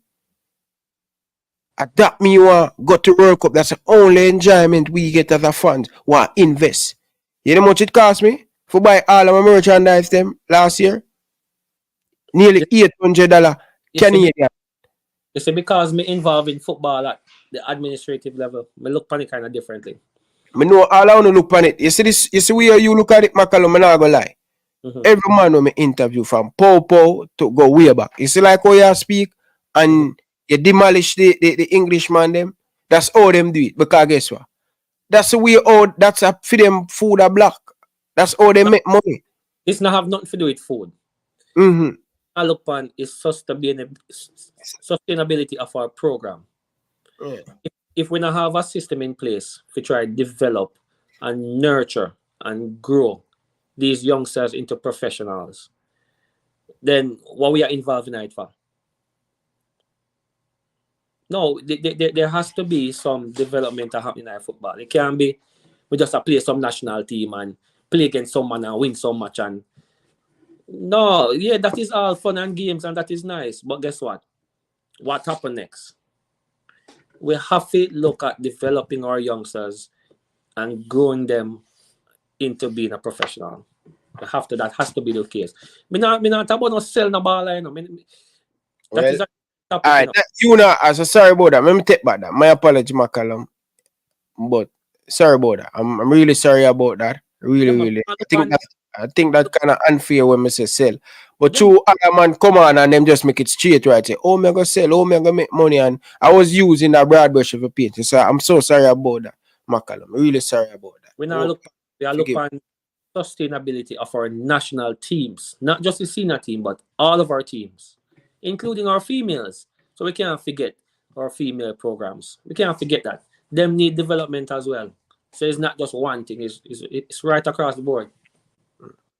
Okay, people, last caller. Caller, you have 2 minutes, make a point, because I'm going to Lego McCallum, and I'm going to Lego myself. Caller, good evening, welcome to the show. You have 2 minutes. Yeah, man, Ryan, I Jim know what they are Waterhouse. See? Yeah. All right, I don't know. McCallum, respect, big up yourself, less up yourself, yeah? Yeah, man, this whole thing about development, you know. I just want to highlight, say, what McCallum saying, yeah, he must say it from a personal place, which he's right in what he's saying in terms of the experience for him talk about with the money. Man, give him the 4-run tread, and then I did more than that. No, say, even if the federation, which is in charge of football in Jamaica, the JFF, right? It's like there are some people in it that if it's them have the money not going in the right place, which the right place, right, as I tell you earlier, is for development. See? Which and here and now, a couple of the people did a call and I said, it all comes down to development. The thing is, there is no development here. So the local base players, they are going to be lacking in certain football technical thing and the football IQ, which is the football intelligence, which are just development needed to cover that. And that development needs time. So I just time. So earlier I did tell you about ISA. But we try to see if the government and ISA the school, because kids spend most of them time at school anyway. Each of these schools they can get a football academy part like George's, Calabar, Camper down there have a football academy part. So any youth who have the obvious football talent, they are in that department in the school, but they're still doing the maths and English same way. And then we try and lend even the school league to 8 months. Because the reason why Manning Cup not going so long more than the 3 months is because it has overlap in the tracks. So we have to just restructure the country. Everybody have to involve the government, ISA, JFF, the people them and say, yo, if we want better for the football, better for the development, like we restructure and just bring it in more culture. Because as McCallum said, we can't compete with the Brazil them and so if we don't get developed. So nothing go wrong with the local ballers them. As I tell you earlier with the comparison with tracks, the reason why tracks is at that level, because me used to run for charges and then we go UTech when me in a national program in a tracks. When the youth them leave even high school, them can go MVP or a racers where that standard can matriculate them to be competitive at the international level. We don't have that in football, so we have to just kind of restructure the whole thing. So not no wrong with what nobody has said, but McCallum really says so from a personal standpoint. Because he lose half of them. Because the man have the money for give him and Borrella and a beg man for give them. It's like it's a party shop thing. You understand? I'm sure, sir. If you want to develop, like how Iceland where algorithms come from, we offer just a pre higher than that. So we have been failed by our leaders in the football department, yeah? So it take a whole big thing. So nothing wrong with what I say. I just want to just look at the general picture, say the whole country have to get involved in that. Because it will take the youth them time to. Because you can't want a little 12-year-old them alright, and they need to learn to dribble from railway. It will come in at some time where the normal school time, the thing, the maths and English class have to go kind of switch for the ball of them, and them do that at a later time. Everything have to switch. We have to make that sacrifice. Yeah, the whole country. Okay, when I go get the short picks. So even when McCallum say, the foreign base player, because that just really a mask over, say, we really not develop out here. We not develop how we do that with tracks. When you see a ball come from when him left William Nib, him go straight to racers Glenn Mills up a UE. But football, and it's not like Butler not do it and Ray and Ballers and Virtue not do it, but we need more. Because that tracks almost every school where go champs have a good star where can matriculate at the senior level now, you know. Remember, you know. So we just have to just really get some serious talk. The country is everybody JFF. Say we have to sacrifice and restructure with things. Because Iceland do that for the whole program, so the ball of them have to live different. You can't make them a struggle in the normal school time. Because that's why enough of our ballers, them don't really like class and them think about a bet. If them did have the academy system, each school have an academy. So JC, them have them football academy too. Where them wear the same uniform and everything, you know. But you have a different kind of timetable. Right? So them train in the morning, them not overwork and them have the little food program because guess what?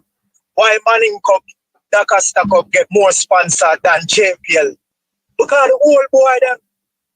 So make we use that because we can't live like Brazil and England. So dash you through the window. Make we use the whole, and I know all of the old boy them for the big school, them are gonna love the idea there. Because them done put it in the Manning Cup already, but we need the youth them for at least 8 months for the 12 months here to can focus on football. So instead of Manning Cup start September and call it done by December with whoever make the final, semi-final, it overlap with a little 2-week Christmas break and the Easter break. Them take a 1 week break, but it would have kind of done April, May to the summer before the CXC exam and the things here. So the tracks go on run, but the ball of them and the youth them have a love that. And then it can matriculate to the senior football, the major league, the Super League, the Tier 2, even Tier 2 we made Forest there. There's no sponsor for Tier 2. And as McCallum said, all of the club them running at the last. Med Forest are run at last, Tivoli, Arnett Garden. Even though Arnett might can do better, but we know them now make no profit. Because 10,000 people not coming in a no stands for Arnett, I think Arnett Garden made the most money from them gate. Arnett Garden made the most money from them gate in Premier League. Cause them man they place fence up, and them man they put police, brother. And you get your foot pop up.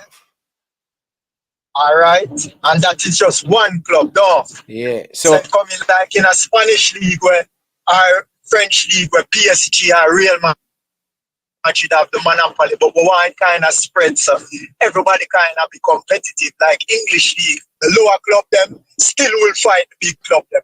Come here your ball over Liverpool what they have because Crystal Palace give them a fight because Crystal Palace them have them bucket too.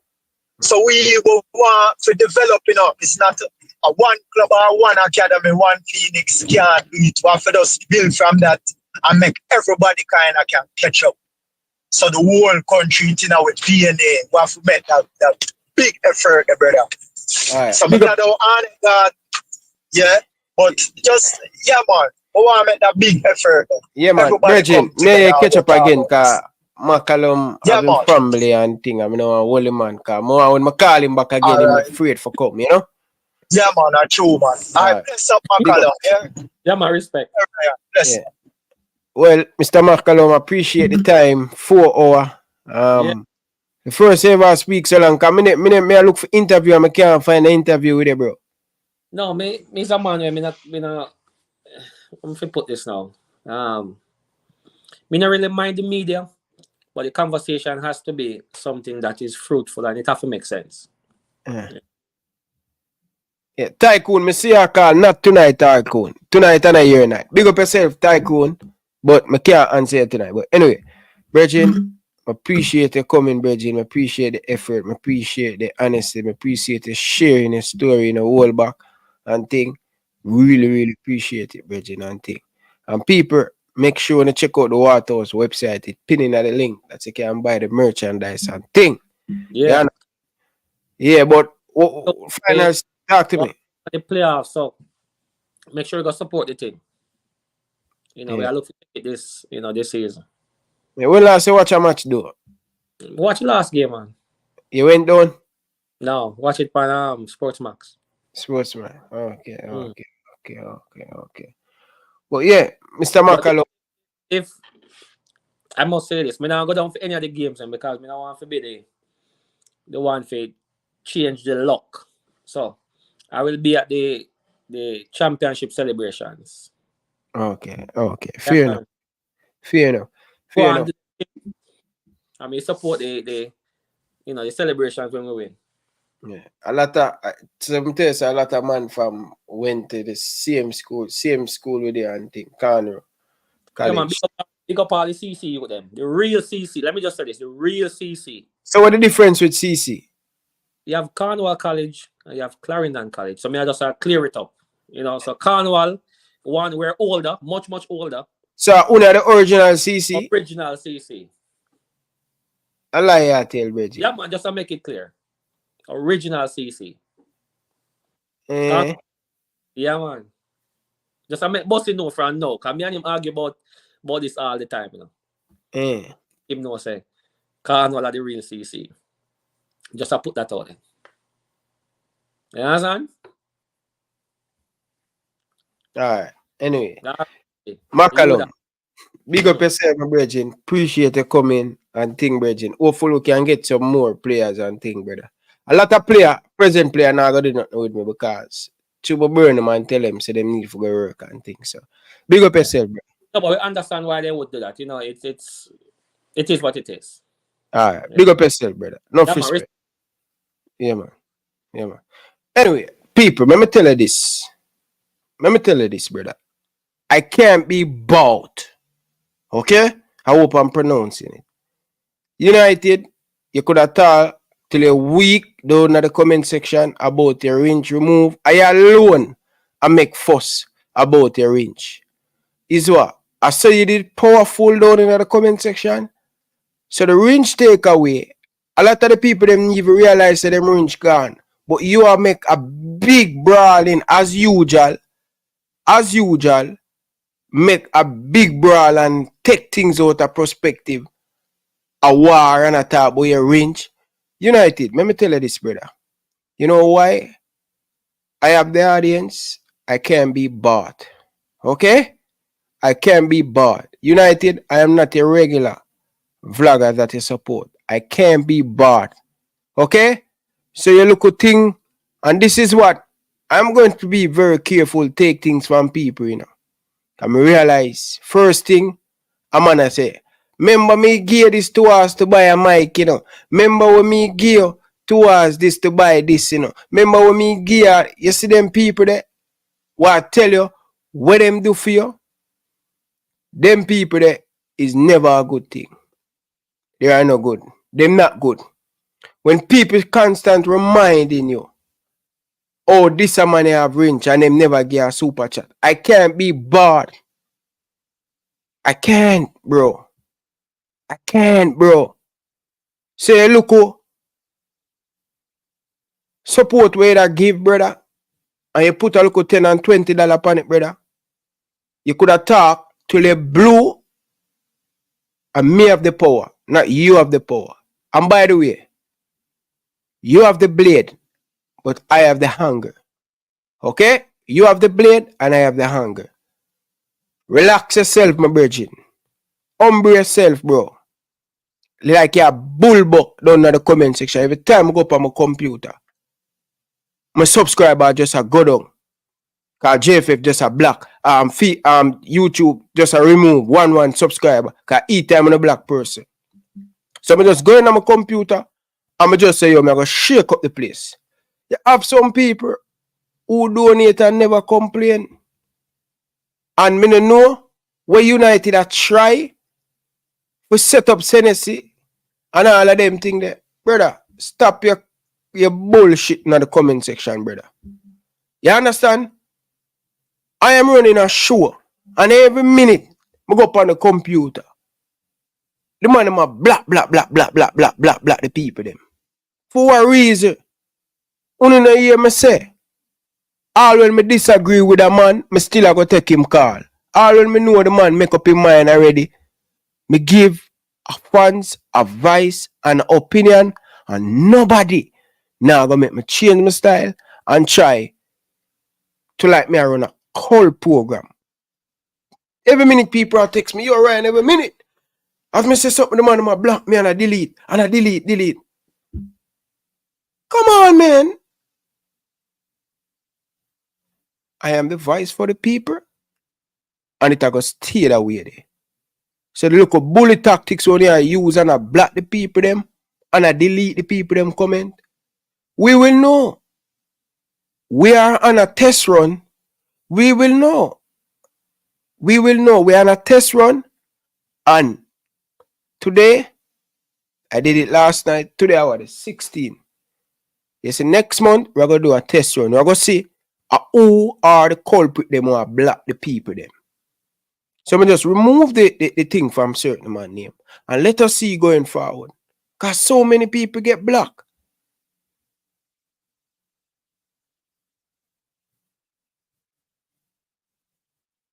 You understand? Like, come on, bro. It's not every time people are going to agree with an opinion, brother. Come on, bro. Let us wise up, my brother. Let us look at the situation, brother. And think. Same thing we tried the case the other day. And people want to pick side. People want to go up on the player. People want to go speed people. People, stay true to yourself. We can't be bought. I want to sell his soul. We are stay true to ourselves.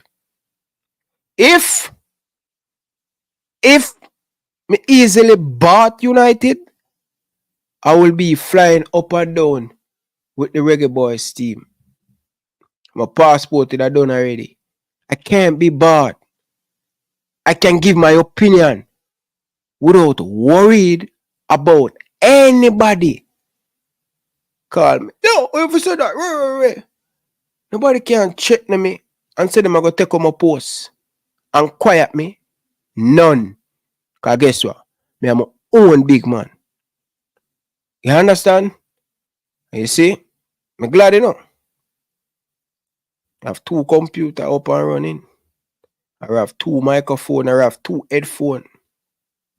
Who did it see the picture where I put in the Reggae Boyz group? Who will see the picture? Let us show the people in the picture of the studio. We're not going to be bought, bro, my brother. See there? See there? 2 microphones, 2 computers. You see them? All right.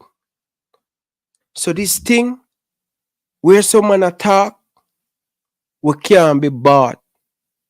No man can check me and say them now give me a media pass. United, learn that.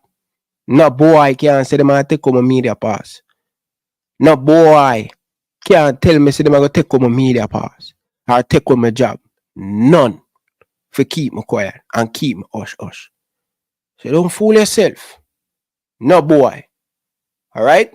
If we could have get bought, would have get bought already.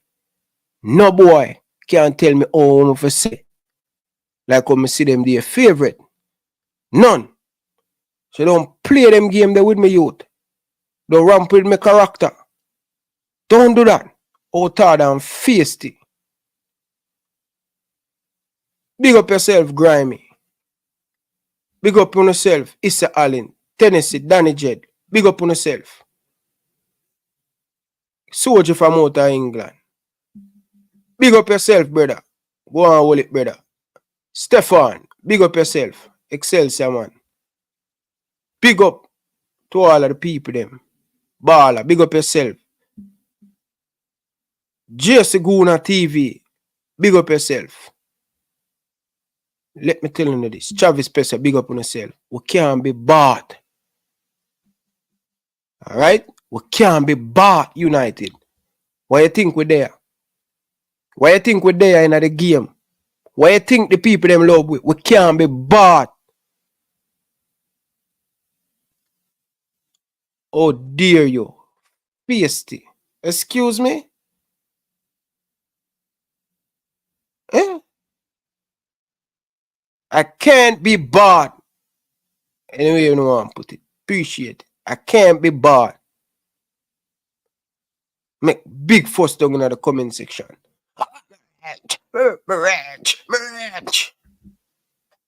So I saw the range powerful. I never know I saw the range powerful. No, sir. Alright, people. I love you. We are watching until next month, the 16th, and next month, and we are going to see how much other people I get blocked. People are messing up on Instagram and YouTube. Phone and say, right, the man, them just a block. Because we disagree and all of them things there. No. We are run a free speech where the people them give them opinion and everybody can voice them opinion. No man is supposed to be cowed on in the comment section. Keep it respectfully. And the man who have the range, just know that. Listen. Just do the right thing. Don't block nobody. If nobody not tell nobody about them, no matter. Still no block nobody. Warn them. Talk to them. Keep it respectfully. That is how it's supposed to be.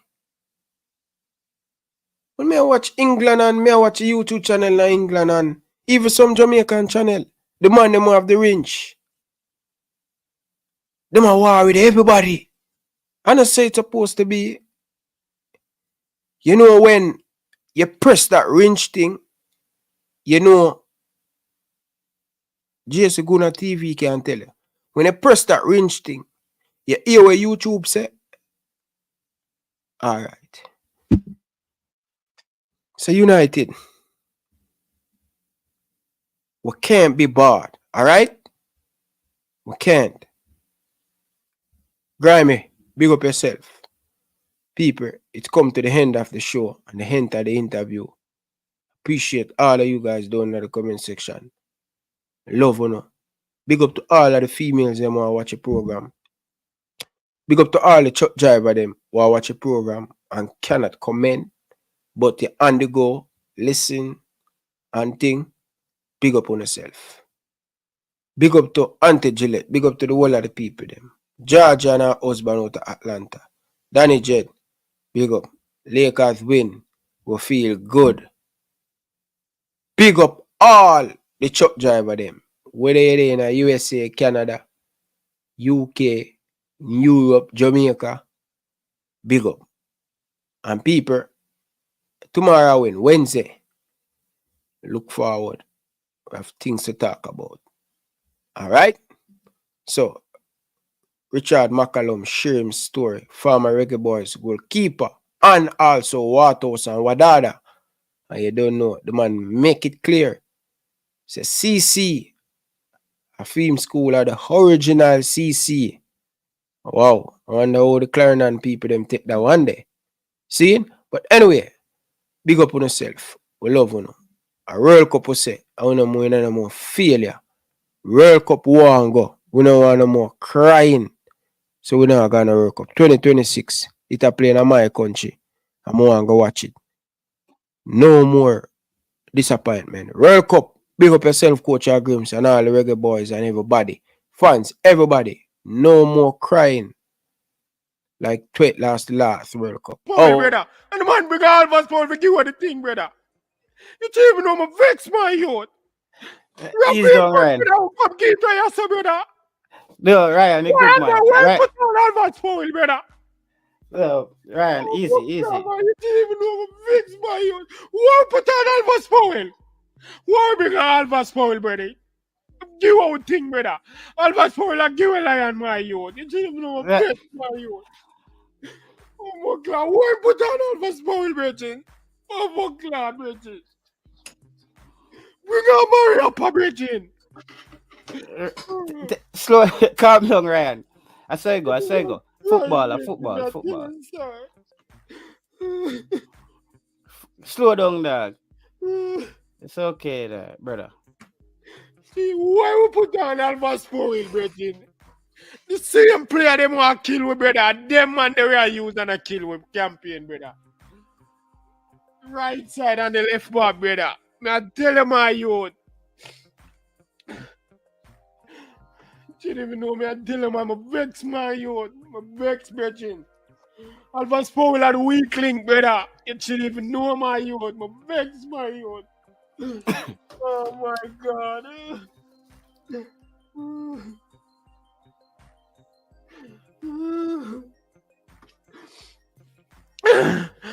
Why we bring on Alvarez foul, brother? Why we bring Alvarez foul back to the team, brother? Don't go them scope on Alvarez foul, brother.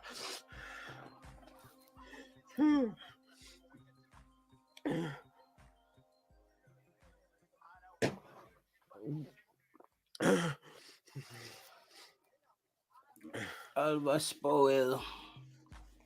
Why we bring on Alvarez foul, my youth?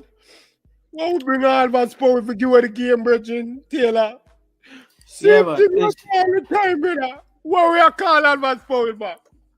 Why we are call him 19 to come give away the thing all the time, brother? Why you just pain me from the bottom of my heart, brother? I tell you that, my youth. I tell you that, brother. It pain me, brother.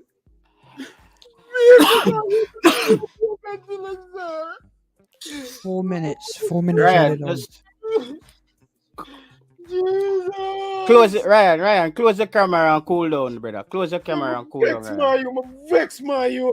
Vex. Ryan. Close the camera and cool down. Not my tailor, my you. But you have to control emotions. Ryan, control emotion. Just cool down. It is what it is, bro. It is what it is, man. By the way, Taylor, 4 minutes added on. Yes, 4 minutes added on. And I don't know how Mexico aren't 3-1 up, but they missed a super chance. Yo, bro. Yeah. Should be 4 or 5. Lordy. So you see, because I can't even be this is not the time to be. I can't be negative, dog, because Jamaica showed me fight tonight.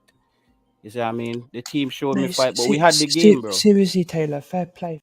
But I'm bitter about him range and feel so bitter.